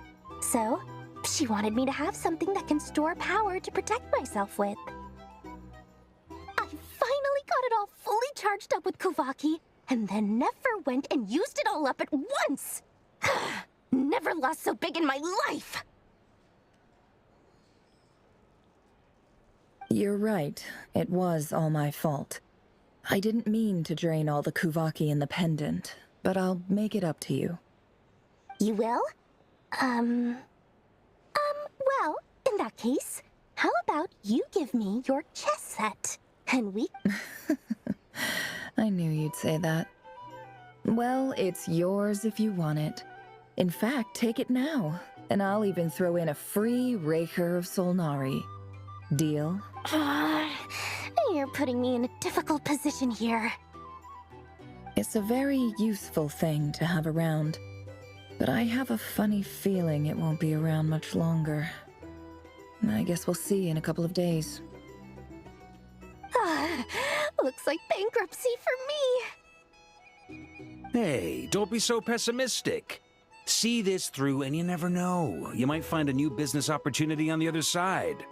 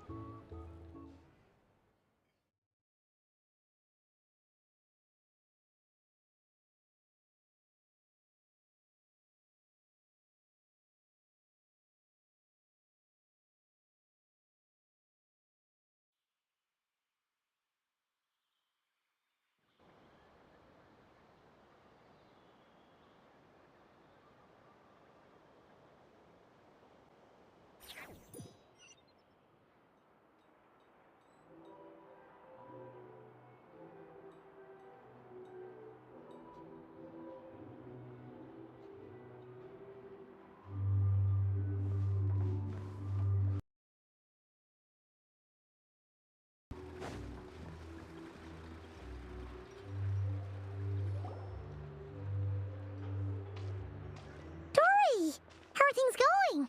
Feeling ready? Oh, I was born ready. We only have 2 days. You think Lord Sangamabe would let an opportunity like this slip by?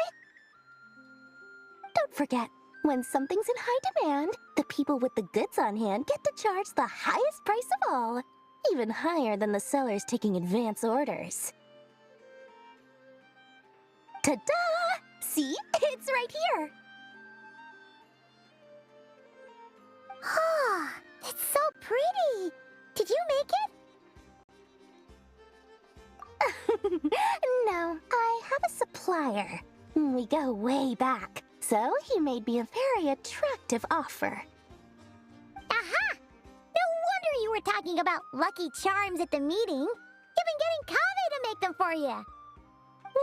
That's not the full story. It actually started a while back as a project between me and the Dendro Archon. Mage Alice once warned me that this world won't stay safe forever.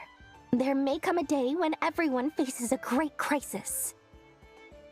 I passed this on to the Dendro Archon, and she secretly brought together a research team made up of Sumeru's top scholars to invent a technology that could keep people safe.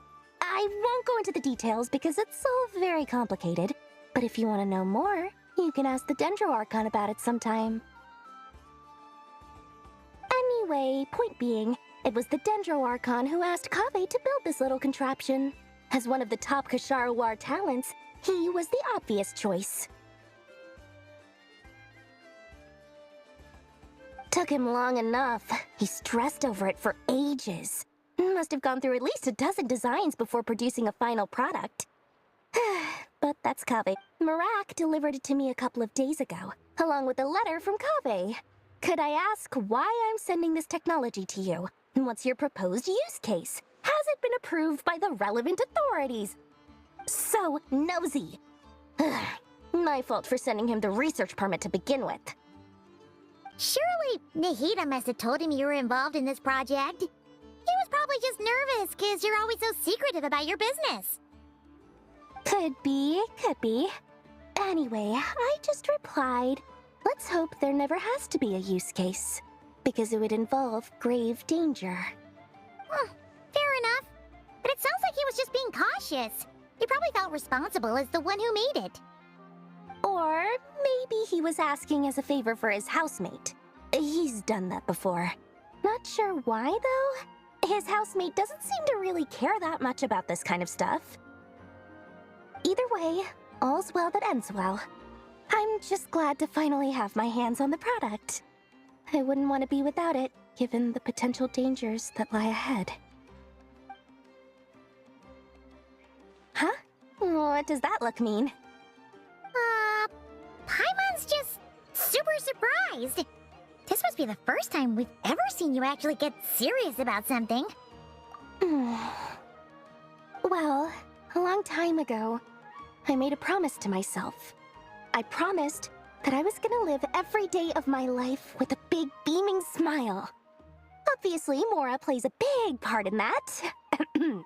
But there are always gonna be times in life when you have to give something back. That could mean paying back a debt, returning a favor, or showing some kindness. Alice has been a huge help to me over the years. She was the first investor I ever had. And I want my investors to know that Lord Sangamabe is the best in the business. And more than that, no one knows what the future will bring. Whatever happens, I want to make sure the Dendro Archon and all of Sumeru is prepared to face whatever comes. Oh, that? I was just making sure Nefer and I are square. Don't be thinking it was some sort of benevolent act. I'm no saint, so don't treat me like something I'm not. My priority is doing the business that I want to do, so long as my conscience lets me, but it usually does. That's the Lord Sangamabe business model. All right, if you say so. I do say so, and that's the whole point. I'm a businesswoman. Don't go trying to figure out what kind of person I am. You'll exhaust yourself. Much easier for everyone involved if you just take my word for it. Oh, and could you two help me get this stuff where it needs to be? Thanks so much. You're my favorite assistants.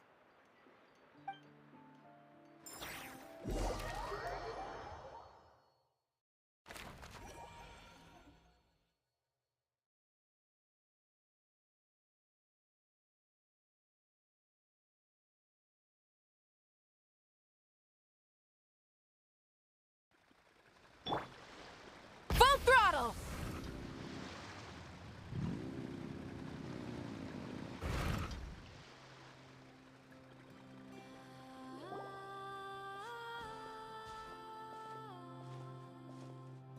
Traveler, Paimon, it's good to see you. Everything going smoothly over here? Sort of. As you're probably aware, Varka, Durin, and I captured some abyssal creatures from the Wild Hunt. Per the plan, we dissected and analyzed some samples of these creatures. The process went very smoothly. The findings, however... What? You can actually dissect the Wild Hunt? That depends on your definition of Wild Hunt and dissection. Harmless, lifeless. These words are accurate descriptions. The Wild Hunt is an interesting phenomenon. In and of itself, it doesn't seem to possess anything akin to a human personality. But taken as a collective, the medium through which the Wild Hunt is summoned does appear to have a soul. Master griped a lot about the wise Horoptatyr, and seemed somewhat fascinated with the foul Certology. But she barely mentioned Rerir at all.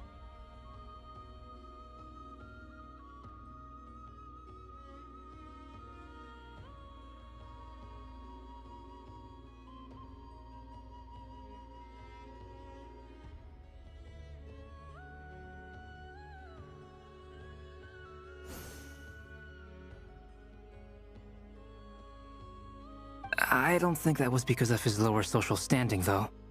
Anyway, it's a pity. I should like to hear her thoughts on the nature of the life form he has become today. It's a strange mix. The furious energy of an abyssal being channeled through a fractured physical existence. A consequence of being torn apart by an unknown power. Perhaps the only explanation for his survival in this state is that he sacrificed a degree of individuality in exchange for a continued existence. Oh, sorry. Once I get talking about interesting research, I have a tendency to go on indefinitely. Back to our research findings. Essentially, they confirm my hypothesis. Rerir's corpse is completely contaminated by the Abyss, and the effects are irreversible.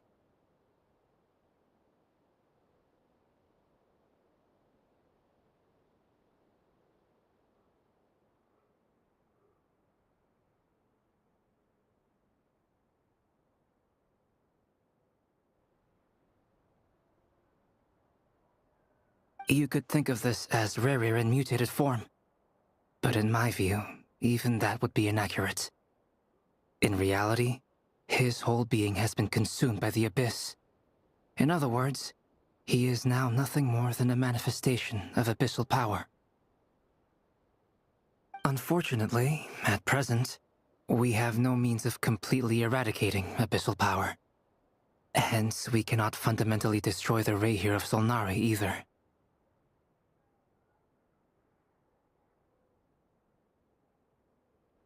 Oh, that's terrible news! So, that's it? We can't defeat him? Not even if we get the power of the Three Moons? Miss Columbina's situation is a difficult one.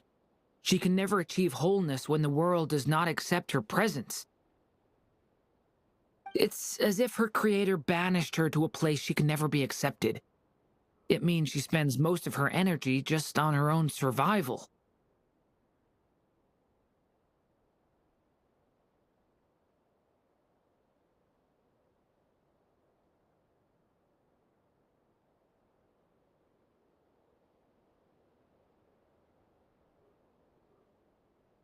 Given the circumstances, it's only natural to despair. But we must see this plan through to the end. Time to kick off the backup plan.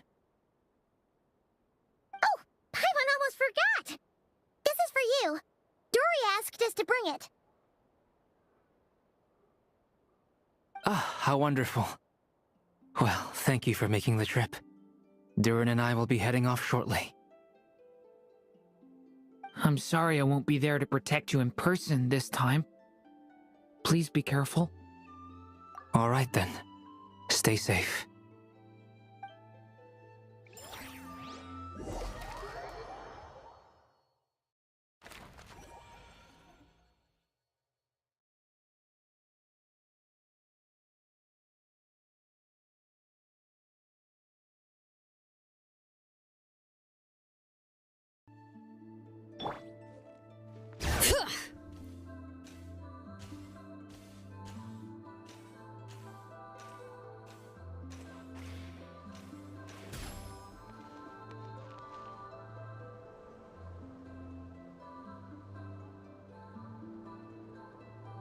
Miss Lauma, is everyone here? Yes. The fate of my flock is in your hands, Grandmaster Varka. Please keep them safe. My lady, what are you saying? Within the next 24 hours, we will face the biggest crisis the world has ever seen.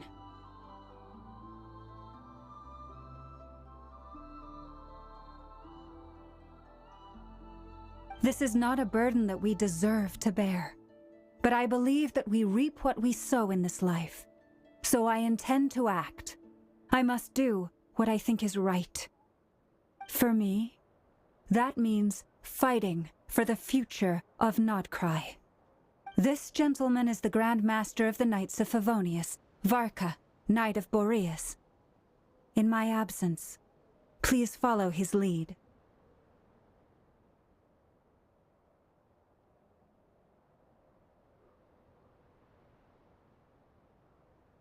Hey, everyone. Guess I should introduce myself. Well, to start with, I know my way around a battlefield.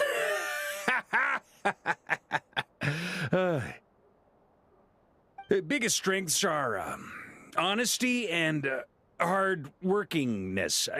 Anyway, point is, I don't intend to let Lauma down.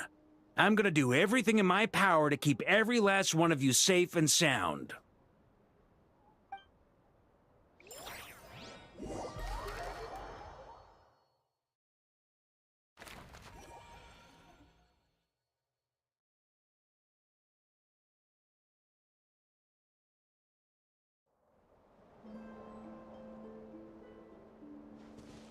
Bring it!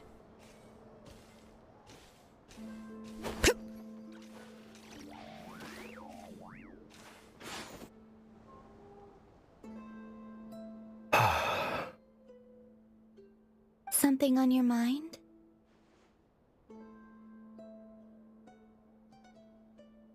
Miss Columbina, was it?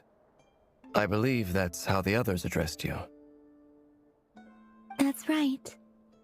Names are funny things. Have you always been called Dainsleif? Yes. I take it your own name has a more complicated history. I have a different relationship with names than other people. To be honest, I'm not even sure that Columbina is my name. At least, not in the same way that Dainsleif is yours. But it's what everyone calls me, and I go along with it. A lot of my life has been that way. I get so used to things that I forget to question why they are so. I never used to think much about where names come from, or what they mean to people. Maybe something's wrong with me.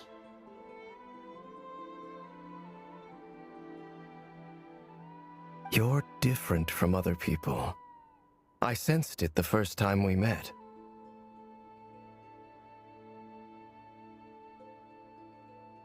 You're more perceptive than most.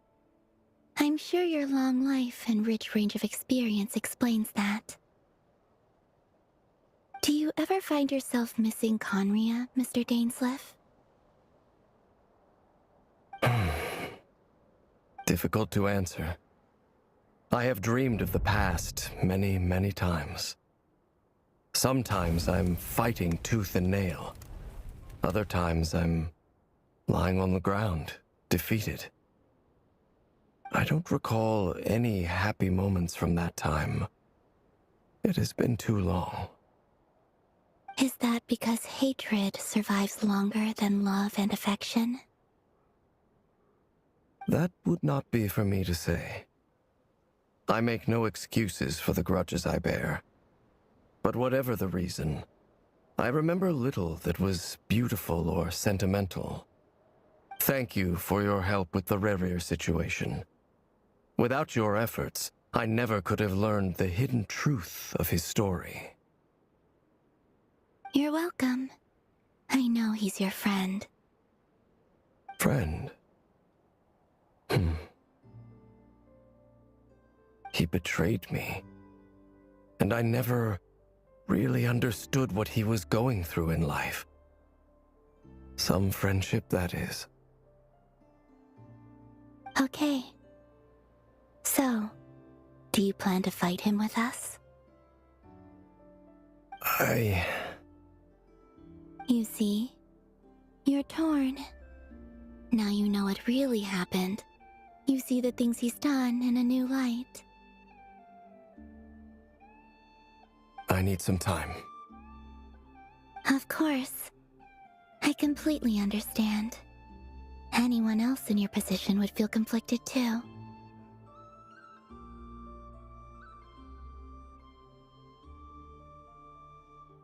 Actually, I went through something similar myself recently.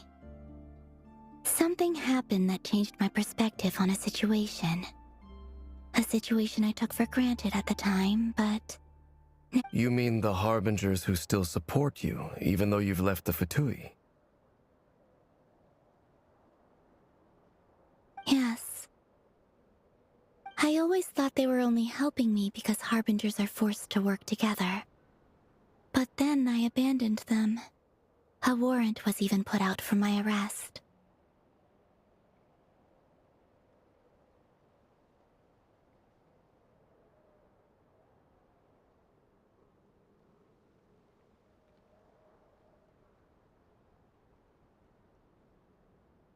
And even now, they still support me.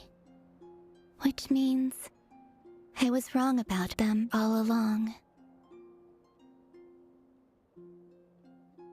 Clearly, they view you as a friend. I feel a little guilty now. I regret not seeing her help for what it was, and not treasuring it. I see the guilt that you're feeling now, because I feel it too. Hopefully, talking about it will do us both some good. Have you noticed that the Traveler and Paimon are over there? I think they've been listening. Huh. Shall we say hello? Sure. Hello. Ah! They caught us!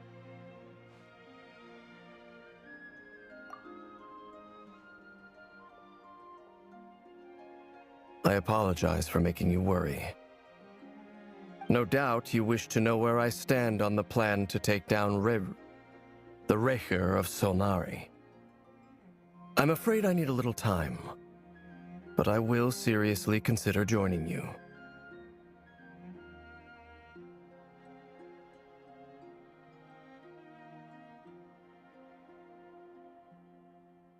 You will? Oh, thank you so much! Everyone will be so grateful to hear that! They needn't be. This was something that I was going to have to face up to eventually. That doesn't matter to them. They're grateful to you regardless. You can't control their gratitude, so just accept it. And then, have a think about whether you're willing to join us.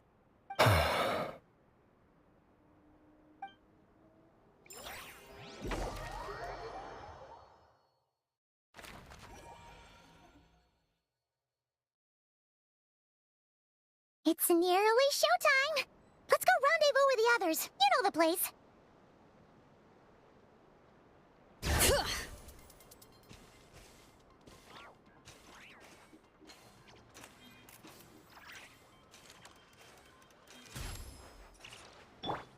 Burn it down!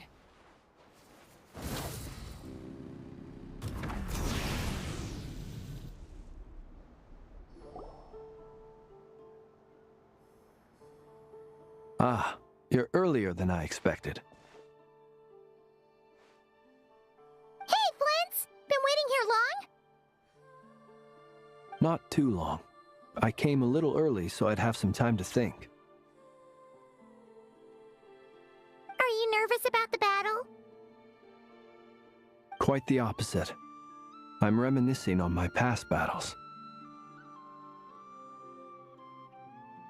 When I was awakened by the Radniki, I had not touched a weapon in many years. I felt like the battlefield was not where I belonged. But after waging war against the Wild Hunt for so long, I came to realize something. A life of absolute peace is simply not a possibility for me. My restless flame indicates that somewhere inside of me, there is a deep yearning to root out the evil in this world. Oh, that doesn't sound like such a bad thing. Well, in the past, when I was a Fae whose primary concern was hibernation, it was hardly ideal.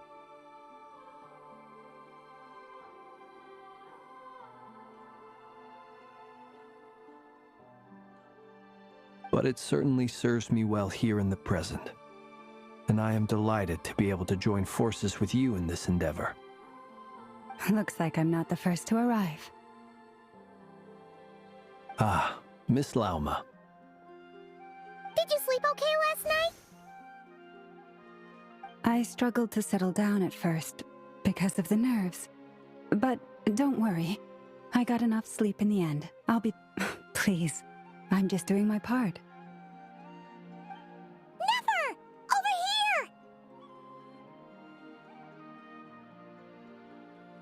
here! Aino asked me to relay a message.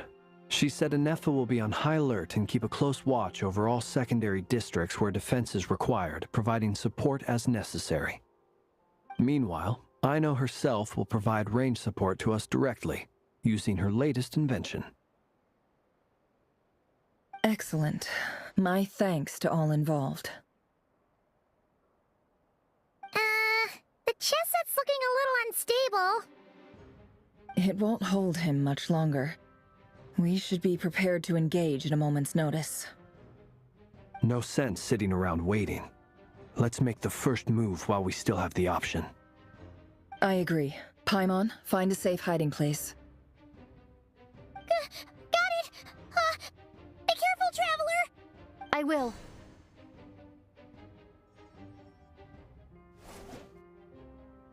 Everyone, take your positions as soon as the battle starts. Every ounce of strength we have in our bones, let us bring to this fight. Ready? Let's go.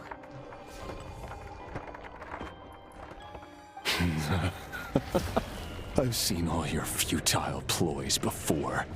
You have become the authors of your own demise. I wouldn't be so sure about that. You are merely a moment of sport before I tear down the moon.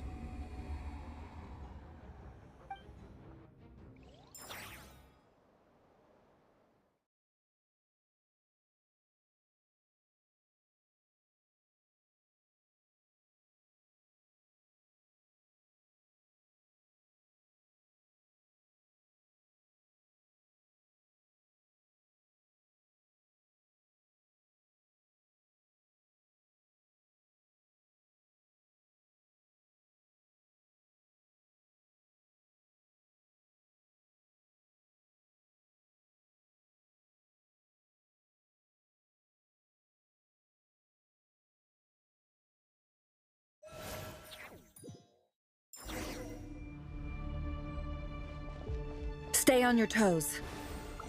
Yup, you too. It all adds up. Forest, protect us. Let me help you guys. Eat this!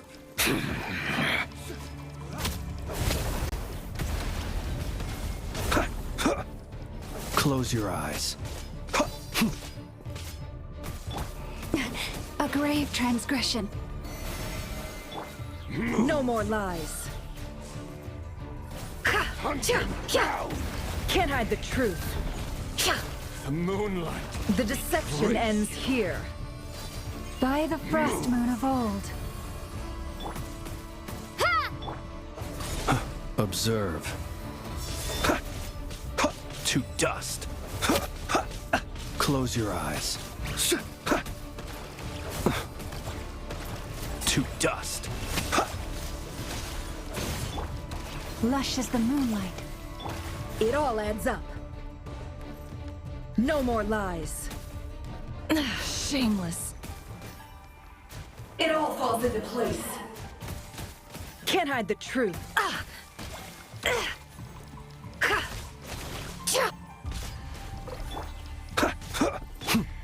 Branch into song. Observe. Be silent. Night falls. The mystery unravels. For the everlasting forest. You stay your hand. No more lies. It began with the moon, and so shall it end. The moon will protect you.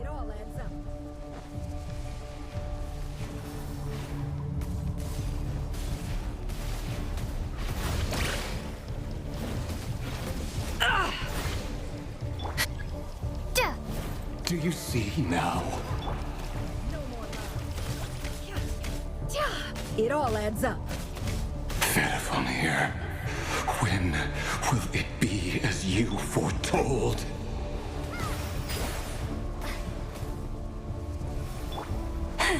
Lush as the moonlight.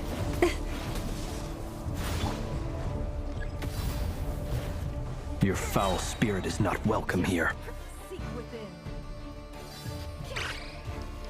The long sleep beckons. With one heart, we pray. Branch into song. Bombs away! Water jet! No more love. How Can't hide the truth. No more. The deception ends here. Absurd. By the frost moon of old, receive my blessing. Can't hide the truth.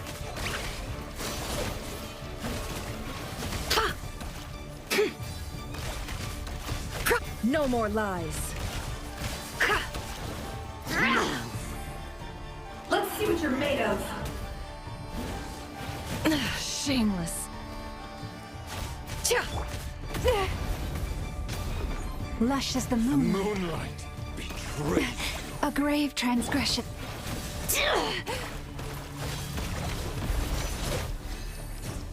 The mystery unravels.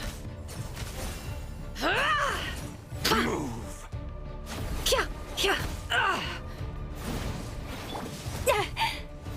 Receive my blessing. For the everlasting forest. Move. It all adds up.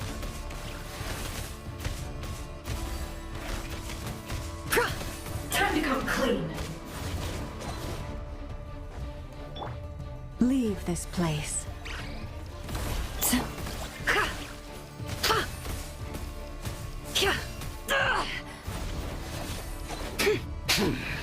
Your little game of heroics is over.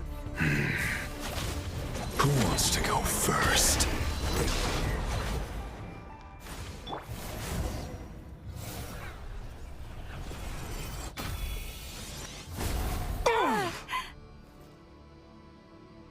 No! We've been separated. You okay? Nefer, where are the others? Stuck outside the barrier. I guess he really doesn't like us.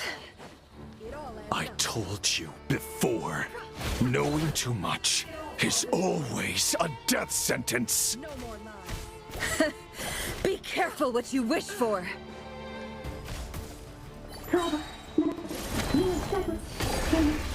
Lauma! Can you hear me? Hold on, silence.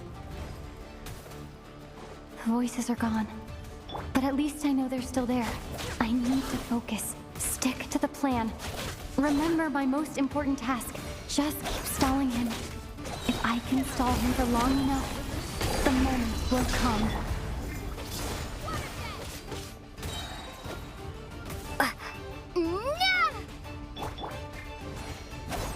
No more lies. Let's see what you're made of.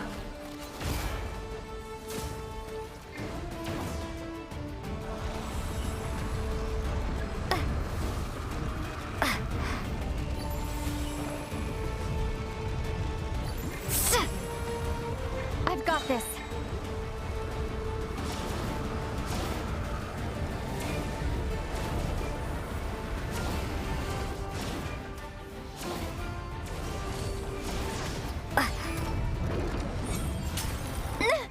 The shield's broken. I can't keep this up. Don't push your luck. Can't hide the truth. Let's see what you're made of. Water jet!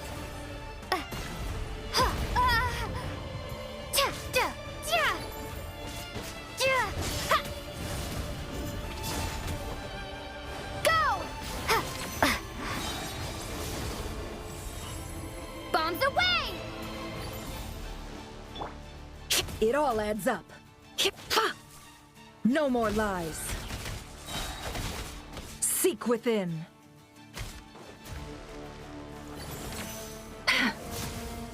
Can't hide the truth.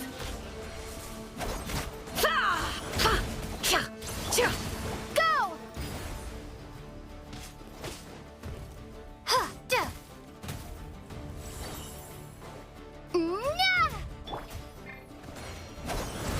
No more lies.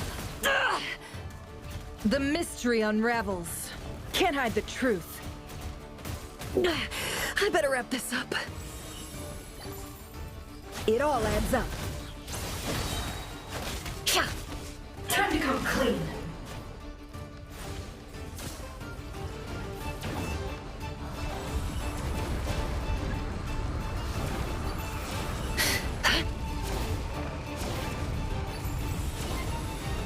Curses. There's no other way.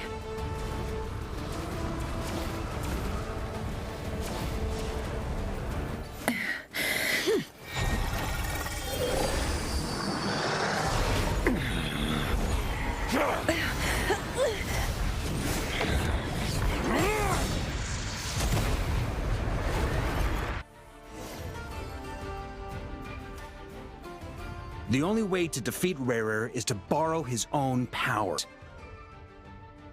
You have to hold on. Find a way to keep him focused on killing the two of you.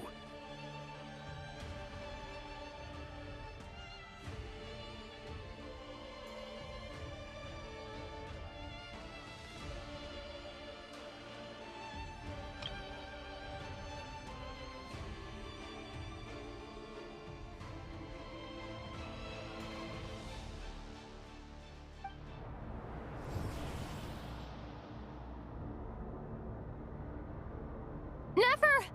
Your eyes are bleeding. Soon you will be powerless to resist. And then, I will reduce you to dust. But that dust will plague your memories. Come on, keep holding on.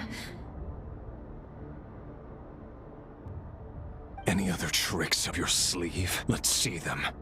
As entertaining as they are, you've backed yourself into a corner. You don't fool me. I see your fear clear as day. I have to stoke his rage. Make him unleash everything. You fear what you could never defeat. You fear the thought of never being able to save your beloved. You cannot win the fight against fate, Rarir! Is that what you think? Well, now it's your turn to feel... You fear the sound of your own name? Is it us you hate? Or is it what you've become? Let's see what becomes of you!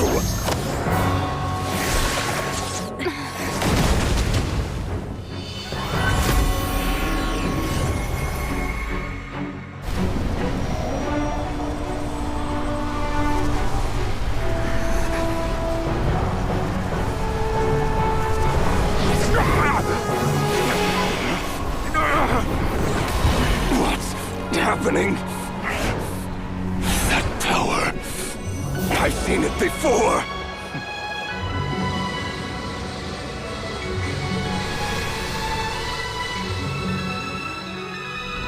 His power is on another level. We'll need to use an alchemical array to convert his power into a usable form. Then quickly channel it into Columbina, rendering her powerful enough to compete with him. I'll join you. I can help. If I release enough abyssal energy into a confined space, it'll create a potential difference, allowing us to extract a huge amount of elemental energy. Next, I'll synchronize with everyone's minds using Pyro, then give you temporary access to their abilities and fields of view. But it won't last long. Can you see? Well enough. So, we have a student of Gold Rhine Daughter in our midst. How about that?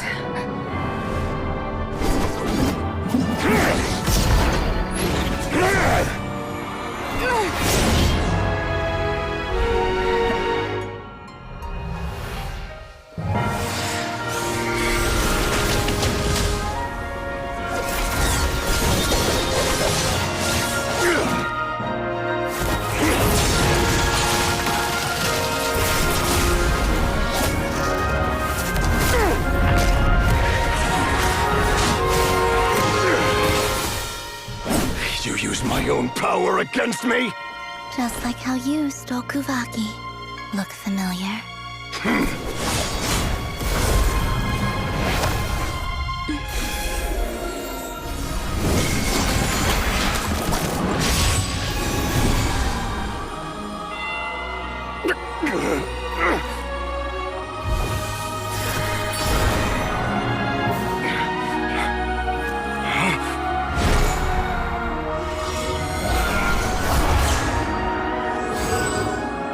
Don't you realize? You don't have the power to hold that gate open! I don't, but someone else does.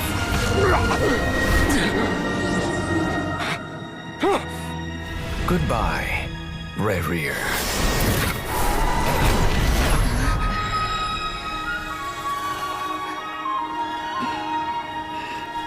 We won.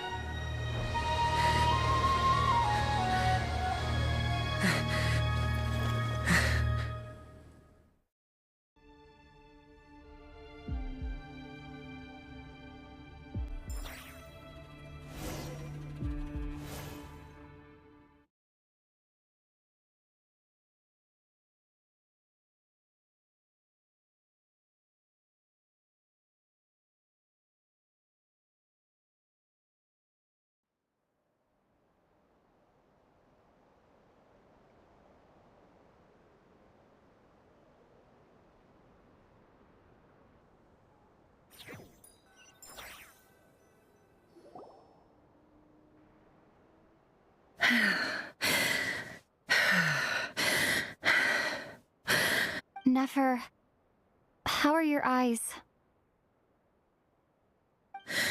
They're fine. Apart from the blindness, of course. It's not too late. Let me handle it.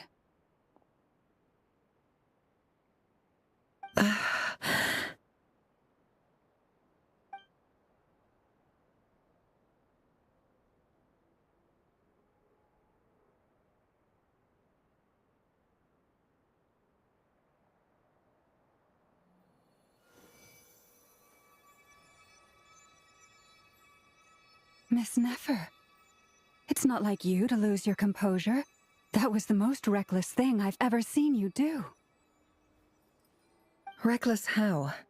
The situation was critical. Our lives were at stake. We had to do something. Even so. Okay. I guess you're right. Under the circumstances, it was a wise decision. You traded your eyes for an incredible victory. In business terms, I suppose that's a huge return on investment.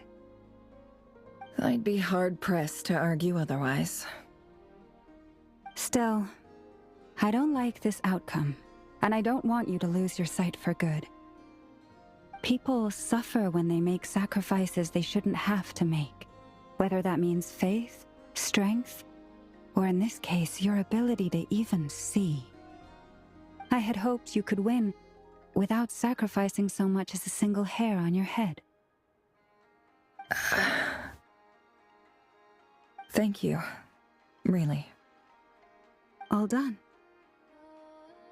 Don't try and open your eyes just yet. We'll see how you're doing in a couple of days.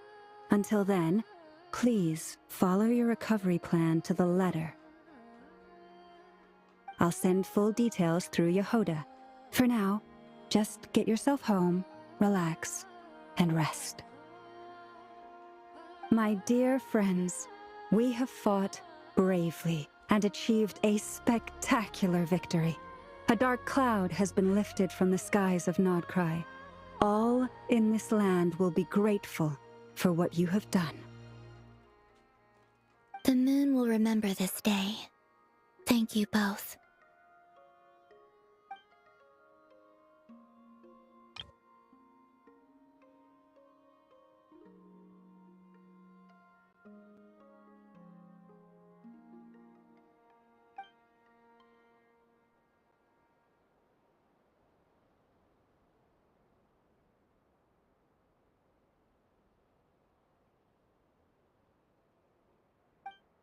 There's something I want to let you know. What is it? When Durin connected everyone's minds so I could access their powers, I also felt everything they felt.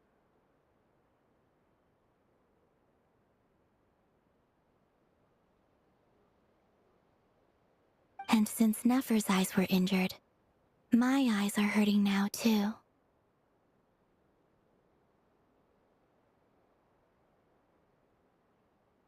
Huh. Hold on. Let me try. I only feel the pain. There's no actual damage. I just thought I should tell you. You're right. There's no damage. That's a relief. But I must say, I'm surprised to hear the Kutar share something like this with me. In the past, you never used to open up about yourself.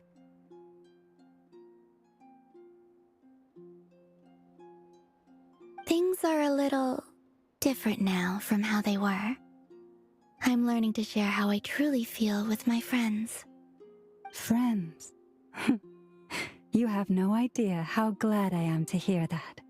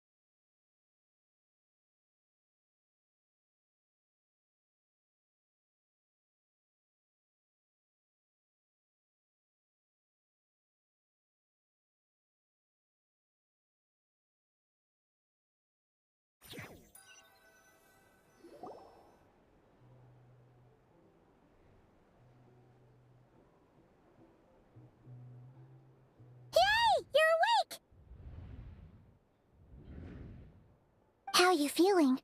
Any aches and pains? Did you sleep well? I'm doing all right, Paimon. No need to worry about me. Phew! Well, that's good. Paimon's been sitting on the edge of the bed worrying about you for ages. You slept a whole day and night. Poor Paimon had to eat all by her lonesome. Glad to hear you didn't starve. How is the food? Well, it wasn't the same without you there to share it. Honestly, Paimon just can't relax when you're not your usual self. She couldn't enjoy the food and settle down to sleep. Well, I'm back to normal now. Oh yeah, and Albedo swung by earlier. He said to tell you to head to the tavern when you woke up. Varker and the others are organizing a victory feast and they want to celebrate with you. He also dropped off some medical supplies, but you seem fit as a fiddle, so guess you won't be needing those. If you're feeling up to it, let's head over now. Wouldn't want to keep them waiting.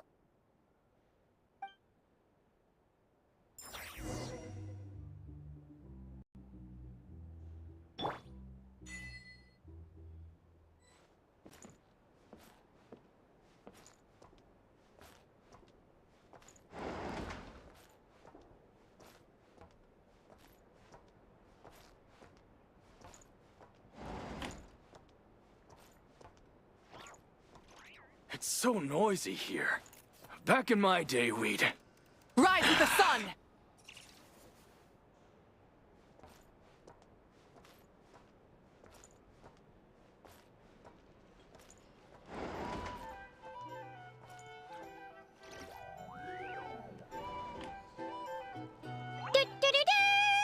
We're here! Oh, Traveler and Paimon! Perfect timing! We were literally just saying how there's no way we're holding this victory feast without you any longer, and we would have postponed it till tomorrow. How are you feeling today? Much better, thanks. Don't worry about me. Relieved to hear it. If that changes, just let me know. Happy to check you over at any time. Yep, we're here for you. Anything you need, just let us know. Oh wait, where's Nefer? How are her eyes doing? Nefer's right over there. I'm sure she'd love to catch up with you.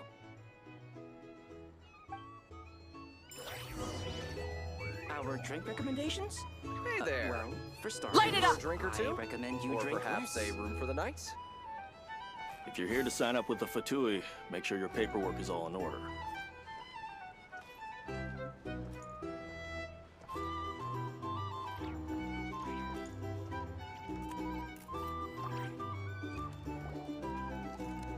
I thought of 1,000 ways to congratulate you, but now you're here, words are failing me. The honorary knight stuns them speechless once again. Well said. The honorary knight showed us all how it's done. The other knights told me that Mondstadt was the first stop on your journey. All of us are truly delighted to count you as our friend. I'd like to thank you for supporting the Knights of Favonius, and also for helping us save Krai. Nonsense! Of course I'm gonna mention it. This is more than just business. It's a relationship. And there can be no relationship without showing gratitude where it's due.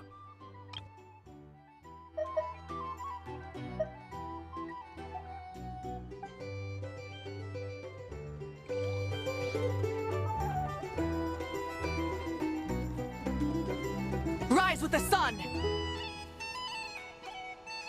Hey there. Our Looking drink for a drink or recommendations? two? Or perhaps well, a room for for the night? starters, I recommend you drink less.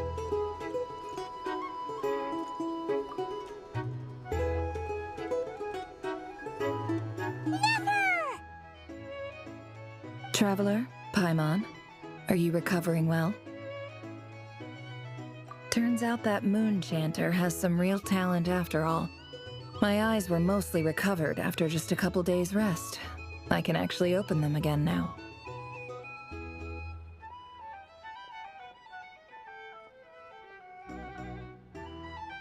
Yeah, but you gotta be careful. Lauma says not to strain your eyes while they're still healing. Yes, thank you. I'm well aware. Yehoda, could I borrow you for a moment? I could do with an extra pair of hands. Oh, sure. Coming. Did you hear that? I gotta go help Lauma for a second. You guys chat among yourselves. I'll grab us some drinks on the way back. Paimon, you still like 'em sweet? You bet! Make it extra sweet, because Paimon's earned it! Sure thing!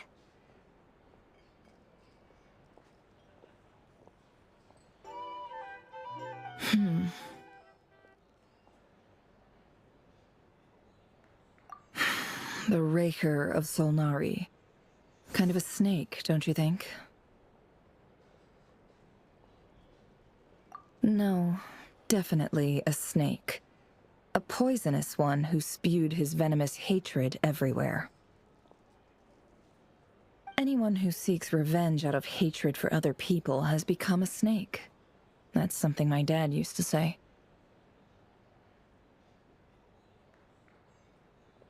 Perhaps.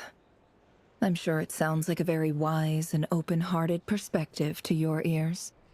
But me? I think hatred is a perfectly justifiable emotion.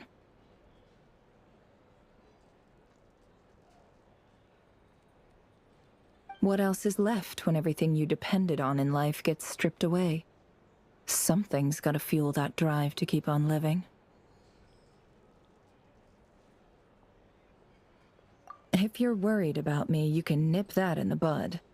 I'm not someone who gets stuck in the past.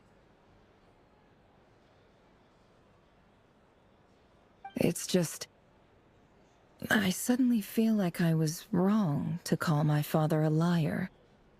He was just a fool. That's why the Academia turned their back on him, and why the other tribes ganged up on him.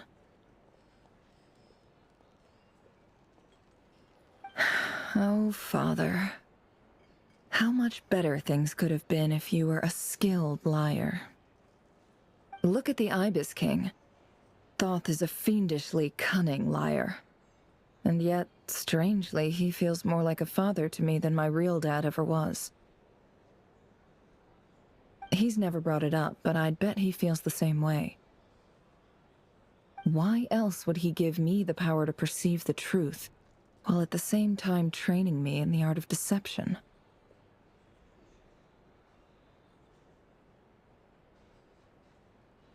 Well, King Deshret banished him to Aru, which is essentially a prison, and posed 3 questions to him. He promised that he'd have his freedom if he could find the answers. His response was to take on a physical form and approach me, hoping that I could become his envoy and search for one of the answers on his behalf. Did he really think I'd fall for that? He's stuck there. He can't make me return what he gave to me.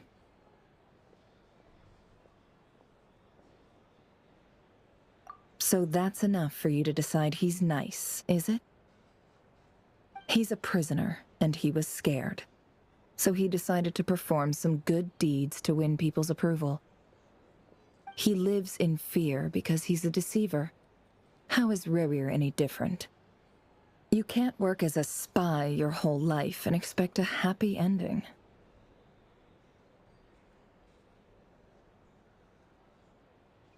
It's preposterous. Yet I can't say I don't understand it. Liars live in the darkness of their own making, but it's still human nature to want to go on living. They say that a liar's soul is the most worthless thing in the world. What do you think?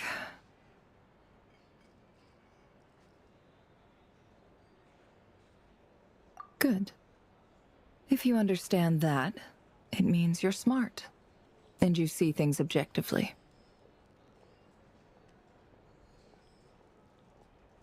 If you ask me, the soul of a liar really is worth nothing, because all they care about is themselves. For example, when something good falls into my lap, I don't go sharing the news around. Stops other people trying to steal it from me.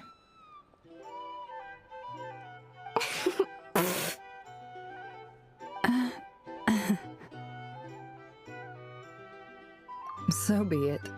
They have sharp ears. I can't keep anything from them.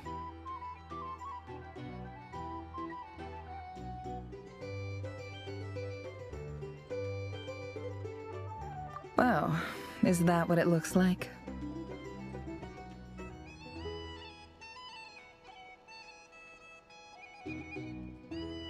Well, you all know my past now, and I can't simply eliminate everyone who knows too much. So I guess I just have to put up with you, for the foreseeable future at least.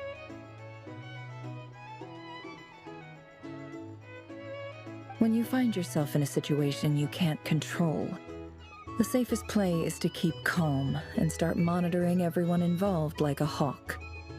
In the intelligence world, you need to have a sense of perspective, and if you understand what's at stake, please ensure my secret is safe with you.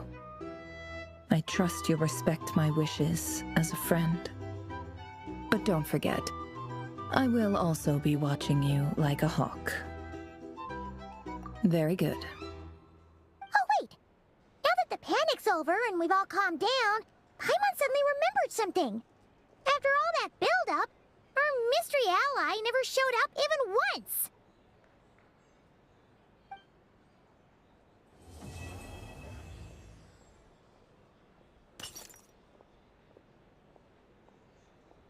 Huh? Am I imagining things?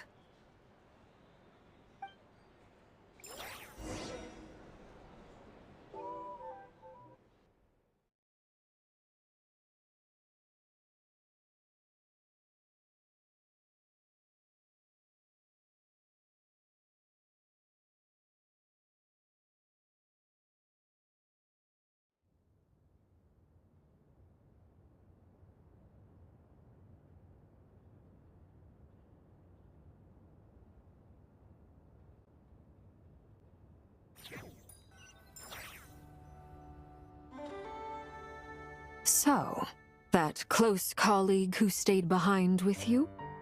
What's he been up to recently?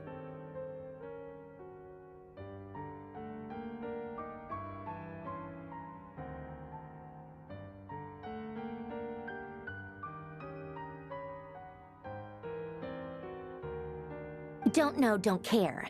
I get more normal human interaction from hanging out with Bosco 2 than him.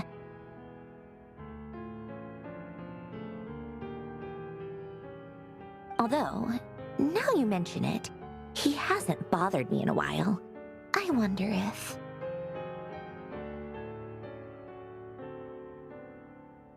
If he's disappeared without a trace, it's the biggest gift he ever gave to the world. But I somehow doubt that's what's going on.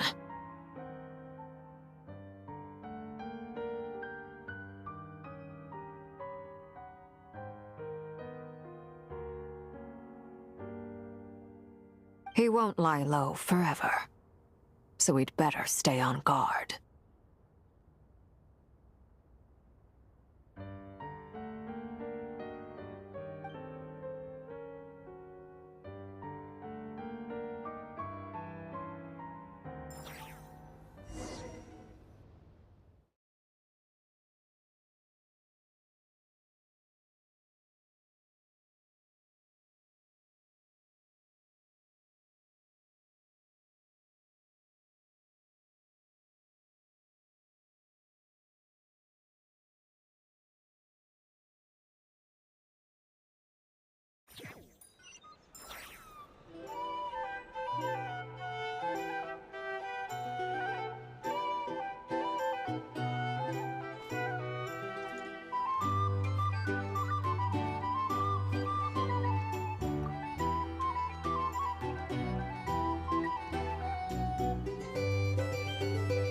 Ah, Lord Sangama Bay. How lovely to see you. I must thank you for the device you provided. It was an enormous help. Would I be right in thinking that it was developed by the Academia? Why come and ask me when you clearly know already? I mostly came to thank you. That's more like it. A little gratitude goes a long way with Lord Sangama Bay. Play your cards right, and you might even stand a chance of becoming my long-term supplier. The chance to work with such a kind and charitable investor as yourself would be a great honor for the Curatorium. Huh? Charitable? Who said anything about charity? First time hearing about it. Let's see. The first plot of land you purchased in Krai, your desert interests, and... Stop! What do you think you're doing? Exposing my investment history! It's nothing to hide from. They're all perfectly legitimate investments. And some of the land you purchased was with the intent of building a sanctuary? Yes, I heard about that too. How did you... You're a curious case, Lord Sangama Bay. You don't like people finding out about your good deeds, do you? But I'm afraid no matter how hard you try to keep things under wraps, where there's a will, there's a way. You did it for Sumeru, didn't you? It was empty land that was gonna go to waste otherwise. I figured if I built something there, it might at least get some use in an emergency. Disasters are capricious things. They strike without any warning. I've lost family to a disaster before, and I don't want to lose any friends or business partners if I can help it. My elder sister used to dream of finding a sanctuary. Somewhere with plenty of food, water, and medicine. Where everyone could live happy lives. It was something I looked into, but after discussing things with the Dendro Archon, I decided on a more effective strategy. The tech people handled the tech, and Moneybags provided the Mora. It just made the most sense. It's a pity that so few people know the truth about you. Everyone says that you view everything in terms of Mora, and all you care about is growing your own wealth. So, what's the problem with that? Everyone wants to be rich. It's human nature. So yes, I love Mora, and it's nothing to be ashamed of. But surely you have dreams of your own beyond just making Mora. You don't get it, do you? My dream is to invest in other people's dreams. And, you know, make a nice little slice for myself along the way. Just thinking about it makes me happy. That sweet, sweet sound of Mora. Thank you. For the device? And the pendant. Oh, that. I was just returning a favor. Don't worry about it. Seems like we've both been away from home for a very long time. Yeah. So long that I barely remember what my family even looked like. That would be your mother, father, and sister? Yeah, though it's been years since my sister passed away. It's not like I want to forget them, obviously, but memory can be even more ruthless than the most calculating business person. Beyond a certain point, if something isn't helping you, it just gets rid of it. My sister can't help me now. Slowly but surely, her face is fading from my mind's eye. It's become a vague impression. Not everything will fade. When loved ones pass away, the beautiful memories are the ones that last the longest. Yeah, that's true. If you ask me, that's the one silver lining in all of it. Well, that, plus, I'm sure that life is much better now than it was back then. Oh, absolutely. I have tons of Mora, a big beautiful house, business is booming, and I'm as happy as can be. You've got a lot going for you too. Boss of the Curatorium of Secrets? I'm sure there's plenty of Mora to be made in that line of work. I appreciate the vote of confidence.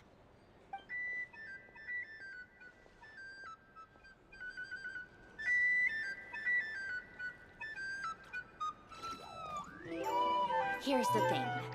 You can't live life A drink? without a little spice. Or some information? Either way, I'd be happy to oblige. Hey there. Our drink recommendations? Looking for a drink or two? Well, Or for perhaps starters, a room for the I night? recommend you drink less.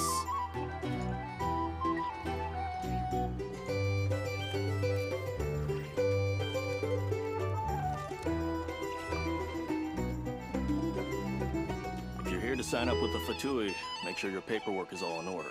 How have you been holding up? Any adverse reactions? If you start to take a turn for the worse, make sure you tell me right away. You don't need to worry about me, Grandmaster. I'm fine. I mean, I barely did anything, so... What? You're too humble, young man. You played an indispensable role in the battle for Krai. We can't thank you enough for your support. Sometimes, when people praise you, it's because you deserve it. The best thing is to accept it calmly and with grace. It's important to learn how to respond to words of admiration. Let's do a quick demonstration. Albedo, that was an incredible feat of alchemy. The pressure was on, but you worked flawlessly at lightning speed to get the job done. Thank you. I can't take all the credit, though. Durin played a big part in forming the alchemical array. See? Did you catch that? A masterclass in how to take a compliment. Okay, yeah. I did work pretty hard to help prepare for the battle. No point denying that. Hey, you guys! Hey, look who's bounced back. Looking good, Traveler. Seems like you've recovered. You won't need to take any more medication. Can I get you a drink? Huh? You know how to order at a bar now? You've sure learned a lot recently. Handling a drinks order is ridiculously simple compared to alchemy. Don't worry, I'll blend into society yet. Paimon believes it. You're clearly a fast learner, just like your brother. totally honest though, Paimon didn't quite follow all the details when you first explained the plan to us. Don't worry, that's completely understandable. Unless you're a student of alchemy, it's hard to grasp the principle and how the process works. To put it in the simplest terms, we saw how our enemy stole the power of Kuvaki, and that gave us the idea of stealing his power to turn it against him.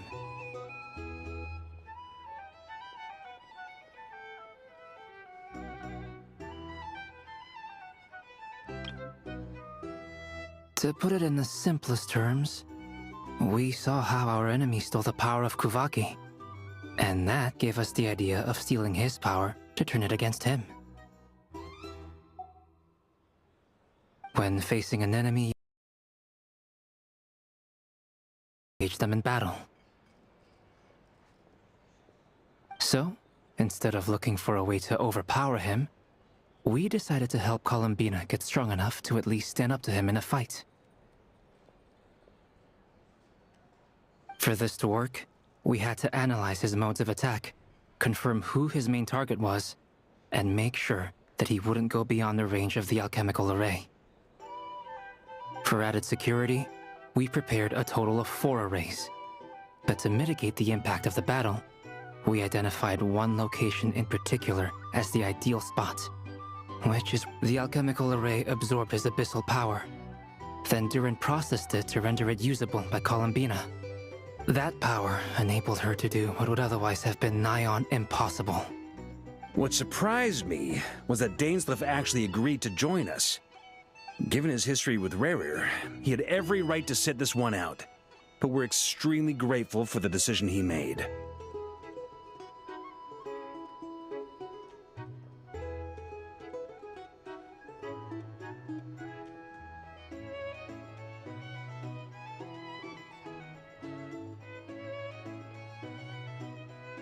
It must have been a painful choice to make. But I'm sure that making a decision was far better for him than staying in limbo.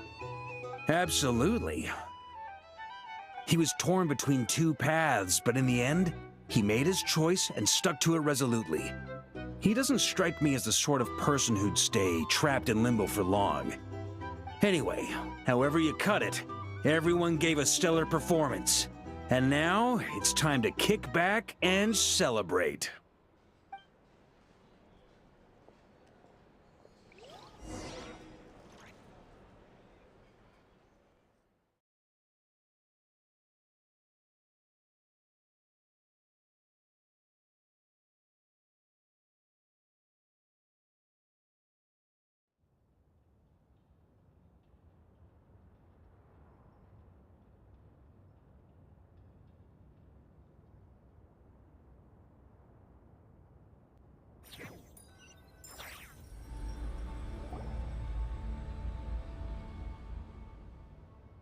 That's the only reason you're here. Yes. I've thought a lot about it. And I've realized that you, me, and Arlecchino should be friends. I think this is very important. So I felt I had to come and tell you. Well, this is a new one. I'm so moved. I can't even hold my teacup. If that's all, you can leave now. Do you not want to be friends with me? Or is it that you prefer being co-workers? What is this, Columbina? Are you deliberately testing my patience threshold? Right now, my politeness module is active. But if you say another word, I swear I'll shut it down. If your politeness module was active, wouldn't you say the word please at some point? Paulownia, please see Lady Columbina to the door. Will you still invite me to your next tea party? What? Yes, I think you will. Bye-bye, dear Sandrone.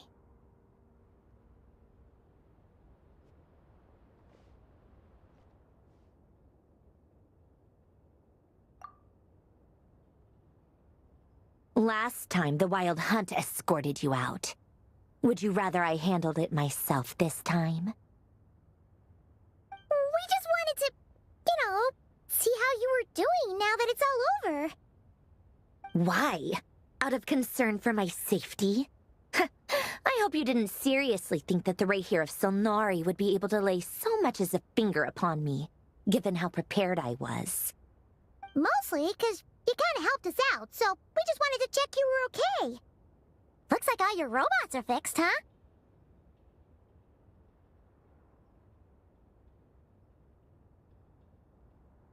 Oh, don't you worry about that. Tea time is already a write-off. The visitor before you managed to kill my appetite. If you're in the mood for tea, go ahead and help yourself. Otherwise, it's going to waste. My coasters are still missing in action, though. Use this notebook instead. Whoa! Pretty hefty notebook. Look at all those calculations. You can ignore those. They're just dumb scribblings. I doodle and write in my free time. Sometimes I remember the distant, dreamlike past. Sometimes I imagine the far-flung future. And other times, I grit my teeth and note down all the crazy nonsense going on in the present. Some people do the crosswords in the newspaper. This is my equivalent of that. Trying to predict the future is like daydreaming, and writing about the present just makes me furious. The past is my favorite. If nothing else, it's already set in stone, so I don't have to rack my brains trying to figure it all out. Huh. Although, having said that, the only vaguely interesting memory in my past is probably that guy they call Lord Artificer.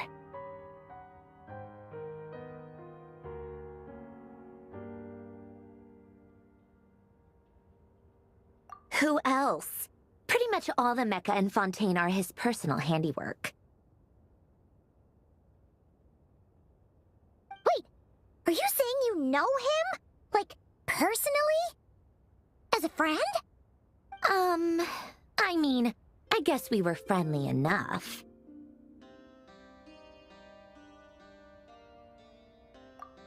Yep. In fact, I'm probably the only normal person left who knew him at all. We used to chat occasionally back when he was still around. Before he passed away, he asked me to destroy all his manuscripts. I honored his request, but I did read through everything first before destroying them. I mean, I couldn't let the genius of Lord Artificer Alain Guillotin disappear like that. Would have been such a waste. So, that's where the formulas in your notebook are from? I just told you. Those are my equivalent of crossword puzzles. They're just dumb formulas that I solve for fun when I'm bored. Alain's work was like epic poetry. The formulas in my notebook are just silly little riddles in comparison. Not that there's anything bad about them. I mean, at least, solving those riddles isn't going to hurt anyone. Except me, 'cause I lose a few brain cells in the process. Anyway, while we're on the topic, I might as well tell you about what happened to him and his friends. Alain Guillotin had two close buddies, Renee and Jacob. They spent their childhood years together in the Nazissenkreuz Institute. They were all quite competitive, so there was some rivalry between them, but it was a friendly rivalry. But beneath the friendship and the rivalry ran something deeper, a sense of nostalgia for the past.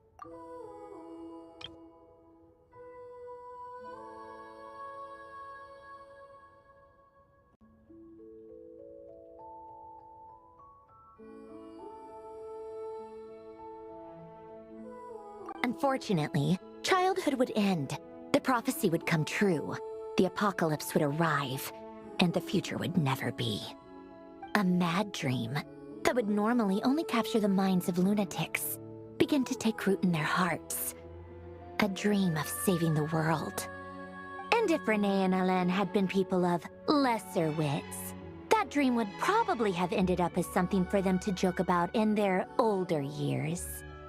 But alas, they were some of the sharpest minds around.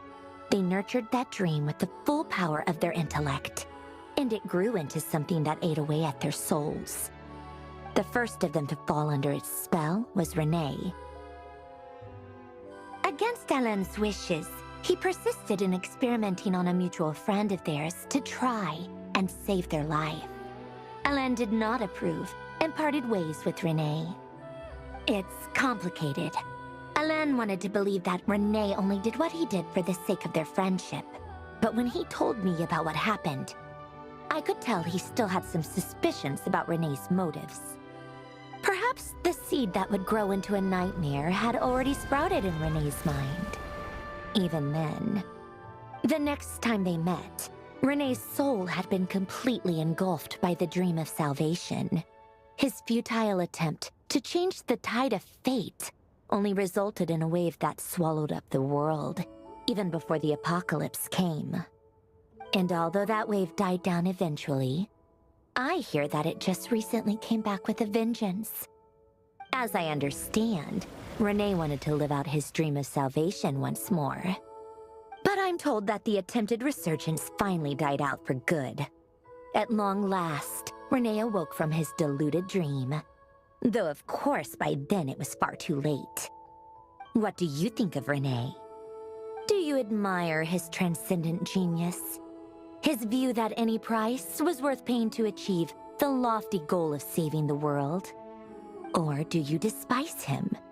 Dismiss him as an evil madman who wrought havoc on the lives of everyone around him as he pursued his delusional dream? Same difference, really. Just a matter of perspective.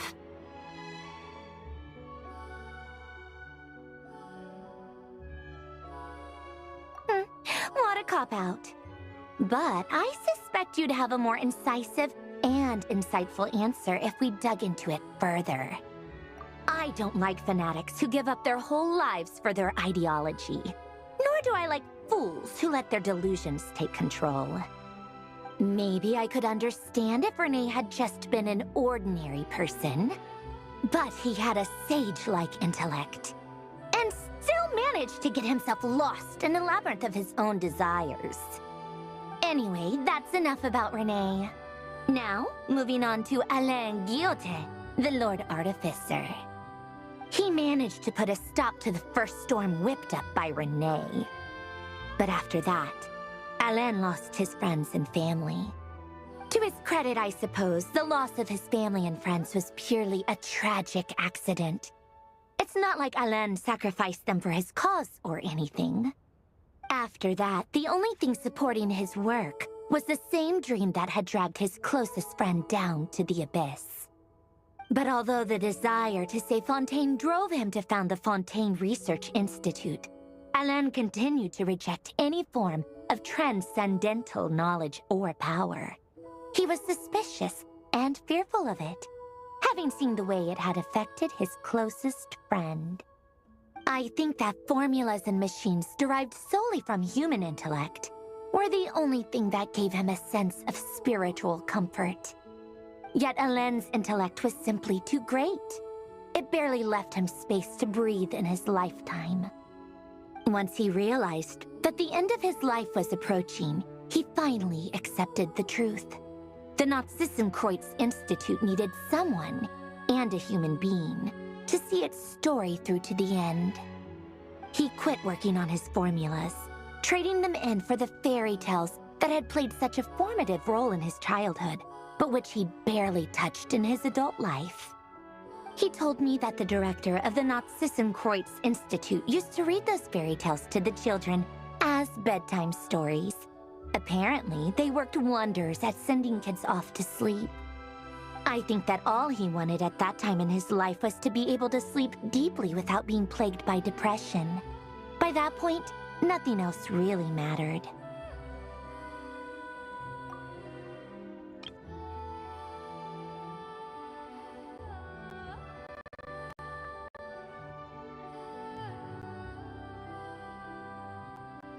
At the very end, he laid down to rest in the ruins of the former Nazissenkreuz Institute orphanage, while the Fontaine Research Institute he had founded continued tirelessly with its work. Many years after that, tensions over competing dreams would once again cause a rift, this time between members of the Fontaine Research Institute. But the actions of those fools had nothing at all to do with Alain. And that is the story of two people from the Nazissenkreuz Institute who both wanted to save the world.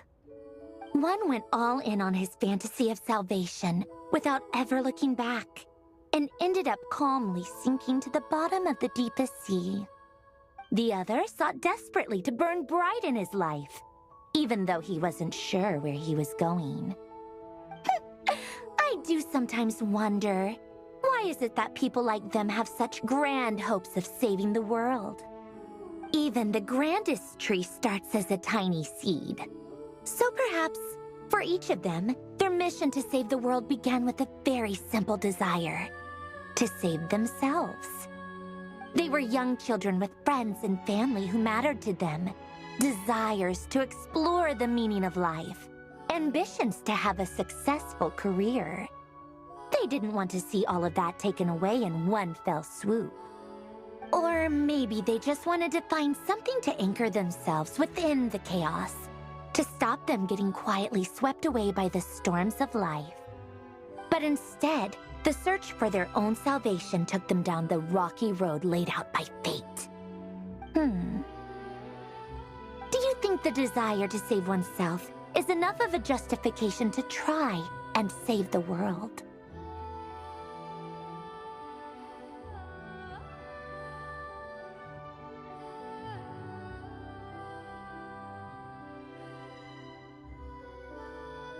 Sensible answer.